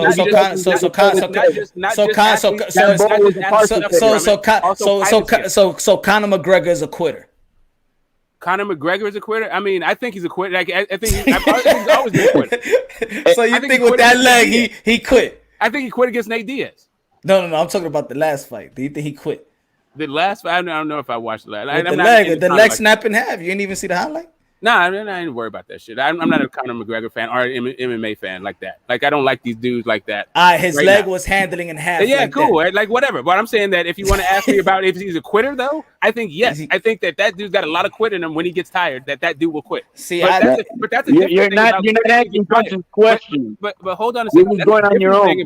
That's a different thing about quitting when you get tired. People can understand that too. I think Anthony Yard quit in the Kovalev fight because he was fucking tired. I think Anthony Yard could have got off the canvas. So can we stay? Nah, I'm just gonna stay right here.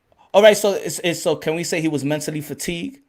No, I'm saying he's physically fatigued. He was mentally and physically fatigued. All right, but that's just for the moment. It's not a mental illness. Yeah, It's but just for the I moment. mean, It's just a you feeling for can the get your moment. second win. You can get your second win, but Anthony Yarde could have got his fucking big ass up and got knocked the fuck out if he wanted to. But he's like, nah, I'm too tired. I'm just gonna stay my big ass right here. The same thing with Anthony AJ. I think AJ quit in the Ruiz fight. I think that I don't know if it's a mental health issue or anything. I think that there's a certain point you go like, yeah, I got better shit to do than this. But when you see that there's somebody who's actually going through something, it's a little bit different than, let's say that you're just too tired to go on, or you make a business decision to not go on, or if you're Roberto Duran, you just feel like you ain't got nothing left for him, or if you're maybe Sonny Liston, how he's reported to put liniment on the gloves and Muhammad Ali, all that shit to me is like to me. I mean, I think what makes sense is also what Cut to the Chase Boxing was saying in his first in his first intro about they using these high profile athletes, and because it seems like it. You feel me? I did say earlier, is it a profitable thing? Is it? Hey, pharmaceuticals get involved and they get sponsoring these athletes. Hey, look, I take this. I mean, it's a shameful thing. It's a shameful thing for an athlete to come out and say they have mental illness. I mean, that's humiliating. Correct. That's why I'm thinking it's not. That's humiliating. Even for Ryan Garcia, because you can't bring that shit to boxing. That's humiliating. You know what I'm saying? I mean, but they, I think it's part of a bigger agenda where they're getting compensated for it. I mean, if it's legit, man. Look, if it's a legit issue, it can't be legit, man. It can't be legit. He's not gonna get it. What they love. Yeah, what they love. You can't tell me that. And we know he ain't gonna get a pass. He can't. All right, so now he really does got mentally ill. I mean, he's mentally ill, right? He's gonna go in the 5th round with one of the fighters. He's losing the first 4 rounds, right? And gonna be like, fuck it, I'm going quick. I ain't winning this shit. I'm gonna go. Since we're making these societal descriptions, I'm gonna go somewhere else outside of sports and all this stuff. I just don't want this society to just have this quit mentality. Then it goes to the youth and everybody could quit. That's what it is, because of mental illness. Yeah, I mean, Punch. You know how you were like of greatness and inspiration. I think they're trying to take it out. Because we're supposed to be inspired by someone, overcoming adversity. Even anxiety or whatever in that trials and tribulations. Oh my God, quit! That's what they're doing nowadays. Right. You know what else is happening? Why do they have them handicap Olympics? That's motivation. When you see a guy on one leg when they got no one, he's swimming. That's motivation. Like, ain't nothing gonna stop me. Look at all these adversity I gotta go through, but look at me. That's motivation. Now it's like I could just sit out on the finals. I could sit out on I'm just going through some shit, and then they made the whole teammates. Come on, man, we playing sport. You think every teammate was like, yeah, we understand her and stuff? Get the fuck out of here. That was a lie too. They was prepped to say that shit. Okay, so you cannot have a teammate and knowing we've been working for 4 years. And this is the Olympics. If you want to talk about a society, I don't think so. You want to talk about a society, right? So right now we're going through this whole thing about we had this whole just George Floyd thing and about the police, and what we're seeing from the fallout of that, we're seeing legislation that is diverting the budgets of some police departments to mental health services. Why? Because a lot of times cops get called to mental health calls, and then they wind up killing fucking crazy people because that's not the right person to call in that situation. We need to rethink. Let's not bring that into this. Let's not bring that into this. To the chase. I got that you have your own point, but let me finish my point. Yeah, but let me finish my point. Let me finish my point. No, I'm not making a leap. I'm talking about the way that as a society we treat mental health. At this point, the way that we have treated mental health has resulted in the death of people, and we're recognizing that that's not the actual way to go. And sometimes it's the only option. But we're saying seeking for help too when they get medicated. I got it. But we're saying that society changes, and hopefully society changes for the better. So while you're accurate that yes, we used to kill fucking crazy people, and who gives a damn about them? What we're saying is we can do a better job. In the future, what we should do is actually have mental health professionals take these calls, not the police. So maybe those people won't end up different conversation. Dead. No, it's not. The point is, I'll bring it back home for you. The way that people view mental health issue is an ongoing, changing thing. And I appreciate the fact that people are valuing mental health more. I think that it is weird to think that Simone Biles is unaccustomed or unable to overcome the regular day-to-day stresses of life. I also think it's weird to think that Simone Biles was somehow grifting or faking the funk, playing fucking crazy when she ain't really fucking crazy.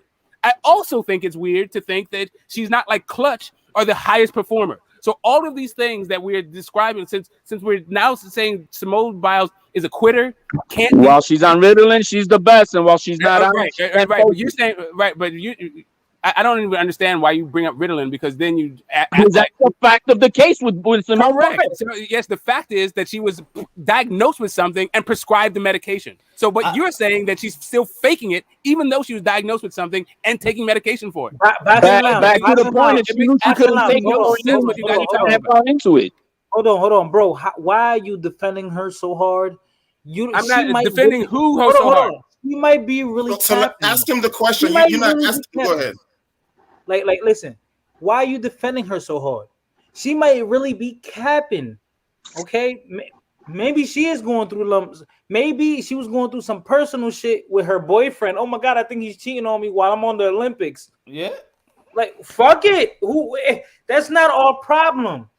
What if she's not doing all that? Why are you bringing up these weird ass hypotheticals to say that it could be the thing? All right, if you want to know why I'm capping so hard for, because I think that we are actually being completely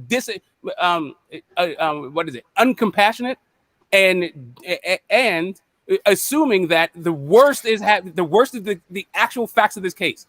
I don't know what's about. I'm compassionate about mental illness. I'm not compassionate about quitting. Some people. That's it. I think for me, Simone has done well enough, in my eyes, to give her the benefit of the doubt that what she's saying is the case. Listen. To be honest, he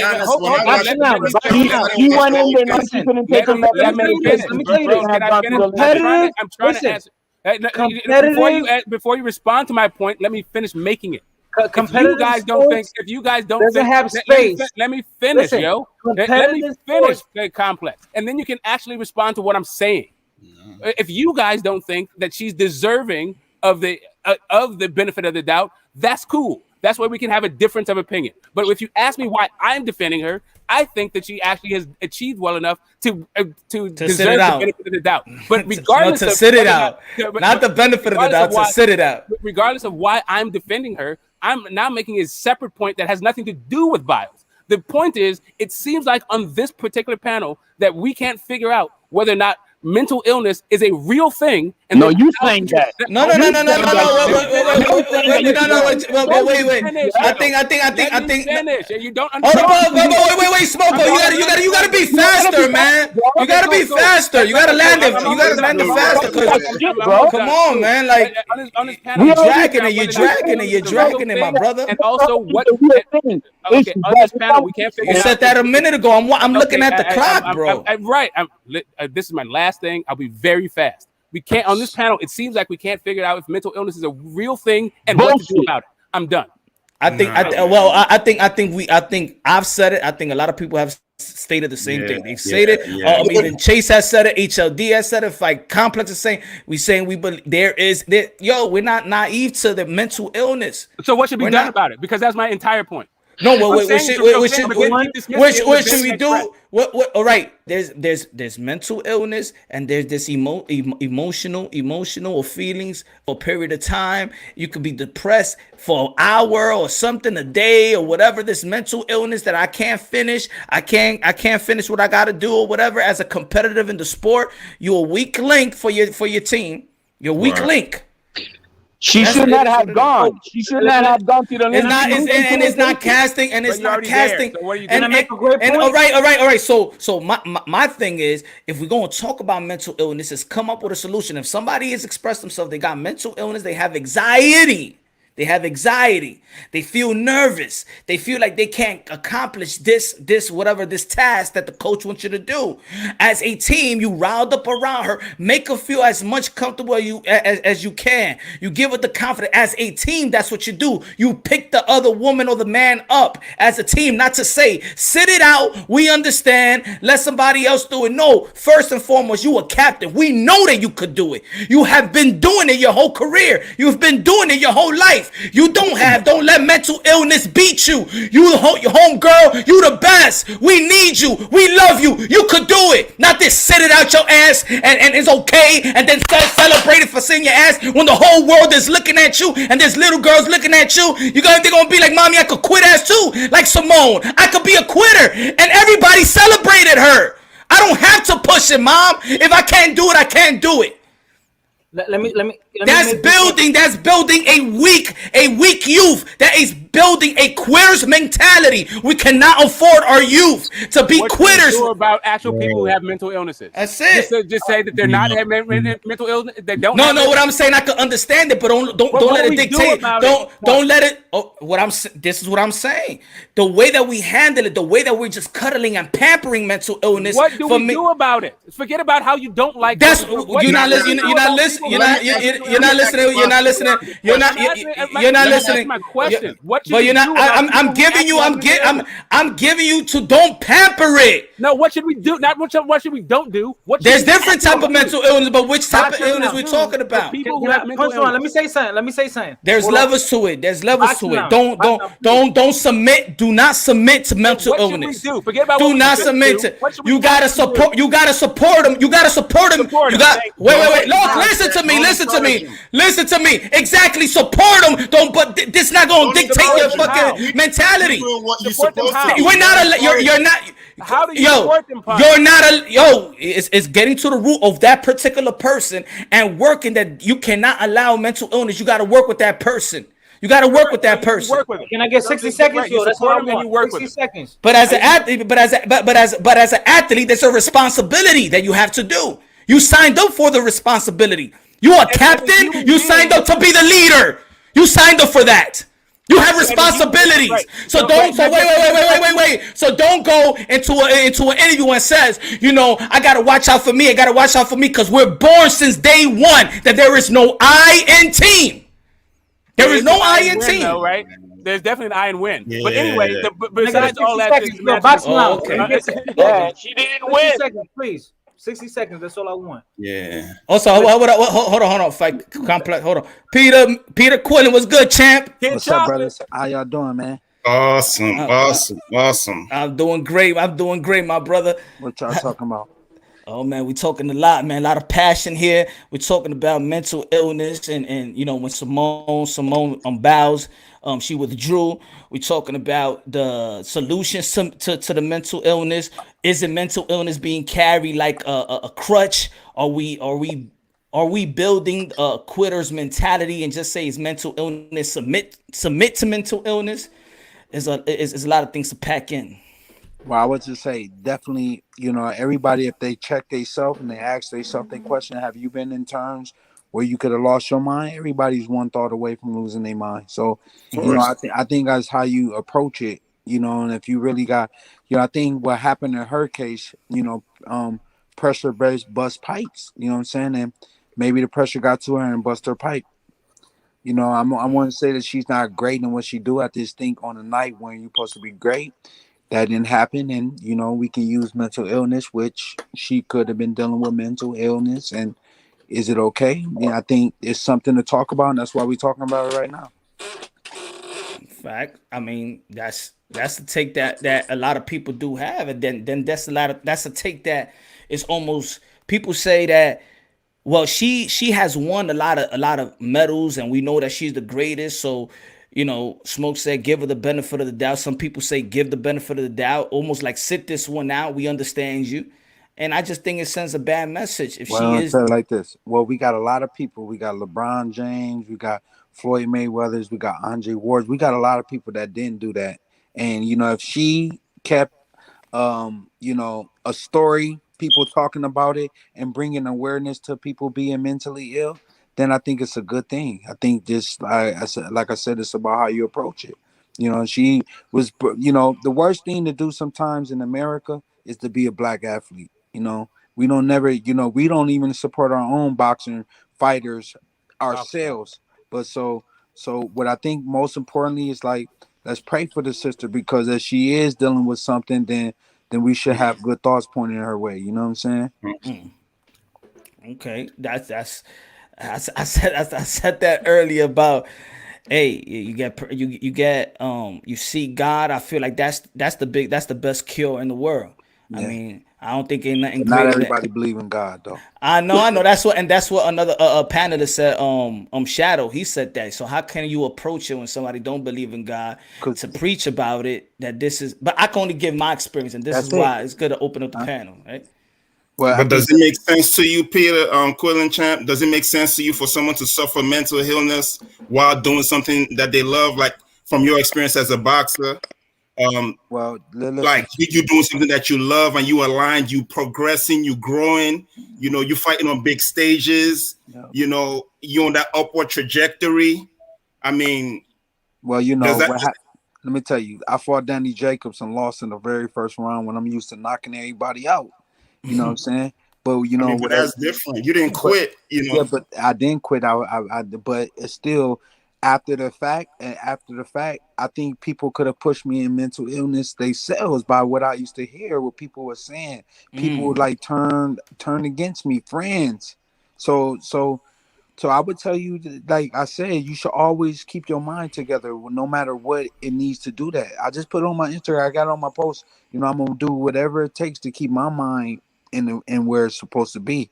You of know what I'm course. saying? So I think what it is, what I mean, we get to talk something about, what she did, and I got to say she's the top level athlete, and what she gonna be remembered as is doing this. She ain't gonna be remembered as a Floyd Mayweather or Jordan. She gonna be remembered as the girl that was, supposed to be good at what she do, that did something that was really I mean, does it make sense though? That's my question. At that moment, does it make sense?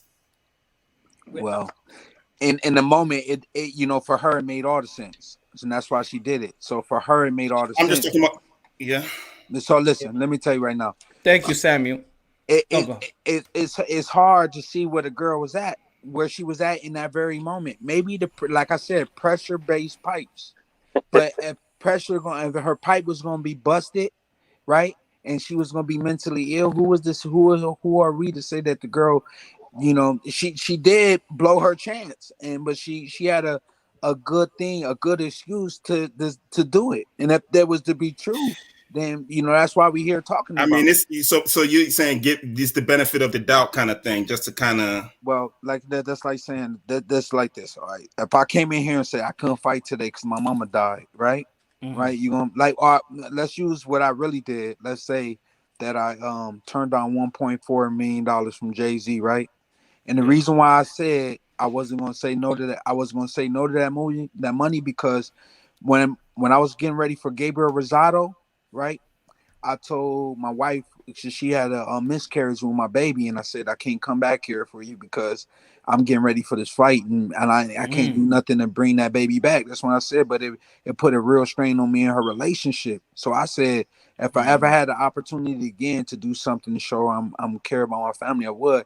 And if my kid was just born and Jay-Z offered me $1.4 million, I said, well, what does that mean? I'm gonna fight? And they're like, no, they want you to start to get ready to go. I'm saying I just had my baby, and I was noticing how many people was to congratulating me on and by the chance 1.4 wasn't gonna be my money, because Golden Boy, my manager, would have got money. I wouldn't have walked off with without $1.4 million, but I made a decision based on my family. I said no. My uncle was dying of cancer, right, and I just had a baby, and nobody was saying congratulations on the baby. So I said no.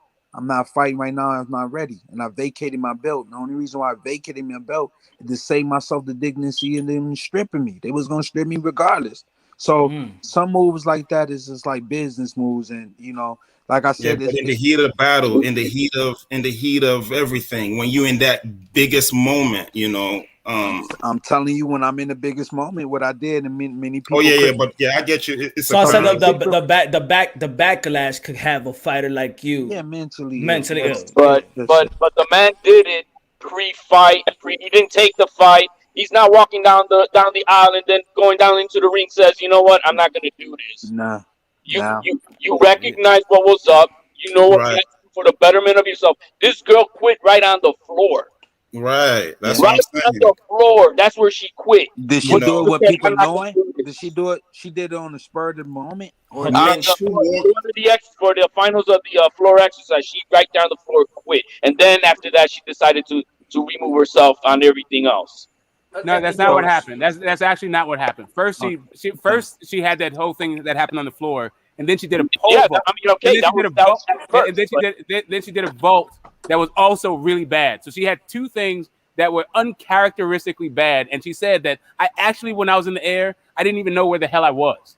So, but like she's like, I understand that people are highlighting parts of what she said, but there's Yeah. other parts of what she said that shows that she's describing symptoms of something that says her brain wasn't All right, working right with her body. all right. well, yeah, All right. So you I need to wanna be focused. I wanna She ask needs you. 60 Ritalin seconds. for that. She needs Let Ritalin me for that. All right. let I me want get to say 60 seconds. HLD and the boxing lounge. Tell me, how do you think a person should deal with mental illness? If in her case, she knew in Japan she was not going to be allowed to use the medication Ritalin. She was not allowed to be used that over there in Japan. She knew that from the beginning. So if she has this mental illness and she knows she's not going to be able to function without her medication, she should not have gone. She should have withdrawn and let someone else take that spot. And not going there and then just do this at the last minute, kind of like what you did. You recognize Uh, you had some issues. but You had to but do what you had to my do, brother, but and this is that's what what you you do. forgetting. Somebody that's mentally ill, we can't expect them to make the right decisions in those Well, moments. she's not Kid crazy. It's Chocolate, not that hold on, she's hold on, hold on. crazy. Let me give you a response. Hold on. Salute, Kid Chocolate. Um, if anything, we could say she's a victim of circumstance, right? Because an example, I had a teacher, right? He had Tourette's. We all know what Tourette's is, right? If you have Tourette's, you have movements in your body out of whack, out of nowhere, right? But you can't be on a stage performing, and let's say you're a boxer and you got Tourette's, and all of a sudden you do some wild movement and the dude knock you out. You can't tell the judge or the referee, "Oh wait, I got Tourette's. That's why I got blinded or whatever. Can you give me some like Yeah, elbow room?" No, like boxing doesn't have space for those type of illnesses, man. unfortunately. So But that's hold all. up though, a lot of dudes do be having some problems though, mentally. Yeah, Though. Terran Farmer, But right? Terran Farmer, right? And I just want to answer your question, Peter. I think that each person needs to deal with their own what they've got going on, their own circumstances with their life as individuals for the betterment of their own lives, right? So it seems to me weird to think that you're supposed to fight through adversity, but you should, like on the one hand, and not go to the Olympics, and then not fight through adversity when it comes to your mental health. Like at some point, yeah, it would have been maybe better for her. She would have maybe faced a different kind of backlash if she never went. But at any point, if she said I wasn't going to the Olympics because of my mental health, she was going to get a backlash. Period. Dot. Either she went to the Olympic Games or didn't go to the Olympic Games. Yeah, but it People were wouldn't going be to a hate on Yeah, I her. would have She respected gotta her People, get more a if she would have backpack. quit beforehand. people would have hated on her for not going to the Olympics because No, of mental health. Because because of the if way she that would have said they're not it's allowing me literally, to take my hold on a second, medication, HOD. yeah, that's all. It's literally because of the way that we value, the way that we view mental health. We No, don't think but it's a real issue. no, but let's go a little bit back, because when she first came out, remember the story was that she got injured, so nobody was thinking about the mental illness. It was that she was injured. She came out and said, "You know what? It wasn't an injury. That was a lie. It was my mental health." And this is why I'm saying she reported it. She came up from she they could have kept the injury. Remember that was the first report that came out. And then But she came out the next day and said, "No, I'm not. I'm not injured. This is what I have." well, Punch, it's because of the way that we talk about what aerial disorientation is. We talk about aerial disorientation as she didn't though. talk about that. So let me finish. We talk about it as though it is an actual mental illness instead of a brain injury. Like we understand that concussions are a brain injury. We don't call that a mental illness. So Meanwhile, pilots also have this issue. Astronauts have it. Like the fact that you don't know It's a what brain. you It's a are. brain Like this, injury that causes mental illnesses. Yes, it's okay. different. Yeah, I but got it. remember, All I'm saying is the way that it's classified right now, the thing that she is saying that she suffered from, the way that it's classified by medical health officials is a mental illness. That's how they regard it. They don't call it a brain injury. But I'm saying I think the same way that you could call it a mental illness, you could call it a brain injury. Yeah, but she's the one that says there was no injury at all. She Right. was the It's one that because, said that. no, she's saying mental illness because that's what aerial disorientation is classified as. Aerial disorientation is a thing. It's a real thing. Oh, and is people that say what it's a she mental said? illness. I think honestly, her being under those big lights, whatever she's gonna go through is gonna be a lot more for her. It's gonna be magnified. Hey, Punch. I've been meaning to just point out because when Major Key came on, he thought that the point of you making this discussion is because like if you were like whining that you had a little backlash, and I don't think that's fair that he put it out like that. Like that's why you're talking about this here tonight. You're out here talking about this because it's something that you want to address, and you want to not because you're complaining that you got some backlash about it or some bullshit like that, like Major Key was trying to say. So I No, just wanted it's just been politicized. to It's political for to now. Like clarify that. now, like if you're Republican, you say that Dude, Simone Biles is a disgrace. I'm and that talking to she's full Punch of here for a shit. moment, Like man. this is all about like the Hold on, culture of hold our on, country now. smoke. Hold on, smoke.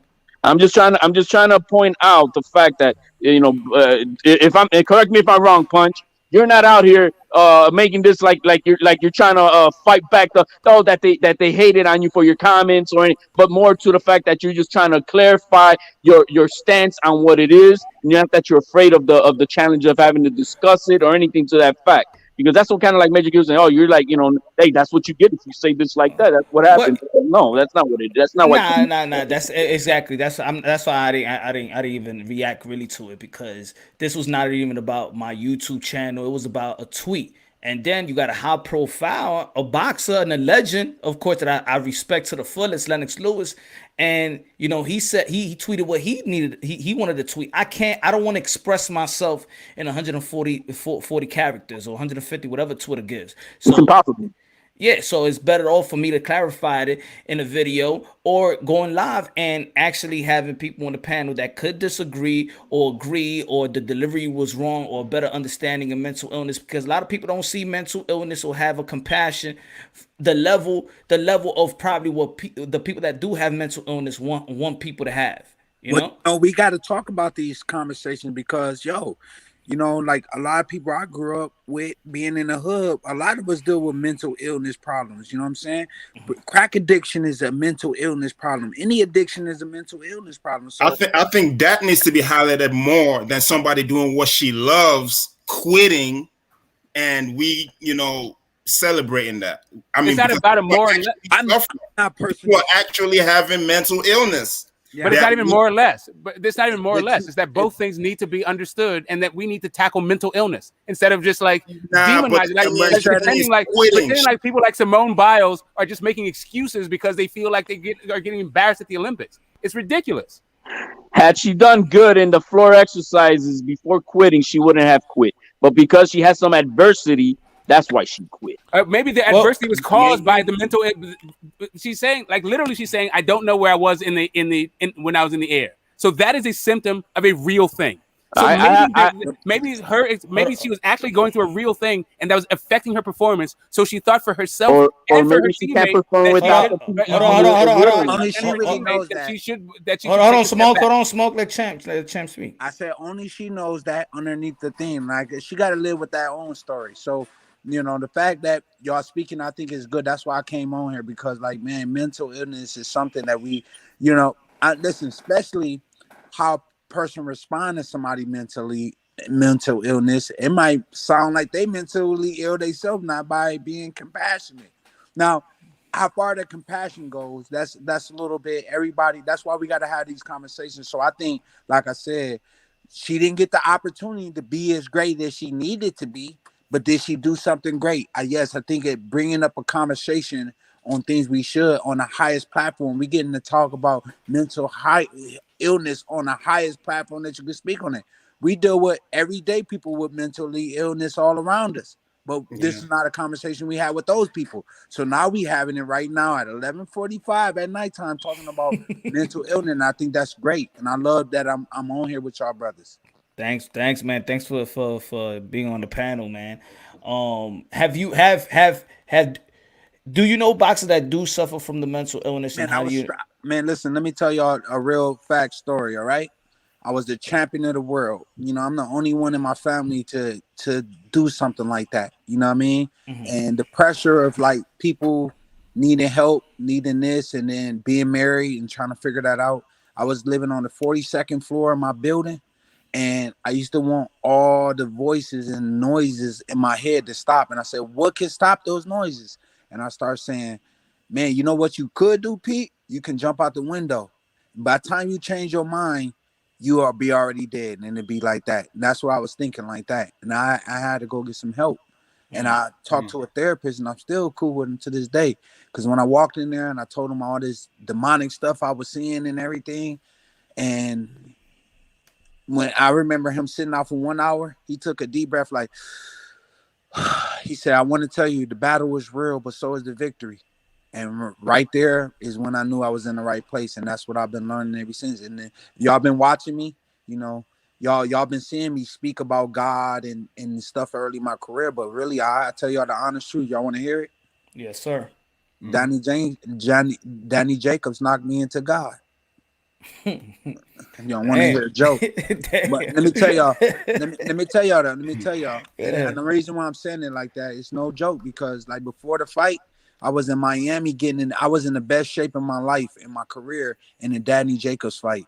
And if y'all notice, the people was telling me that, yeah, your eyes went. I said, man, I was not even scared. I walked in the ring without fear in my heart. And I was worried about that because never in all of my fights, I walked in the ring and was not scared. I was not scared. That's why I was trying to take it to him. And the way I seen it in that dream in Miami, it happened. It came true. But God saved me my dignity, because I ain't dying on my knees. I was dying on my feet. I was still trying to get out. I was still trying to fight. And that's what a life of a fighter is. But when people see me being in that moment in the highest level of my career, be put in a position, that type of shame, you don't think a lot of fighters didn't go to drinking and drugs after that? Yeah. You know what I mean? Like, I my worst fear was never to lose. My worst fear was like losing people I thought was my supporters.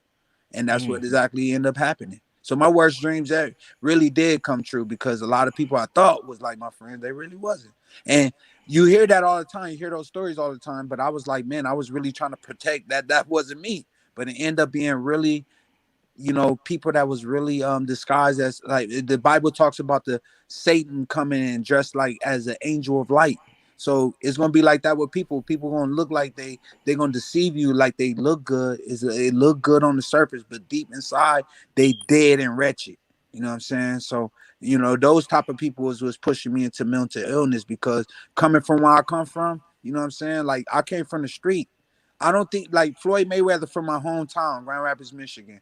Floyd ain't never did shit for me. You know what I'm saying? I'm never asked, but he put people on. He put Jalen Love in the ring with me. And when I met Floyd Mayweather when I was 16 years old, he came to my school, and he told me that he told me that you can go out there and you can become something. He said that, and I really went out there and did that. And he put his fighter to come fight me. You know what I'm saying? So your heroes can turn into zeros real quick. So, this game don't love you back. So I think this best always descend on your own words. Make sure you bring encouragement to people, being able to die on the sword rather than die on your knees. That's how I live. Yeah.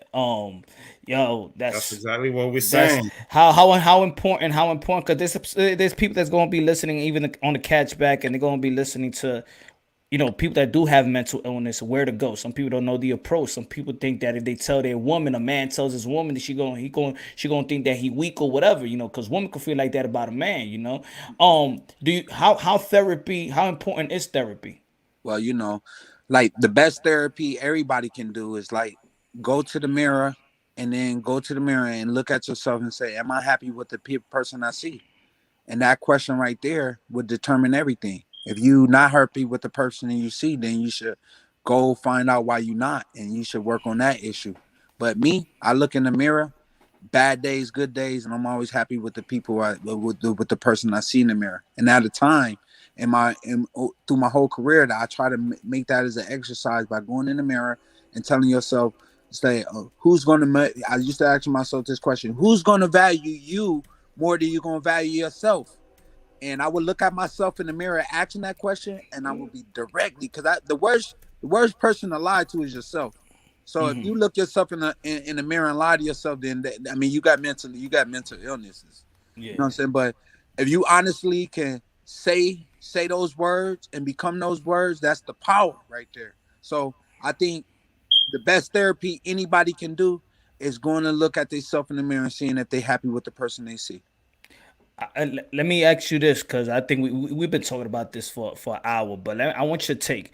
How do you feel if for you, if society has weakened, has it turned like into a soft society, a masculine, feminist, men and stuff? Do you think that society is getting soft and is on No, I mean the Bible did say that we became all the things what the Bible said, from Sodom to Gomorrah to Egypt, to all these different things. Right now, it's big. It's a big melting pot with different religions in it, and that's not something that's going to be able to, work, because everybody's idea is going to be different, and that's why we in the country right now where it's like babbling. It's like Babel, the Tower of Babel. Everybody babbling with an opinion. Everybody babbling with their own.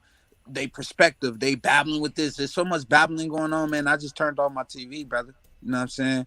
Open up my Bible, I dig in there. I said, that's why when you come in rooms, you got to speak words into powers for people. You know what I'm saying? Like my brother right here, all my black brothers though right here, man. I love y'all, man. You know what I'm saying? We got to get better in life, and when we come together like this, we got to look at each other and be like, man, I'm happy with that brother. I like to see that brother where he at, and I think that's more important to me. So for me, it's like, yeah, we can look at the world like we want to see it. We see Lil Nas X in this video. I would never would have thought that, G. They showing that video on BT, kid. I know. Your kids is what? Now listen, brother. Now you like black people still haven't got their rights yet, but they giving gay people a lot of rights for them. And I don't got a problem with gay people, right? But when we teaching sexuality to kids, we teaching sex to kids. It's still a lot of single black mothers out there that don't got fathers in the home. You know what I'm saying? There's a lot of chaos. So yeah, we can look and point out the chaos all you want to, but like, that's what I'm saying. What about on the BET they have Little Nas X and then gospel before that? No, I mean then I just say it's a melting pot with religions. Yeah, man. And the Bible did talk about it's going to be one new. That's the word. That's the new world order. When you think of things like that, is when you can see those things on the same TV. That's the new world order, bro. That's crazy, man. I don't know. That's. I mean, I don't know, man. We're heading to that dangerous, and this is why I tell fathers and mothers, man, stay close to your kid, man. You're gonna be away for 7 hours. They're gonna be in school. Hey, yo, once you come back from work or your kid come from school, talk to them what they learn. If you gotta unlearn the stuff that you learned, but be close to your kids, because Want me to tell you what I do with my kids? Yes, sir. Now you lay me down to sleep. I pray the Lord my soul to keep. And if I should die before I wake, I pray the Lord my soul to take. Pray over all your food. And then sometimes when I'm having a bad day, I tell my kids to pray over my head. Put your hands on my head and say a prayer over. And they always pray the deepest prayers for me. So I think that's the best. Yeah. Yes, sir. What's up, y'all? Ain't speaking no more now. I came on here being camera. You know what it is, because look, we 4 hours deep, man. So we've been talking, fighting, dialogue. We got a new perspective. We got a new perspective here, and we just listening to your perspective. But it could get lit, man. Somebody gonna disagree with you, kid. So Kid Chocolate Champ. I gotta confess. A couple days ago, there's been this controversy about the Plant Canelo fight, and a few days ago, it occurred to me that you also took some advice from Al Heyman. And I was like, I wonder what Peter Quinlan thinks about the advice he took about, like, taking care of his personal life and not, taking certain fights and not taking certain fights that he got from, the Al Heyman team. And I don't want to put you on the spot, but it seems like there's providence happening here where we're actually on the same panel. And I had this thought, like, do you feel like there's, do you feel like you have any regrets in your own personal life, taking the advice from your, the professional advice that you took, as it comes to like the outcome of your career? Do you feel like you should have, you shouldn't have taken advice that you did, or are you just fine with the way that things played out? Well, not only is Al Heyman a black man, but he's the most successful black man I ever met in my life. So, number one, I'm going to always sit down and listen to what he got to say. When I came in there and I told him what I felt about not being able to, like, being able to spend time with my family, he totally understood and said, yo, you know, he basically told me everything was going to happen to me before I made that decision. But Al Heyman didn't make me make no decisions. He sat down and made me feel okay with the decisions I made, and I thought that was very honorable. I still got a partnership with him. You know what I mean? Like, I got a partnership with him. And like, I've been my own boss my whole career. I don't got to be like, yo, you got to understand, man. Like, like Canelo does what he wants to do. Now he don't have Oscar De La Hoya in his ear no more. He became his own boss. If y'all seen the time right now we living in, all these fighters became their own boss. Like Caleb Plant got his say, Canelo got his say, of course, and to sit down at the table and agree when it's behind the rooms in business, that's the hardest part to be made done, because nobody gonna take scraps, and there's always a lot of money on the table for those type of fights, brother. So it's like, what I would tell you honestly, a lot of the fighters get short-handed. They don't get what they deserve. That's why name one fighter after their career and they is able to like be able to have a good comment that we speak about them. I started a trucking business, and I was driving my truck on a Friday, went to a factory, and then I bumped into one of the dudes Tyson fought and knocked out in Atlantic City. He was from Atlantic City. Do y'all know the guy name? Yeah, I don't know. He knocked out a lot of dudes. But no, it was a guy from Atlantic, huh? No, he's from he's from. No, it was a fighter from Atlantic City. He fought him in Atlantic City actually, and basically stopped him. But I seen the guy working and driving a high low. You know what I'm saying? So it's like, what about the fighters after their career? Fighters that got to sit on the top of the top. We don't get to see those fighters being what I think they should be. You know what I'm saying? So it's like, it's not done in the same way as like basketball or football. They got a like seniority kind of thing, but we don't have that. We like, once a fighter get done boxing, he don't know what to do after his career. He's just sitting around fighting with his life, fighting what he was supposed to do. And everybody in a fighter's life always tell you, don't worry about nothing, just worry about fighting. And after you can't even have us come. The Pritchard Cologne, big, look at him. Nobody even talking about the greatness. He was like looking like the Tito Trinidad. Come in, like he was gonna put that mix in there, but like, yo, man, his family struggling with him to see him that way. And nobody talks about this, brother. You know what I'm saying? So, you know what I mean? Those are the things that I try to speak up for, man. A lot of people don't like talking about that. They rather talk about somebody, like a lady telling her so that she having mental illness and she can't perform on a high level. That's what happened. Basically, you couldn't perform on a high level, and it pushed you into mental illness, and you did it perfectly. You know what I'm saying? Yo, yeah, man. I'm Cali style. I'm with you 100% Punch. You don't need to apologize to anyone. Good looking out, Cali. Good looking out, Cali. You see, kids. Some people agree. Some people don't agree with your boy. Some people want me to apologize. Some people don't want me to apologize. Yeah. So the issue, like, so the old people in my family, right? Like, the generations that came before me, right? They sat me down and told me never to get too big to apologize. Right. So there's an idea of like being humble, right? And acknowledging when you're wrong. But if you don't think you're wrong, then what's the point of apologizing? But I think what Lennox Lewis was talking about was, I think that we all should have some sort of standard of compassion for people. And that standard may or may not even exist. Right. This just seems like something that Lennox Lewis wishes that happened. But like I was saying, like people have always had a disagreement about slavery, and slavery still exists. I mean, we want to say as hey, let's not have slavery, right? But now this is argue that slavery is cool. This is where my humbleness comes from in terms of apology, because we had this discussion in other issues we was talking about.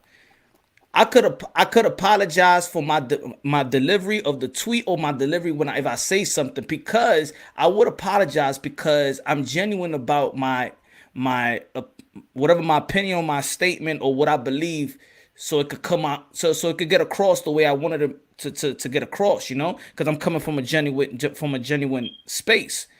So I might apologize because I have done that a lot in my life. I've done where people be like, yo, I understand. I do agree with you, but damn, the way that you said it was I've had that my whole life, bro. That's why I don't think I could be a politician. Yeah. If look, it's like a pastor. Some people can have a Joel Osteen, some people can have a TD Jakes, some people can have a Geno Jennings. They might say the same thing, but the delivery is like, oh man, this guy's saying it too rough, man. You know, Let me go to Joel Jennings. He say soft. You gotta, on the compassion, on the compassion subject, right?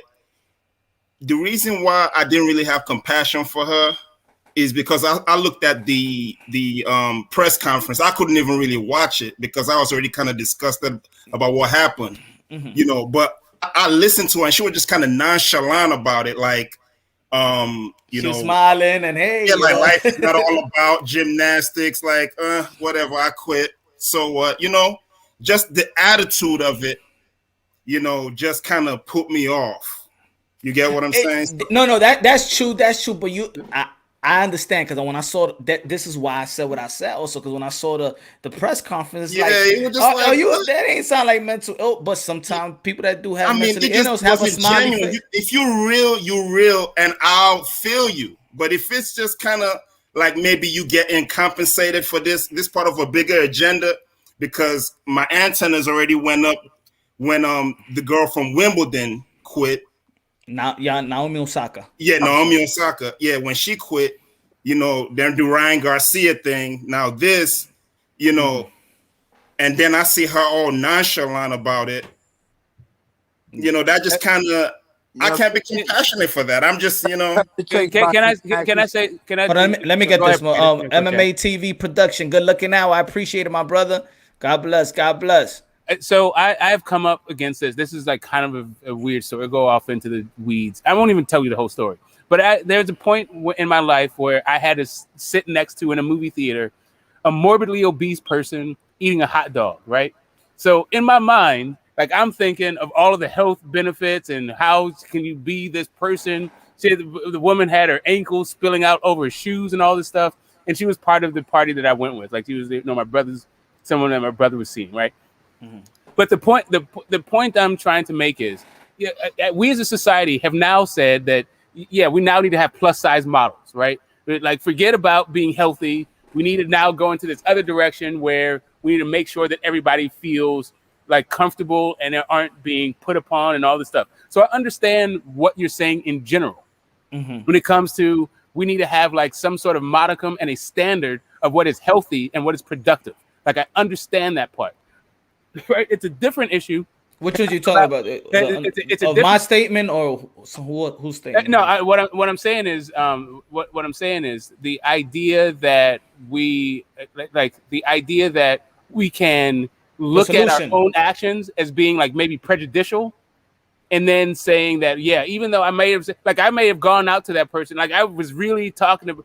I had to fight the urge to say, like, really, why are you eating a hot dog right now? It was distracting me from the movie, right? But anyway, my own point is, there's a point when you can acknowledge that maybe your standards don't need to be everybody's standards, and you might be offending people, even though you think that you're correct, right? And you don't necessarily need to change what your standards are. Maybe you do need to change what your standards are, but you can understand that your own views may be making it harder for other people.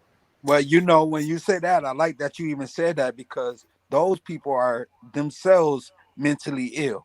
You know what I'm saying? So, yeah, I like that you said that, because if everybody really think about it, we all probably suffer from some type of form of mental illness. Right. But look up the standard, the definition. And so it's like, that's like saying, you know, I'm a spiritual. They call me, so I'm like Kid Chocolate, but y'all can call me from now on. Y'all can call me Brother Pete. I'm your brother. You know what I'm saying? So I would just tell you all together that we all struggle with all form. And I think what would be more helpful is that we talk about these things with our communities and our people, and then we try to fight that and not let those things happen to us, but also coming to the needs of other people, you know, that's struggling with it themselves. But the hard thing about it is that it's so much information out there that people are going to grasp onto what they want to grasp onto, and you know, you can't change that. So I think I like being part of this conversation because y'all bringing a lot of awareness, and she did a lot of awareness by having, you know, people talk about this, and we talking about it now, and whether it was she did it or not, we getting an honest, good conversation out of it.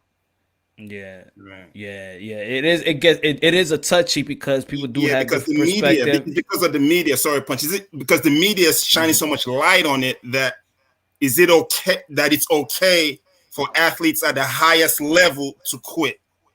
You Listen, know, yeah, because you know why people in the look in the heat you know why? of the moment. You want me to tell you why though? Because people view it as entertainment, brother. You know what I'm saying? It's all so whether however you look at it's on TV, it's called entertainment. You know what I'm saying? Entertainment is always going to be a substitute for joy. So that's why a lot of people watch But it's TV. also programming. It's also programming. Yes. All You of know, it. we learn a lot from TV. You know, I grew up in a Christian home. They taught us, I went to Sunday school, but when I watch TV, people having sex on TV. You get what I'm saying? In the movies, when we're supposed to, you know, it's like a contradiction. It's a different programming. You get what I'm saying? You start so TV programs, it programs the youth, it programs the society that it's okay to quit. You know what I'm saying? I know it's entertainment, but it's also programming. Yeah, but like, are you programmed? Did you have sex yet? I mean, when I was a child. No, I'm talking about as a grown man. Now that you get to live flight free, are you married? Of course I did, and I did what I saw on TV. I mean, it influenced a lot of people in my generation. It influenced a lot of people. Welcome to this. Hey, what we this see in the is not. movie. Yeah, so this is not. It's like entertainment, profound, but it's also programming. Yeah, but sex like predates TV, man. Like you were going to fuck. No. Like, You gotta get my point. Get my point. Get my point. Get my point. A lot of brothers got. I understand his point because what we're seeing right now, all over the whole sporting thing when it comes to the Olympics, is all about Simone Biles, and she quit. We're not talking about the girl who won gold for us all around about it. Nobody's talking about this girl who just won gold for the United States, who took her spot. But we're talking about the quitter. That's okay. That's the best. That's what the gentleman's talking about when it comes to the programming. Why aren't we talking about the girl who stepped up and then she took the spot under all the pressure from the greatest of all time, who is the GOAT, Simone Biles, and she stepped up and took gold. Nobody talking about it. Well, because she stepped up and took silver, right? It was like a team thing, and it was the team sport that took silver. Sinuya, what her name is? Suni Lee won all around, and as an individual, she won gold because Simone Biles came out of all the exercises, team and individuals, and this girl won gold for the United States. Right. So so what I don't understand is was that an act of selflessness for Simone Biles? Like it seems like we should be supporting. No, what I'm talking about with the gentleman who's talking about was the program. No, I understand. We're talking about Simone Biles, the quitter, and this girl who won the gold. I understand nobody talks about her. I understand that your point is we should be talking about more about this other person. But what I'm saying is that's what the gentleman's talking about. Get back to what the gentleman's talking about. It seems like Boxing Lounge is not focusing on the point, though. He's not focusing on why we're even having this conversation in the first place. No, I mean, I understand that. And you're not focusing on we're having this conversation. Part of the reason why we're having this conversation is because of the interaction that Punch had with Lennox Lewis. But there's another thing that's bigger. I'm talking about the media, but and there's itself another with the thing that's bigger program. than that. So there's another thing that's bigger than that, right? So the media, some of the media is focusing on what you're talking about, which is why you know about the fact that she had a gold medal. Some of the media is only no, not at all. I had to look. Let me finish, bro. All I'm saying is this Simone Biles thing has become politicized. So now you can tell that there's political animus to criticize Simone Biles. It's not political for me, whether Republican or Democrat. I'm not saying that it is political for you. I think the whole thing was rooted in politics from the beginning. Let me finish. Guys, let me finish. More important. The reason why the narrative is what it is because it's been politicized. No, it's not. But instead, even in the criticism of Simone Biles, it seems to be. Let me finish, yo. Brother, that's the reason why. Even when you're criticizing Simone Biles, for me, it should have been brought up that she took herself out of it for whatever reason. She took herself out of it and let somebody else shine. And the reason why she took herself out of it, we can now discuss whether or not we think what roles mental illness has in our society today and moving forward, what roles it should have in our society today and moving forward. But really, your point is the fact that she took herself out actually created an opportunity for somebody else who actually achieved, and maybe that was an overall good decision on her part. She should have done that from the beginning. The entire team would have got gold. Brother, I want to just say this. Listen, Martin Luther King is dead and gone, got martyred for his message. You know what I'm saying? So athletes have became the spokespersons for black people. So no matter what, you know what I mean, it's a conversation about, you know, a black woman who says she was mentally ill in a place where she was supposed to perform. And if this is what caused us to be able to have a conversation about it, there's nothing wrong with it. I think it's more important that we get to talk about this amongst each other as black people, as minorities, and be able to speak something about something that need to be shedded light on, brother. You know what I'm saying? Like, listen, Colin Kaepernick took a knee and everybody was saying, that's disgraceful. He shouldn't have been doing that. And then, look. Not everybody. Not everybody. Not everybody, but people that believe in this message, now they get to see it come to full fruition. Now, Black Lives Matter has become a political movement. Just like my man said, so these acts become political movements, and it's fighting for the rights of people. But it's part of this whole woke society that we live in. I think it's all bullshit anyway. Regardless of it being politicized, it doesn't take away my personal opinion. Y'all give me a good reason why I say now that America has became the Babel. You know what I'm saying? Babel. The Tower of Babel. Now we all babbling with a different opinion. We ain't gonna never find agreement. All right. I mean, listen, Colin Kaepernick, of course we're not gonna like turn a blind eye to certain things that are going on in the society, or the racism, or maybe some kind of injustice to black people in America. We're not gonna say, but of course we're living in a different kind of society where if you take responsibility for your life, you could actually make something of yourself, and playing the victim is not going to get you nowhere. And if you move with purpose in life, you know, you can address the police in a certain way, and they'll, you know, and I think, I think that mentality, what you're saying, which I 100% agree with Chase, is the same is the mentality that's become the enemy of America. The guy that takes accountability, the responsible, the one that don't want no hand-me-downs, the one that loves God, the one that takes care of his family, the one that's in the home, the father's in the home. That has become the number one enemy in America. And people want to play the victim. Black Lives Matter. I mean, no, I'm not trying to be disrespectful, but come on, man. Right, and that's what that right now we're talking about the underpinnings of what all this is about. This is literally about whether or not people whether or not people have real grievances that need to be addressed versus whether or not people just need to say, ignore whatever the hell you're going through, suck it up and do it whatever regardless. No, because the thing is, you know what, we had examples. So now when we're looking at Simone, that people are she's so great, then we're going to look at Jordan.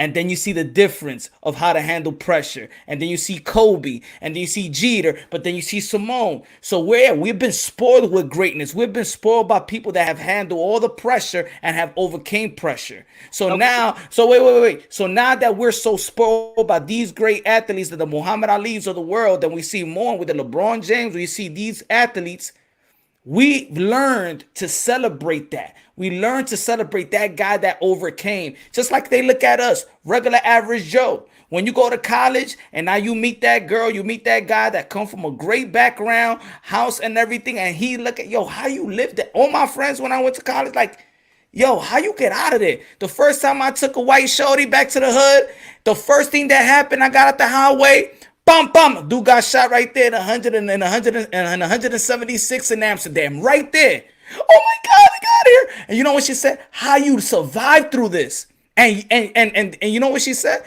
Yo, even when you heard the gunshot, you ain't even flinch. They look at us like so even of the lows, we're the survival of the fittest. So when we see somebody quit, nah, man, because we're already in the bottom. We're already in the bottom. We can't. Look, what I'm saying is, they say minorities and blacks, we have to work twice as harder. If you give that image to somebody that really got nothing to quit, the next level is suicide. The next level is just kill yourself. The next level is that's how I see it. It's just send a bad message. We don't have no luxury to quit. We can't quit. Right, exactly. So what you and to be honest, the principles that they're creating today is not the principles that built America. Us. Okay, Us. so right, so the principles Us. that built America, like we can No. definitely. What I'm saying is, So hold up. I'm not. Let's take I'm not away gonna even go with what you're emotions. saying. Let's get away from the I just emotional. want. No, Let's I get hear you. away I from hear the you. victim talk. I hear you. I hear And you. we The just kind of victim like push mentality is that another aside. thing. These are also like another thing that's been politicized. Whether or not you have a victim mentality, like the idea that you're being Stop saying the victimized. politicized. That's how Let me finish. individual opinion. It's not a political movement about it. Let me. Can I please Well, it's not just politicized. We're make talking a about this point? man right here. God, like I'm trying to get through like what Punch is saying. He made two different distinctions. One was a race issue and one was a class issue. My point, the issue that I have when you compare when you have greatness and you say Jeter and Jordan and Kobe, those guys, to me that they have a financial motivation towards that kind of greatness that you're talking about. Get out of here. Let me finish. They're compensated to be great. That is way Bruh. different. That it is way different. No, you're off base, Can I bro. finish? Can I finish? I think you know what it is. I think I'll think this is what it is. I think I'll bring up something that I think that motivates and go for it and not quit.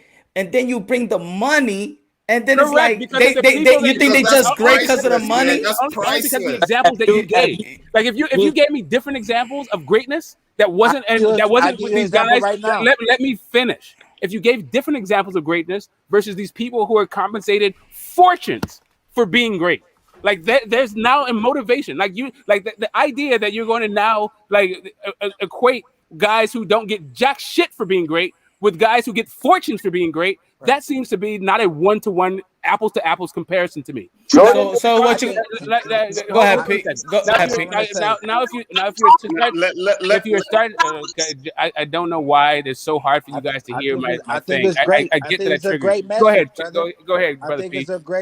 it's a great message. She's gonna always be remembered for what she did, no matter what y'all talking about.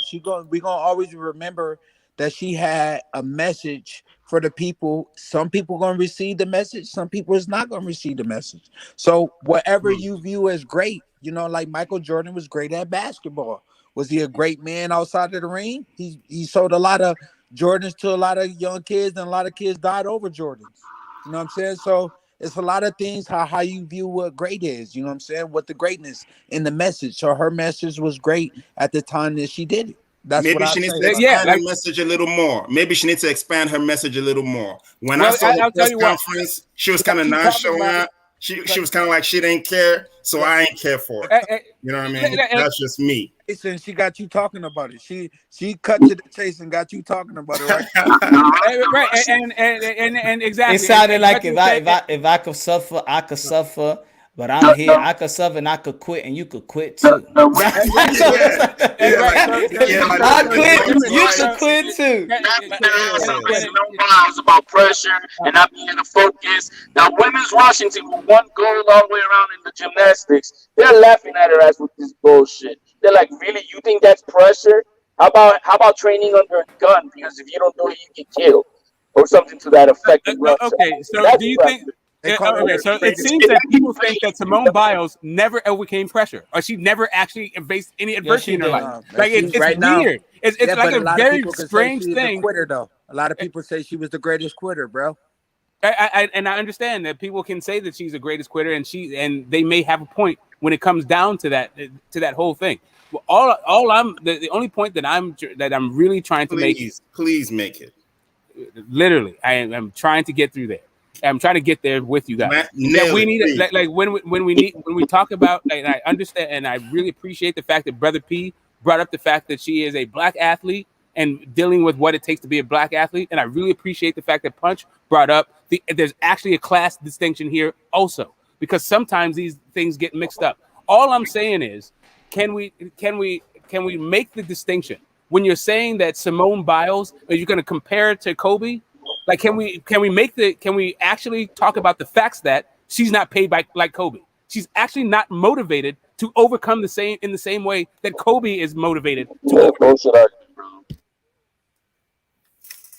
When you're talking about greatness, right? And I'm gonna listen to the champ, on this one, because he's gone all the way to a very high level the championship level in boxing. Is it something you put up? You can't put a price on that. That's something between you and yourself, and you keep working at it every day. You get what I'm saying? Wanting to Do be you the need best. money? Do you need money to motivate you? Because it takes years to get to the point of the Olympics, or it takes years to become a world champ, and you nurture this thing and you keep building on it every day, pushing yourself every day. You know what I'm saying? So I can give you three. you try to bring money into it and put a price tag on it that she needs to be compensated to be great.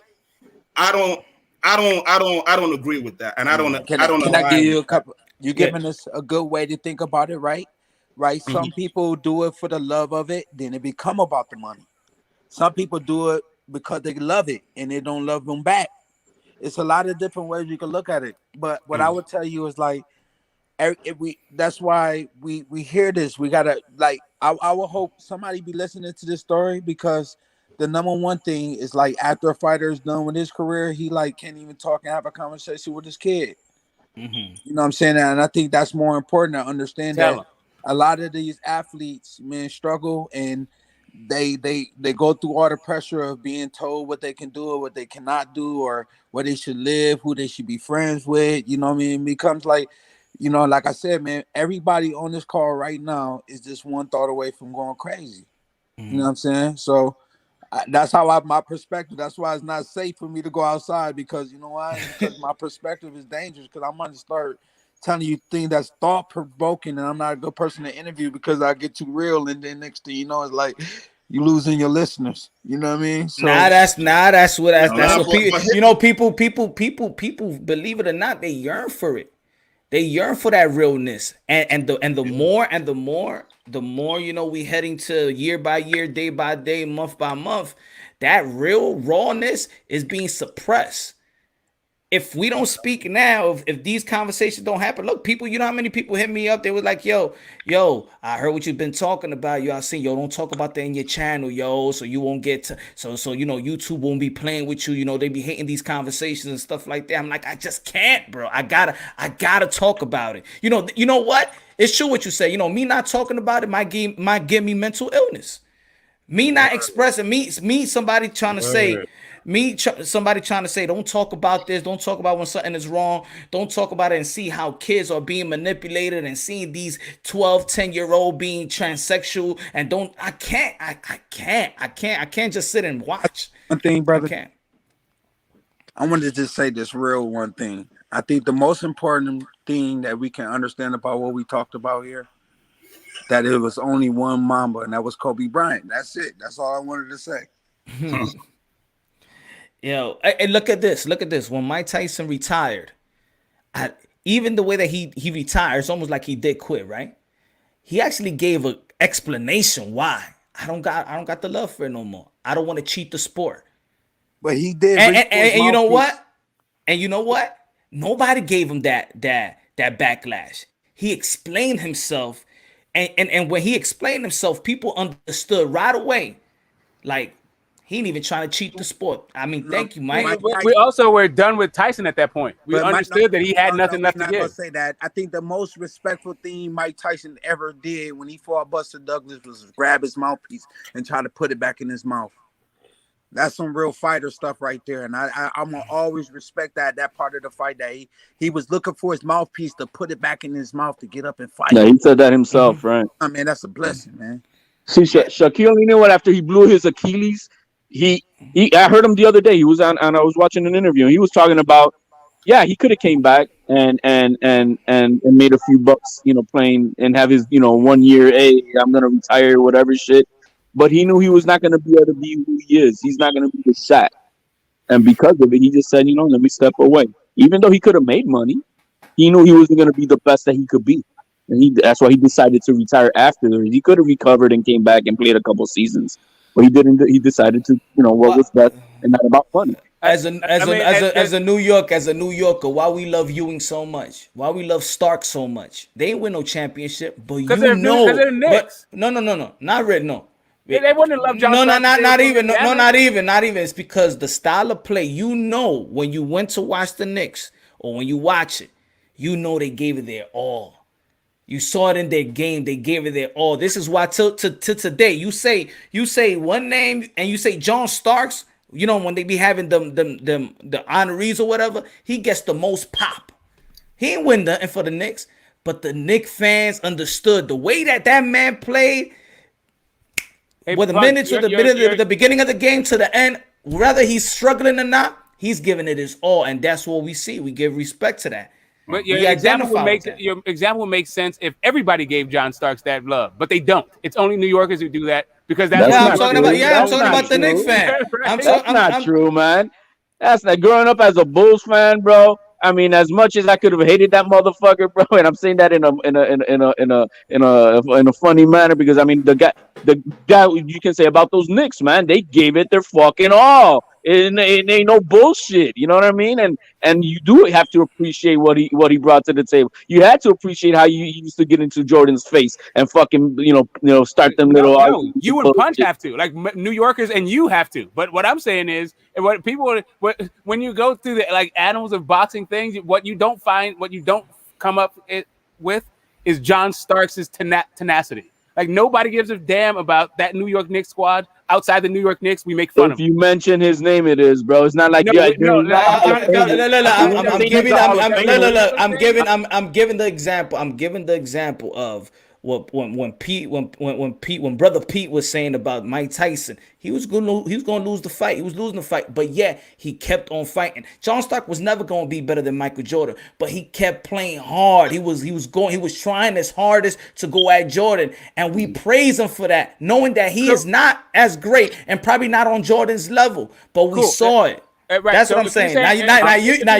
Now you just coming out as another fan saying the only player that was you do miss the point, bro. You do miss the point. I understand what you're saying. You're saying that like if we as Americans, right? Because the New York fans still appreciate John Stark. So we as Americans, we would appreciate Simone Biles even if she was fucking up, even if she broke her fucking neck, even if she broke her leg. We would have appreciated the fact that she still gave it an effort, even though we knew that she knew in her mind that she wasn't at her best, right? That's what we're going to appreciate, the fact that she's going to give it her all. So when she's now, so all right, so that's what I'm saying. All right, so cool, okay. No, I understand that point. She was now on her best, right? She was now on her best. There's a lot of athletes now on their best. Correct. And they still go at it. So now we're spoiled by those type of athletes. Now we compare. Hold on. Then we compare to those athletes. All right then. So we don't see them. We don't see. Hold on. We don't see them as quitters. We don't see. We don't see them as quitters. And anyway, that's fine. Why go back and forth? We also don't see the Knicks as winners. My point is, maybe John Starks should have sat his trying ass down, and let a better player. Actually, we can never. And maybe it's talking about. Hold on. We're just making an example because instead of talking about the Knicks, because you're always because even when we're trying to make because we're trying to make something understand and give an example of what is playing hard and what's giving it your all, then you come with something else. Like we can't motivate. I'm just saying smoke. It's not about really agreeing, but stay on the train of people. It's not the metaphor. Win or lose, we see the athlete.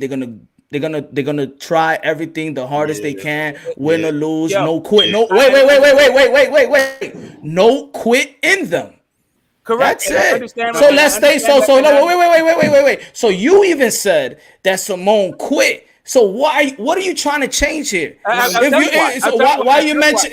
tell you why. I'll tell you exactly why. Go ahead. Because I also think, like I said, Boogie Cousins quit. But for some reason, no. Boogie's cousin didn't quit. He got injured. He got injured, bro. He got injured. Correct. You're trying hard. You're trying hard to correlate a physical injury with the mental. Correct. It's not. You're trying to, but it's not. You're trying to, but it's not. The same way that you're making a metaphor for John Starks, I'm making a metaphor to try to make you understand that the way that we treat mental illness is kind of out of whack. we treat physical illness differently than we treat mental illness. Meanwhile, I don't think that there's a functionally a difference. No, you're saying okay. You're saying that mental illness will not allow if you're mentally ill, it can't be you're not allowed to function. And if you got a broken leg, you're not allowed to function. But you might not be allowed to function. But he didn't quit because he didn't want to. He quit because he got a broken leg. Correct, and she quit. That's not a quit. Okay, great. They wouldn't allow you to. The reason why you said that I said she quit. I'm telling you, the reason why I said she quit is the same way I'm saying Boogie Cousins quit. So it's not the same. If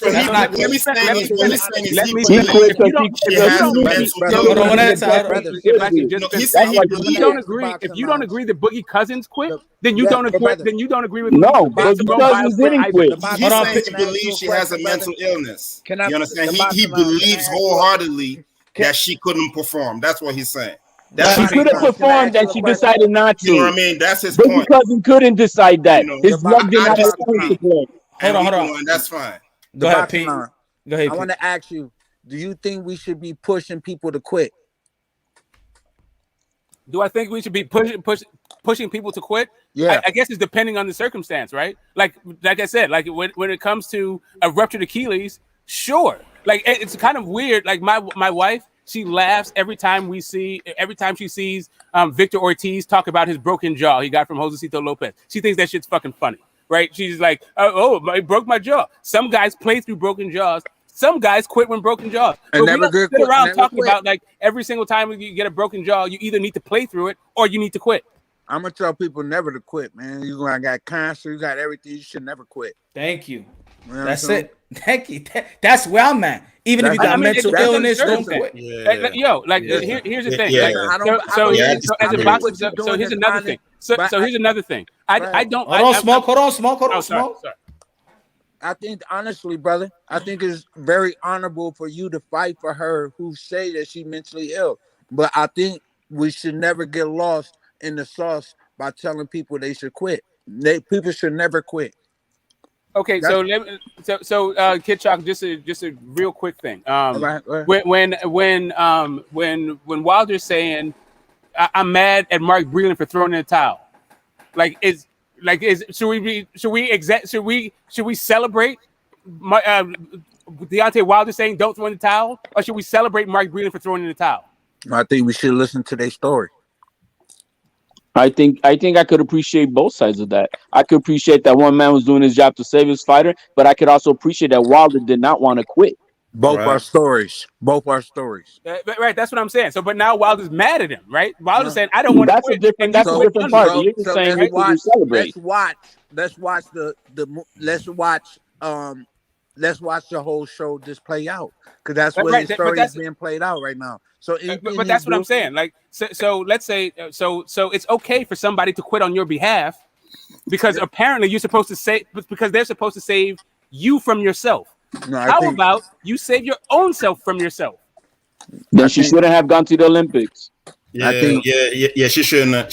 That was a bad look, man. Quitting at that moment, bad look, I think you, like I said, it's an honorable story. But listen, the only time you quit is when you dead. That's it. Yeah, man. Yeah. The only thing with that with Simone, the only thing I like that with Simone is when she's walking herself, she's walking into a team. And then with a team, now this was just straight individual sport, just her by herself. She's going to the Olympics, just her by herself. But this is also a team, and they count on you, and they count on your greatness as well. Winners never quit; losers do. Right. So the idea, right? So to me, it's all about circumstances, all about context. I don't think that necessarily you need to go out on your shield every single time. Sometimes you can resign your position and come back, live to fight another day, and maybe you'll get the victory then. Like if you, I would have appreciated that from her. She would have done that before. Let me finish. Just like Punch was saying, it's a team sport. So the idea that you were going to say, you know what, I'm not at my best, and maybe my best right now, what I can do isn't as good as what the alternate could do. What I need to do is put my own ego to the side, take whatever arrows that I need to take, so that my team can actually achieve in this situation instead of me just keep fucking up event after event after event because I'm not 100%. All right, Smoke. Name another story like that then. Name another story like what? Like when they a quitter story. What do you mean, like a quitter story? Like I named exactly quitter stories, right? Another story equivalent to this matter. Oh, okay. Like live to fight. Okay, great. In the sport of boxing, Roberto Duran, no mas, came back, still got a championship. Is it called the Four Kings? That's what made him great. ATG right now. That's what made him great, though, right there. That's what made him great. Hey, he was great before he quit. He was great after he quit. Yeah, the fact that he quit is just one of the things in his career. I think we would still have to go see what the next move for this young lady gonna be and see how she can, do after this moment. I think she'll be okay though. They'll allow her to use Riddle and everything else after this. Let's see. I'm just saying, like, she gonna be on the 2020. She gonna be on the 2024 Olympics. The culture of quitting that the society is heading to. So it's not just her, that's bringing up even this conversation that even inspired Punch to make his tweet. It's just the direction of the society that where the society is heading. You know what I'm saying? That's what I was saying. That's what I was saying. This thing has been politicized, and now we're making these descriptions about society that I don't think has anything to do with Simone Biles, because I don't think we have a quitter society. Like, I don't know how it's politicized, where are these examples of the fact that we're quitting? And what does politicized mean to you, Yes. Why is what does politicized mean to you? Because I'm Punch made his opinion not because it's politically. I making my opinion. What makes it politicized? Because maybe I'm confusing how you're using that. Oh, okay, cool. Right. So I'll tell you how. Because at this point, there are people who don't do anything but talk politics, talk about Simone Biles. Maybe because of America, and it seems to be that along this right-left axis that we have in American politics, Democrat and Republican, the Republicans have seized on this idea that she is un-American, unheroic, and a quitter. It's become politicized.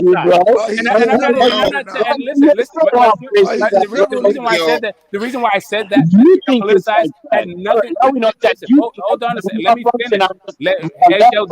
The reason why I said it was politicized had nothing to do with either you or Punch's opinion. No, I was just talking about the fact that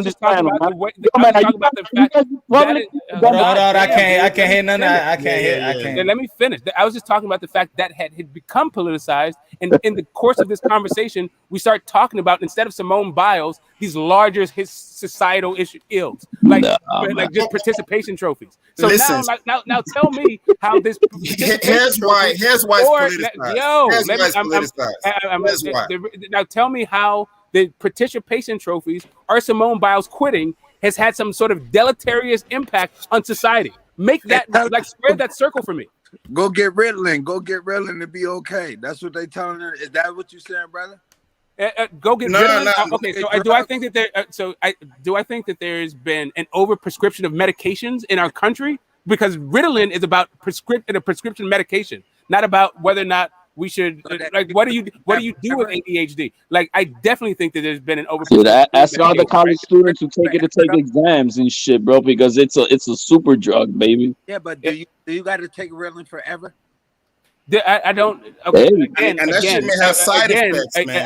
I think that now we're talking about a different issue. Like, it's a PED, man. So the issue is a PED. So the issue again, it seems to be that we're going right back down to whether or not there's actually a thing called mental illness. No, right? we're not.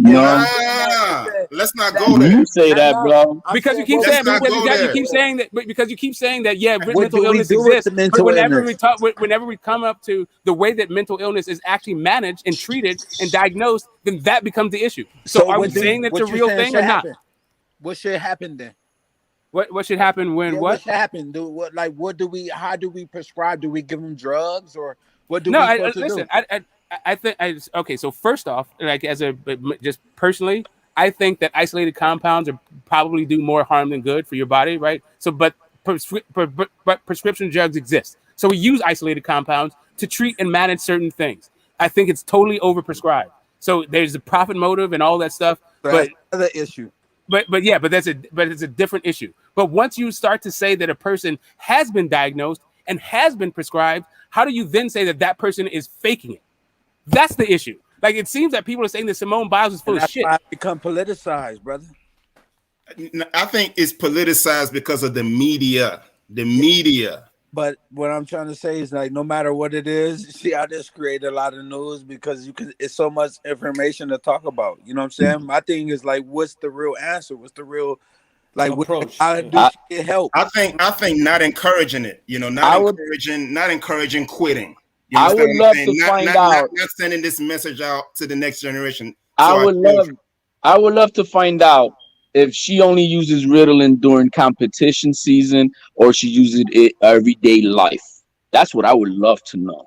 We should do something about. I don't Like think it, but hey, HLD, it sounds like what you should probably do before you find out these kinds of tidbits of information is get it like a more information, like familiarize yourself more about the medicine in general.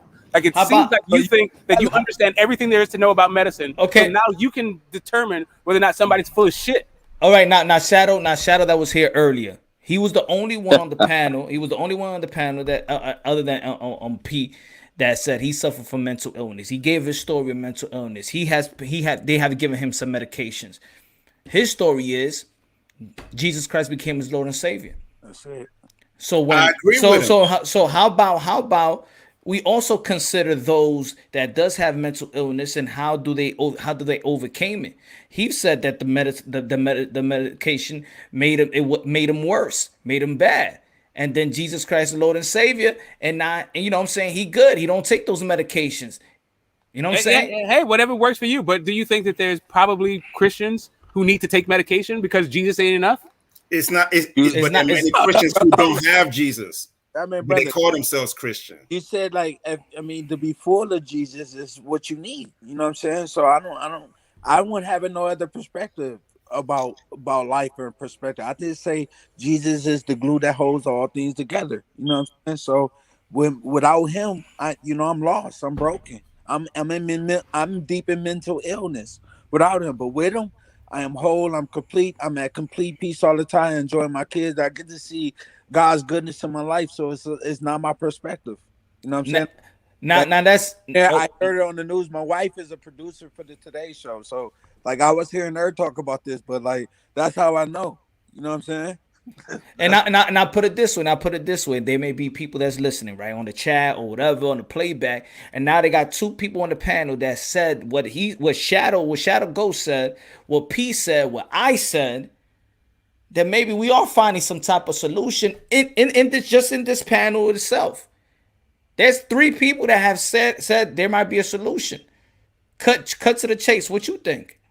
I totally agree 1,000%.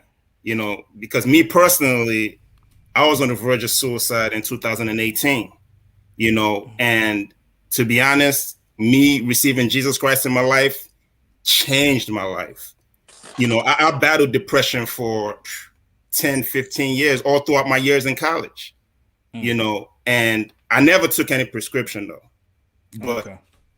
But the whole anxiety and depression and everything, me receiving God in my life, you know, just gave me all I needed as far as trust, as far as alleviating my anxieties and things like that, and my mental illnesses or whatever they call it.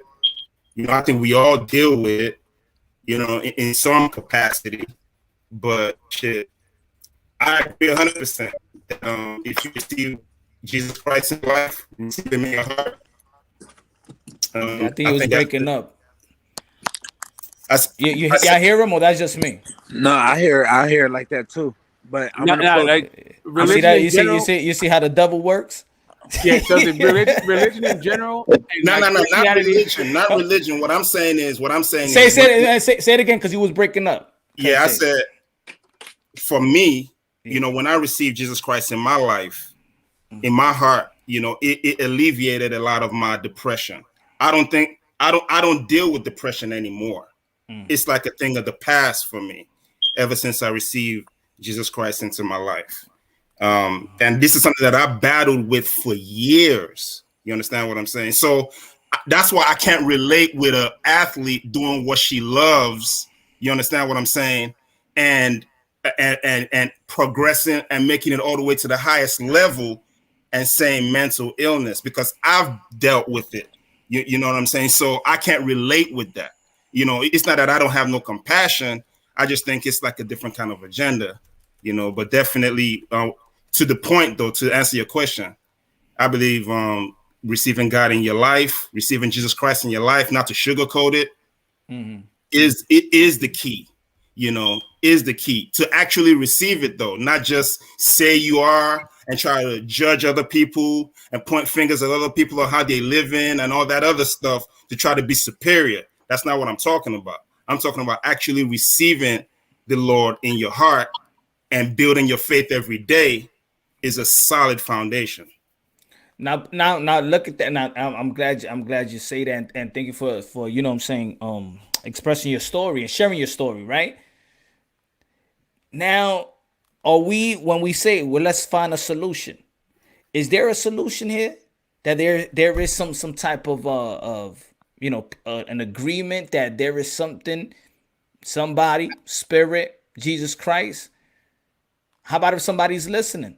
Somebody listen, you don't know where to go. There's four people. There's four people on the panel that has. There's nobody coming out with solutions.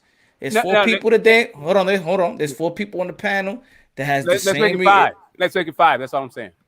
Oh, five. I don't have any problem with Christianity being a solution for mental health. Like I can have my own personal testimony that could add to the other four people. I don't have any issue with that. So yeah, so I mean that goes to the question. That goes to the question you said earlier. You expressed earlier, Smoke. That how we gonna work from this? How we gonna what's the solution, right? I think we are coming out with a solution now.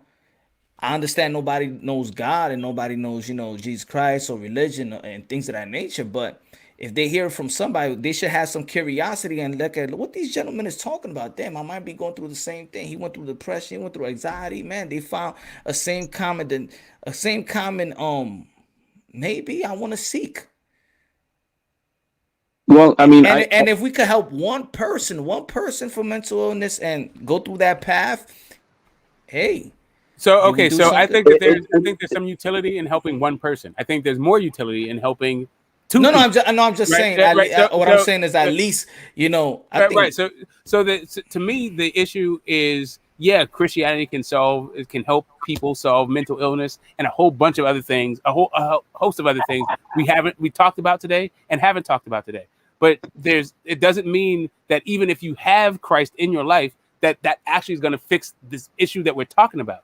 So while that could definitely be a solution for. I think it can because it's about life pressures, and I think that's a different issue than addressing the way that we actually view mental illness. Like it seems to me that even after all of this stuff, what we're saying basically is, if I can't tell that you have an issue, you don't really have an issue.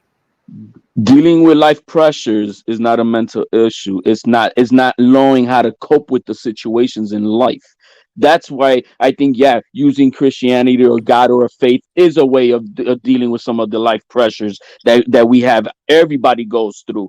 You see, I think these kids nowadays are not prepared in any shape or form to deal with these adversities of life.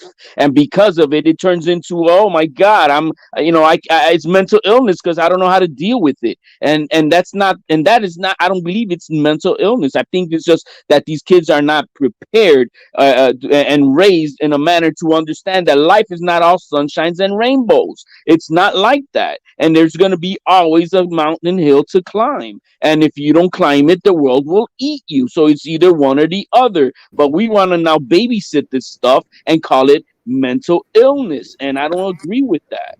Well, but I don't think that like most people who are diagnosing mental illnesses agree with that's why they're diagnosing mental illnesses. That's like part of it. This is why I'm saying that I think that there's just a disconnect between you and the medical community.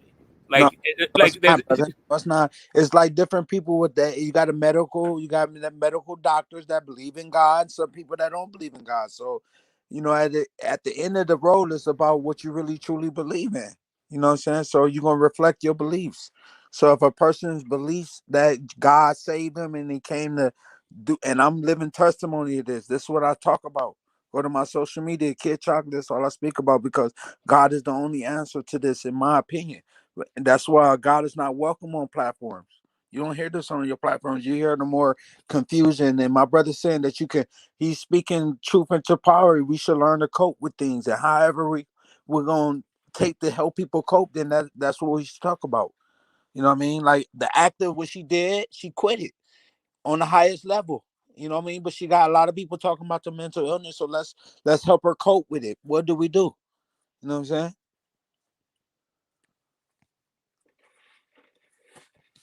Well, So I think some people think that means that religions and loving God is mentally ill. Look what happened to George Foreman after his loss, and then he became a pastor for 10 years, and people, even his own mother, thought he went crazy. Yeah, a lot of people. Like, yeah, I mean, like Jesus' whole family thought he was great. Like any number of things. Like John the Baptist. Like you can go through and who's to say that they were or they weren't? But the point. But he was like, that's the happiest moment of his life too. You know what I'm saying? But Right. for them, And since he needed to live vicariously through, I mean, since he felt, not he felt, but people felt like he's putting him down, because like what Kid was saying is like they feel like you have some responsibilities for them. Yeah, I mean, Did you ever feel? not Did you ever everybody. feel? Let me ask you, Pete. Did you ever feel like you had some responsibility towards the fans? I got responsibility right now. Before I jump off, can I do it for y'all? Yes, sir. I'm gonna grace y'all with a prayer. Let's go to the Let's go. throne. Lord Jesus, we thank you for this opportunity. We thank you for the moment.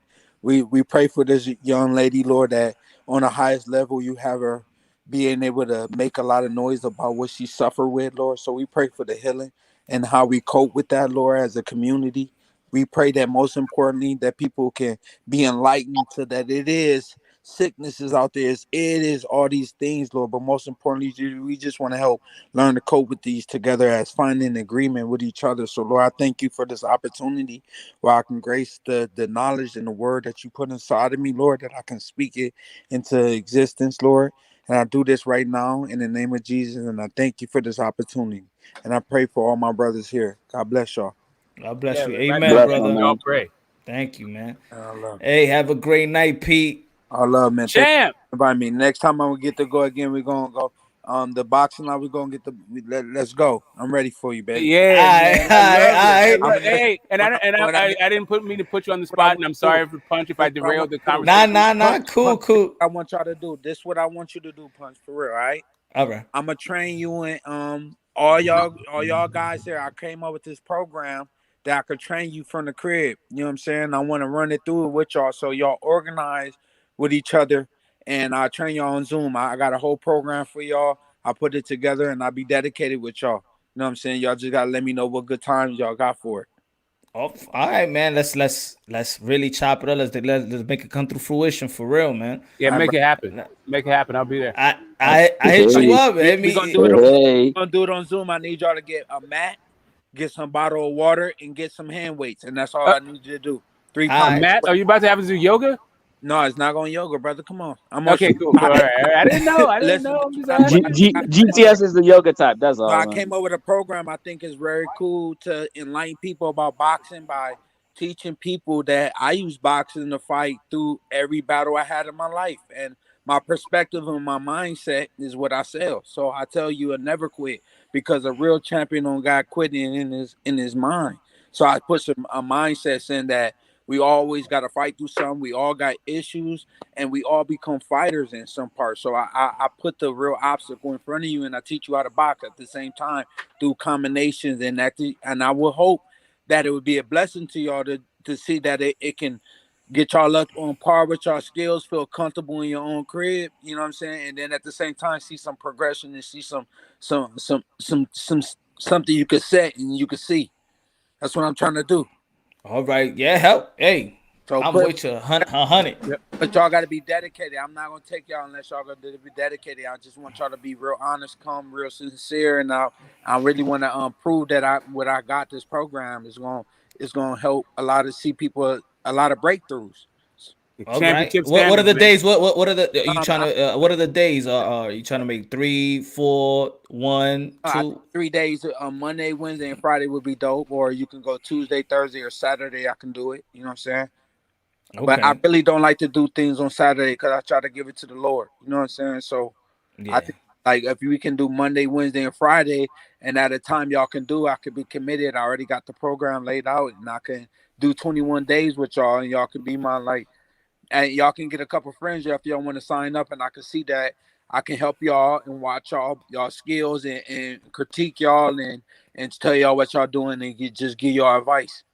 Okay, cool, man. That Hey, sounds great, man. It's a blessing to have a champ, man, to hey teach us and champ, can stuff you? like that. Hey champ, do you mind either dropping a link in the chat or backstage so we know like when you're about to have it go on and keep us updated? Because I'm definitely trying to get some championship standards in my life. So you know what? I'm gonna be honest with you, right? So I got like 5 different businesses, and I'm trying to get myself in order. So what I would do is like, Punch, can you put everybody on the text with me? You know what I'm saying? Okay. My number, and we can be all connected. I will hope that y'all brothers will actually take me up on my offer right now, and like learn it's not about nothing else besides I really want to help people. You know what I'm saying? Okay, facts. I'll give it. Yeah, I got HLD. You got my email, and y'all just forward Yeah, yeah, I'm y'all gonna number hit you. to. I'm gonna be on your bumper about it. All right. That's it. Word. But you got to be watching to be saying you're gonna be on somebody bumper with little. Hey, pause. I mean, Hey, hey, pause. Hey, okay, sorry. I Pause. don't Pause. go with the Pause. whole thing. Pause. Like I figure we're all like of Hey, a AP, particular he's bent. he's But if you 50, so he don't know not pause. yeah, man. Like I'm not even going there with people. Like, yeah. I mean, I'm going to harass you about it. How about that? And not sexually. I understand the generation. At my generation, that's we got to have to watch what we saying like that. Yeah, yo, P, one question, just one question before you go. If you can answer, if you can answer, what's the misconception of Al Heyman? That you don't see him. The Invisible Man. Oh man, when last time That's you what seen we Al know. Heyman? That's what I we never know. seen no Al Heyman, bro. There ain't no misconception. What the hell? I gotta go back to Peter Is he real? I'm gonna tell you this, like, man. Al Heyman put a lot of black men in America where they need to be. You know what I'm saying? Whatever those men chose to do with their money is up to them. But Al put a lot of black men in America in a great situation when a lot of other promotions wasn't doing that. You know what I'm Big saying? So I time. think altogether for me, if you look how the model is, you see you see Danny Jacobs, you see Peter Quillen, you see these different fighting. We fight under the umbrella of PBC, but with everything, everybody became like their own boss. They run their own show. They agree with their own thing. You know what I'm saying? Nobody told nobody, like, I don't tell nobody who to fight. It's like it's real business Okay. for me. So how I do well. So for me, it's like, he made a lot of black stars. We talk about the Charlos. We talk about a lot of different fighters in America get their story told because of Al Heyman. Yeah, man. Hey, yo, and shout out to the Cuban people out there still fighting, man. You got any words for the Cuban, for tú eres cubano, ¿verdad? Ya tú sabes. But tú sabes, yo hablo con mi familia aquí, todo está bien. So, I would tell you my family's good in Cuba. I talk to them. I got all my family members in Cuba on the same text on WhatsApp. Everybody's safe. They good. I was very blessed to be able to bring my family together and have us all speak. My dad is 83 years old. You know what I'm saying? So it's like I'm a real man out here. 38 years old. I got to worry about my pops if something happened to him. You know what I mean? So it's like real life hit me in a way man. that I got to keep my mind together. You know what I mean? Yeah, man. So Yeah. I'm blessed. All right, brother, man. God bless you. God bless you. Hey, is that Peter Quillen? Yes. Yeah, Peter Quillen. I came on here, bro. I was just taking a nap. I can't believe Punch is still fucking cooking. Yeah. Yeah. Hey, Peter, let me just say this. I'm from London, England. This is rap star boxing knowledge, bruv. And let me just say this, bro. I've been a big fan of yours. I remember when you came on the map and you beat Winky Wright. And I remember a lot of people never gave you a chance on that fight. And you showed us. And I know you've been through a lot in boxing, but I just want to come and show you some love from England, bro. And I know what kind of warrior you are. And I know you've been through a lot in boxing, but you showed us your heart, man. And I'm just going to say this. You're always going to be a warrior for me, bro. Man, I appreciate that. Like being from, like I'm saying, like that all in spirit, I'm always, a champion because of people like that, real recognize real. And I got to be able to touch a lot of people. I got to meet my family in Cuba. I'm touching people in London. I'm thankful. You know what I'm saying? That's why the message got to be never quit. You know what I'm saying? You know what I mean? I give the story the way that God gave it to me. You know what I mean? So I appreciate you coming on here, Rap Star, man. I will hope Yeah, that bro. you could be invited as well with Punch. I know you on different time zone, but like, man, Yeah, maybe bro. I can bring this knowledge I'm trying to get to the people. You know what I'm saying? I'm with the people. You know what I'm saying? So hopefully, you know, get us all together, Punch, man. I will hope that can happen. I got you. I got you. Most deaf. All right, brother. God bless y'all. Yeah, God All God right, bless you, all right, brother. champ. All right. God. Hey, So, man. yes, sir. Rap Star. Hey, look, man. You Man, still it was cooking? it. I've just Yo, fucking like, woke just let up, me bro. ask a question. I mean, yeah, it is. Yeah, I like it, the dialogue though. If it's a good thing, do you feel like we doing something good? Because I feel like, especially, I mean, I think in the last, I think we got it's motivation. It's motivation to me, man. I think it's inspiring. You know, Yeah. I think Can I so, man. Punch? I want to say this, right? I know you're still talking about mental illness, but look, we're gonna go here now. Look, what's the root of the whole problem? You got to remember this. There's different kinds of The root of the whole mental problem is that illness, and people got the main problems. thing that I'm seeing when it comes to the sport, Punch, it Yeah. seems like failure, or losing, or when you don't think you're worth it anymore. I don't want to go too deep, but it seems like mental illness comes when you don't think you are worth anything much anymore. And people say, well, when you're at the top, how can you have mental illness? Well, remember this. And I wanted to ask Peter Quillen this. It's not easy to lose. When you lose like that, Punch, sometimes you're such a warrior. You've always been used to winning. Some people don't know how to take losing. You know what I'm saying? And when you lose, you might think, wow, Peter Quillen, what a warrior, what a fight he gave us. Wow, what did Jeff Lacey do? I heard Jeff Lacey's name before. How one loss destroyed a man. What I'm Yeah. saying, Punch, people, how they look up to them, they don't look up to themselves that way. They lose that touch. They think to themselves, they're not worth it. It can happen to the best people. You get what I'm saying, Punch? And when you think you're not worth it anymore, you stop loving yourself. And that's when you can go to a black hole. I'm I just mean, saying it must be a whole bunch of things of negative attitude that leads you into more mental illness. You know what I'm saying, Punch? Facts. I think. Look, I think. Let's say what we came. I mean, with different solutions, right? And I've seen like 3 parts, right? That I think that it could work, right? Even said, let's say Peter Quillen, the champ said he had therapy, so we know with therapy could work. Having Jesus Christ as your Lord and Savior, higher being that you may believe, you know what I'm saying, that give you something to stand on, right? And never quitting. So in the same time, it's like you can have help, have God in your heart, Jesus Christ in your heart, but with all that, just make sure never quit. And I think that could be a formula. Which I So think. what you're saying is you should make some kind of a never quit, awareness for never quit. Make it like a global world brand or something like that. You know what I'm saying? I mean, like a formula to, we know that is mental illness. We're there for anybody that do have it. But while we're there, we're giving them some tools. Giving some tools. Or this is the route that you should take if you really do have. If you really want to get better, these are some people that have had mental illness, and this will help them. You know. Yeah, I'm just And the saying, more people do, and the more people that do come out, like she have come out, and have mental illness, how do you deal with it?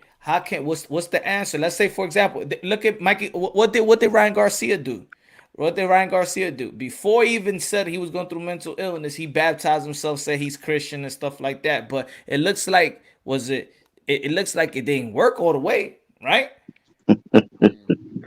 It looked like it was a show, man. It's not even that. It's just that there's no It silver doesn't bullet. look like it was That's the thing. sincere. It's like at a certain point, you got to take a step back before you start judging people and understand what people's experiences are, instead of just acting like you understand it. Like, yeah, it's a growth, and the thing is, even a relationship, even a personal relationship with God is a growth. It's not like you accept Jesus Christ your Lord and Savior, and that's it. You sit. Nah, it's a Like anything, it takes relationship. practice. It takes Yeah, time and dedication.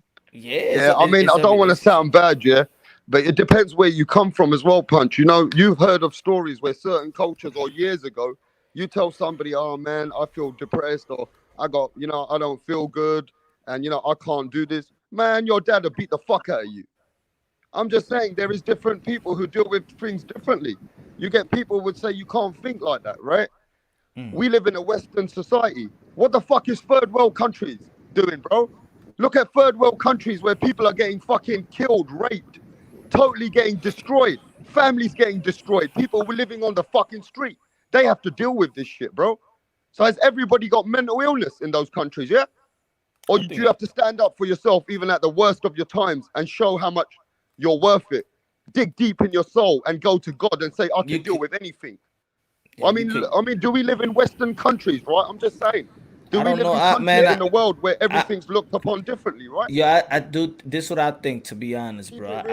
I'm gonna keep it real with my experience, and I'm not gonna say that I can only give you my experience. I can only give you and express to you what man is great to me, and I feel like it can help others. I can only give really my formula, right? Yo, God is everything, man. God is everything to me. And I feel like for other people, I've seen it in other people, man. I've seen what God has done for them. There's people that just scared to approach God. There's some people that think approaching God is approaching a religion, and then they see fake people in religion, and they see fake pastors and all that makes them not even want to approach or see God. I just look at it, man. God is the answer. I look at it like that. God is the answer. Yeah, but we got to remember this, bro. However you're thinking right now and saying God is the answer, I get it. At the end of the day, the root of everything, when it comes down to you getting so low in your life or losing your insanity or finding ways that you don't feel confident in yourself, you don't love yourself, you might find that, you're so depressed and low, you don't know how to talk to people. You need God in your life. I get what you're saying, right? Yeah, because just think about it. I know for sure. Maybe a lot of people won't admit it. When you do get sick or you get hurt, you in the ER, and the doctor says, "Okay, take this. Boom, it's gonna make you better." You take it. You swallow it. You don't give a damn. You don't even know the names. You don't know how many milligrams. You take whatever the doctor they just give it to you. You take it. They inject something. You in the hospital. Yeah, this gonna do this. You take it. But when somebody says, you know what, this is the greatest fit and this got this, people want to question it. There's people that question more God than question the pill that the doctors give you that you know nothing about. Why? Listen, I think that this could become, it could be dangerous. This could become an issue about demonizing things that can actually work, right? Mm-hmm. Whether it be God or therapy, or just understanding that everybody's experience is not your own. Mm-hmm. I'm just saying that, like, what you were saying is like, I don't think there's a silver bullet to any of it. I think anything that works is the thing that should be embraced and not demonized, because I think that at this point, everyone is accepting. I think we're getting to a different place about mental illness than we've ever had before, and so that we can actually like sort of overcome these kind of issues. I was raised at two different things. The person that fights and runs away lives to fight another day. Just because you lose the battle doesn't mean you're going to lose the war. You got to keep fighting, but sometimes the circumstances are not in your favor, and you should make a strategic retreat in those moments, right? It doesn't mean that you've given up the fight. It just means that you ain't going to win that battle, and just accept that whole thing. The other part of it is just the idea that we, like, just as a society, like the things that are not necessarily the way that they ought to be. And we need to, instead of deciding the way things are and saying that, yeah, you should just suck it up and accept things the way that they are, I think we should actually have some courage and use that fighting spirit into making the way things are into the way that we think that they should be. Man, what the fuck are you talking about, bro? No, this is why I said. What the fuck is he talking about? He's always talking like a philosopher. Keep it fucking simple, Smoke. Hey, listen, I'm sorry, bro. I'm not. Maybe like not everything is gonna be meant for you, Rapstar. I'm done with your bullshit. Anyway, I understand that everything I say is not gonna be meant for you. Rapstar, you gotta talk to Major Key. He knows where to get the using all these smart words, thinking you're I right. didn't use smart words. Actually, I didn't even use You it. always go back to Bro, the same fucking I was spot. very Go simple. watch How your about this, fucking rap talk. star? How about this, You're a rap dumb star? fuck. How about You this? got fucking How about illness. this? Let Stop me tell you tripping. something, Smoke. You got Stop a fucking tripping. illness. But you know what? Just shut the fuck up and let Punch speak, bro. I don't Hey, want to hear hey, your rap, shit. I mean, I rap understand. star. Listen, rap Bro, I star. don't want to hear Everything your I shit. say You is ain't got a some of the channel. stuff I say You is ain't gonna be got over your head. nothing. You I got know no you hate me, substance. bro. I know You're that just you a hate me. freak. I You're know a you hate fucking me. I know freak, you you make dumb videos fuck. about how you hate me, bro. It's not Rap, about rap me and star. you. Come on, What yo, I we said Rap, is almost, about me and hey, yo, you. we rap almost, star. I hey, don't yo, hear we the almost fucking ended. voice before you Rap get illness. I got it. I know rap said I need to Yo, make it yo, about him. Yo, we ended some prayer, bro. We almost ended some prayer. Correct. We Yeah, Shut like, your exactly. mouth, bro. Shut the rap fuck up, star. Smoke. And let You the gotta, fucking host take you over this gotta, show, bro. All right. Shut the I'm sorry. fuck You up. needed to have the last word. You rap fucking star. idiot. Hey, I'm You sorry. gotta take that Did I degree mess that up? Did we I need step on the with that fact that you needed to bullshit, have the man. last To word? understand GTS, Man, I'm done we with gotta you, be bro. You dumbing talk down so and much shit. shit. I yo, hear rap you, star, bro. you Why got don't you go mental make some more illness, videos bro. about me, rap star? No, you know what it is, Punch? I don't speak to anybody like Why that. don't you go make some Smoke. more videos and hope I show up? Your Smoke's Hey, fucking hint, ill, I bro. won't. I won't be there. Good. I don't want you around, bro. You're just Go dumb. ahead, bro. Hey, Smoke, you know what? I like digging at you because you talk so Yeah, much because shit, you're on though. crack. Because you're a You crackhead. talk That's so why. much No, shit, because you're a bro. crackhead. I You mean, I love the understand sound of your why. own voice. You don't Go need to look tell in me the mirror, why, you bro. I fucking understand. peanut head. Shut I the fuck understand what up, you bro. Let rapping. Punch You speak, rapping in bro, public. before I smoke you You was out just here. smoking them Grammys. Shut I the get it. fuck up, bro. I got it, bro. Hey, Crack some Smoke. weed, makes your You eyes know what, bleed. I Smoke? You got you, shouldn't have bro. named yourself Smoke. I'm That's with why you. you're always gonna get the smoke, bro. Okay, no, Why did no, you change really, your it's just name? that Anyway, I want to I know. Why did intimidate you you, and I change your Because he was name, getting understand. bro? smoked. He Man, was you getting got Some, some smoked. illness, bro. You too much Why did pressure, you man. change your name, yeah? Why did you change Listen, your I name? understand that I intimidate some people, and this is the way that they Man, you respond. can't intimidate nobody. You're a Great, little cool. fucking I girl, got you. you That's why you said I fuckhead. used big words, but I You didn't, fucking right? peanut head. Just Shut because the you don't fuck up. understand it doesn't mean I You use little big mug. words. Mugs like you couldn't even walk around me. Just because Shut it up. goes over your head doesn't mean I use big words. Anyway, look, Smoke, we don't want to speak to you anymore. I want to hear from the host. You're Anyway, boring, bro. Honestly, you're boring. anyway, this is what I say. I do think that there's formula and there's look. I'm not a person. I'm not a therapy person, right? But I'm not gonna knock it. You know what I'm saying? Just because I don't, it's not for me. But I don't knock it. And maybe if God's not for you, don't knock it. You know, it works for me. But maybe therapy works for you. At least let's put that all together as a formula. We seen we seen that there is a journey. All right, boom. Like Champ said. He said, you know what I'm saying? After fight, therapy, and then leading to his spiritual being. So everything even had its step, you know. The same thing with Shadow. You know what I'm saying? Therapy, boom, it didn't work out too much. It worked. That could work, but the medication wasn't good. Boom, Jesus Christ. You know, it's a step. We all living in a journey right now. But throughout that journey, it can't be no quit. Throughout that journey, you can't quit. Yeah, You because can't if you quit. quit once, that'll stay with you, right? And it's a kind of a bad vibe because you knew that you could fight, but you gave up. You see what I'm saying? Yeah, man. Yeah, And that should never be. That should never be okay. That should never be okay. Quitting should never be okay. Justifying quitting, nah. hey, do you think it's bad when somebody has such a status and it looks like they've quit because all these young people which are looking up to these athletes, they have a responsibility and it kind of like overshadows what these young generation are looking up to. You know what I'm saying? At the end of the day, it's these young kids which are looking to this Simone. Like, I know that Simone's a huge name in America, right? She still is, and she's still a And she champion, still is a and she's huge still name. great. Yeah, she's still great, but it kind of gives that thing to the kids, right, as they're growing, looking up to her, thinking, man, if she can quit. Well, I understand where you're coming from, and when they come across a certain point in their life again, they'll think, oh, she quit, so what if I quit? They can tell their mum and dad, what the fuck are you talking about? Simone quit. Mm-hmm. So what you're saying is it's not a kind of a good vibe to Yeah. have it out there. They should have conducted this better, or maybe not even. I don't know. Maybe. Yeah, I mean, I think they should have conducted better, but sometimes, and then that's when people feel like the business and the industry wants to capitalize off mental illness. I don't know, and that's what it seems like. Listen. Sometimes I'm not saying I'm not saying it's right.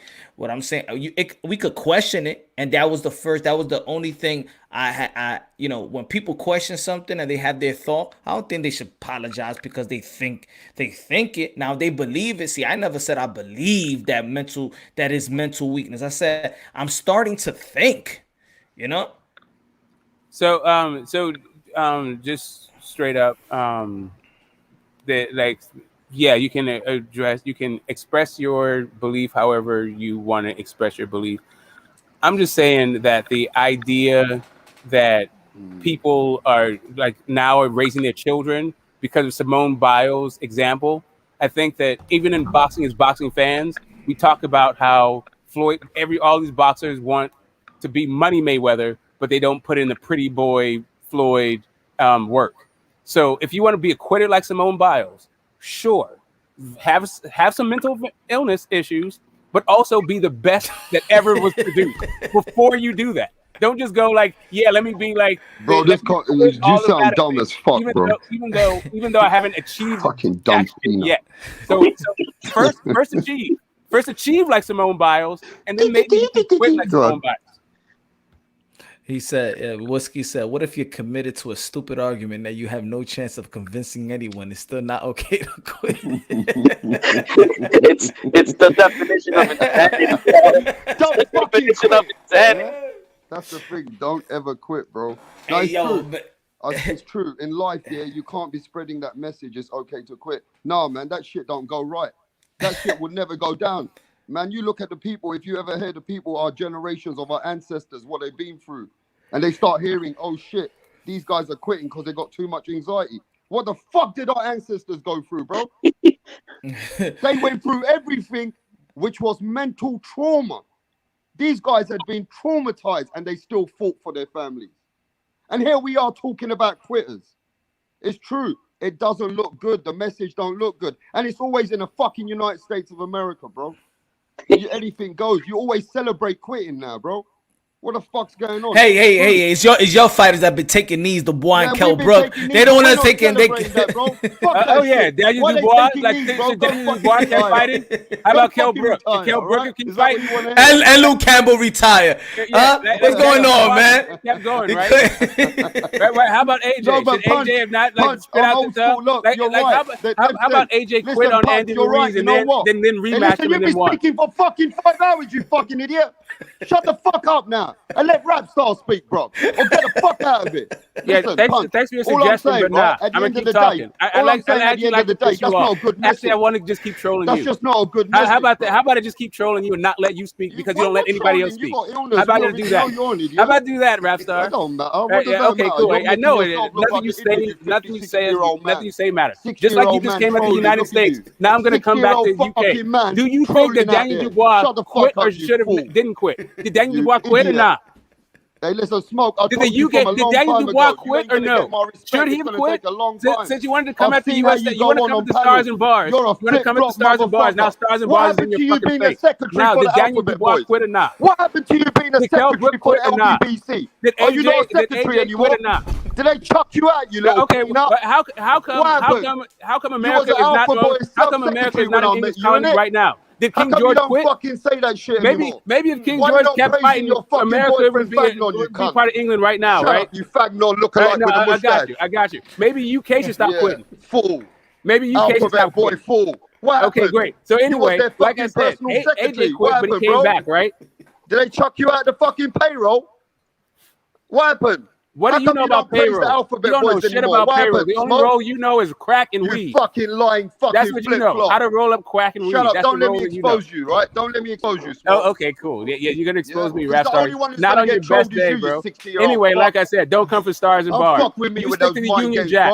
You stick to the Union Jack. You stick to the 3 people on your site is the whole country. You do that. You got no fucking legacy. You got no substance. You go using other people's channels to fucking talk your shit. You stay on your little island and start talking your little crazy ass shit from there. Okay? Bro, British people like us in England, we don't tolerate this shit, bro. Cool. Those Americans out there, they can have your bullshit. Tell Kell Brook don't quit. Motherfucker. Yeah, okay, yeah. We don't fucking tolerate your shit, bro. We slap you on your forehead. Tell Daniel Dubois don't quit. You fucking dumb fuck. Tell AJ don't quit. If I ever saw you smoke, I'll slap you so hard on your forehead. You gonna ask me? In front of your I'm not gonna sell you fucking crack. people. You ain't gonna say nothing to me. Right, mate?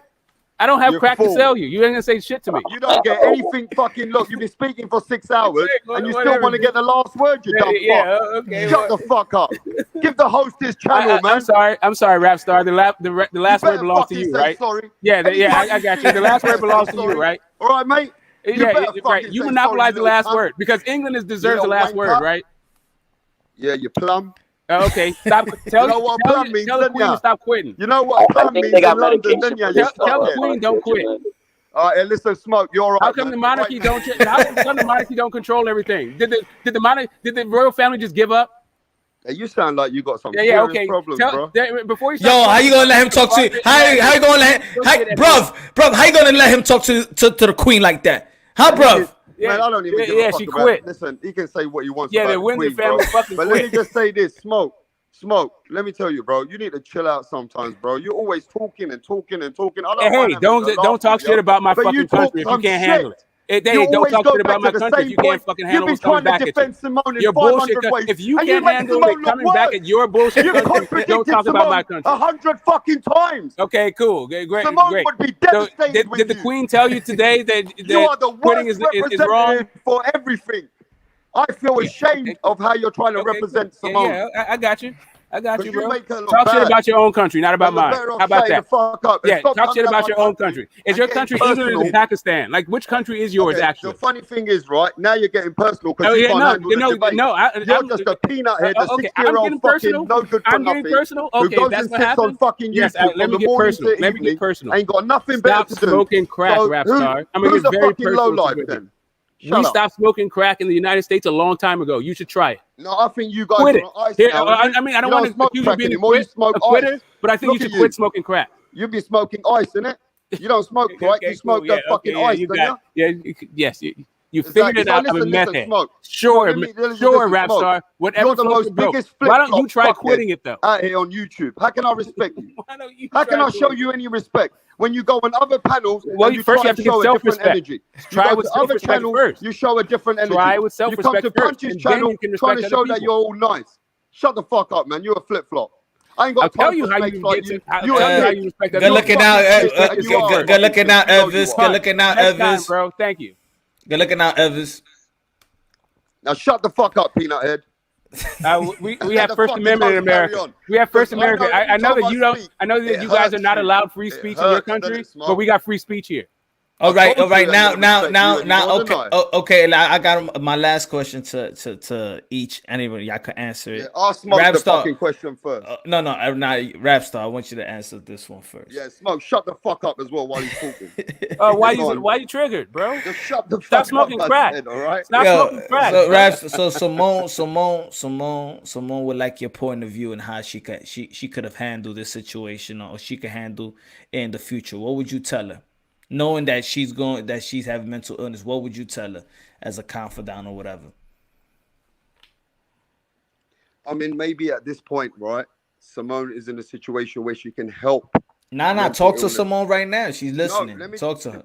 Can I just say this? Don't talk to me. Talk to Simone. Simone can not only just come back stronger and show the world that, you can have problems and come back stronger, but she can also be a kind of an ambassador for all the rest of the people when they're having doubts or some kind of mental illness or, some kind of, any kind of problem which is defecting their life.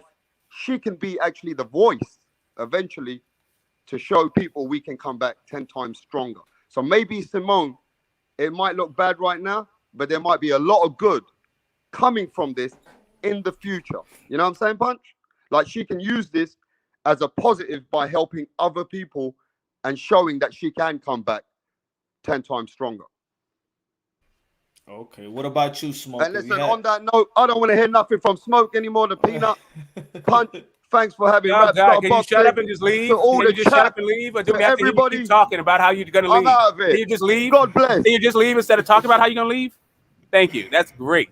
Awesome. So what's Simone? Yeah, you're talking to Simone, and she asked you, how could have I handled this a little better, or how can I handle this better in the future? What would you tell her? And about her mental illness.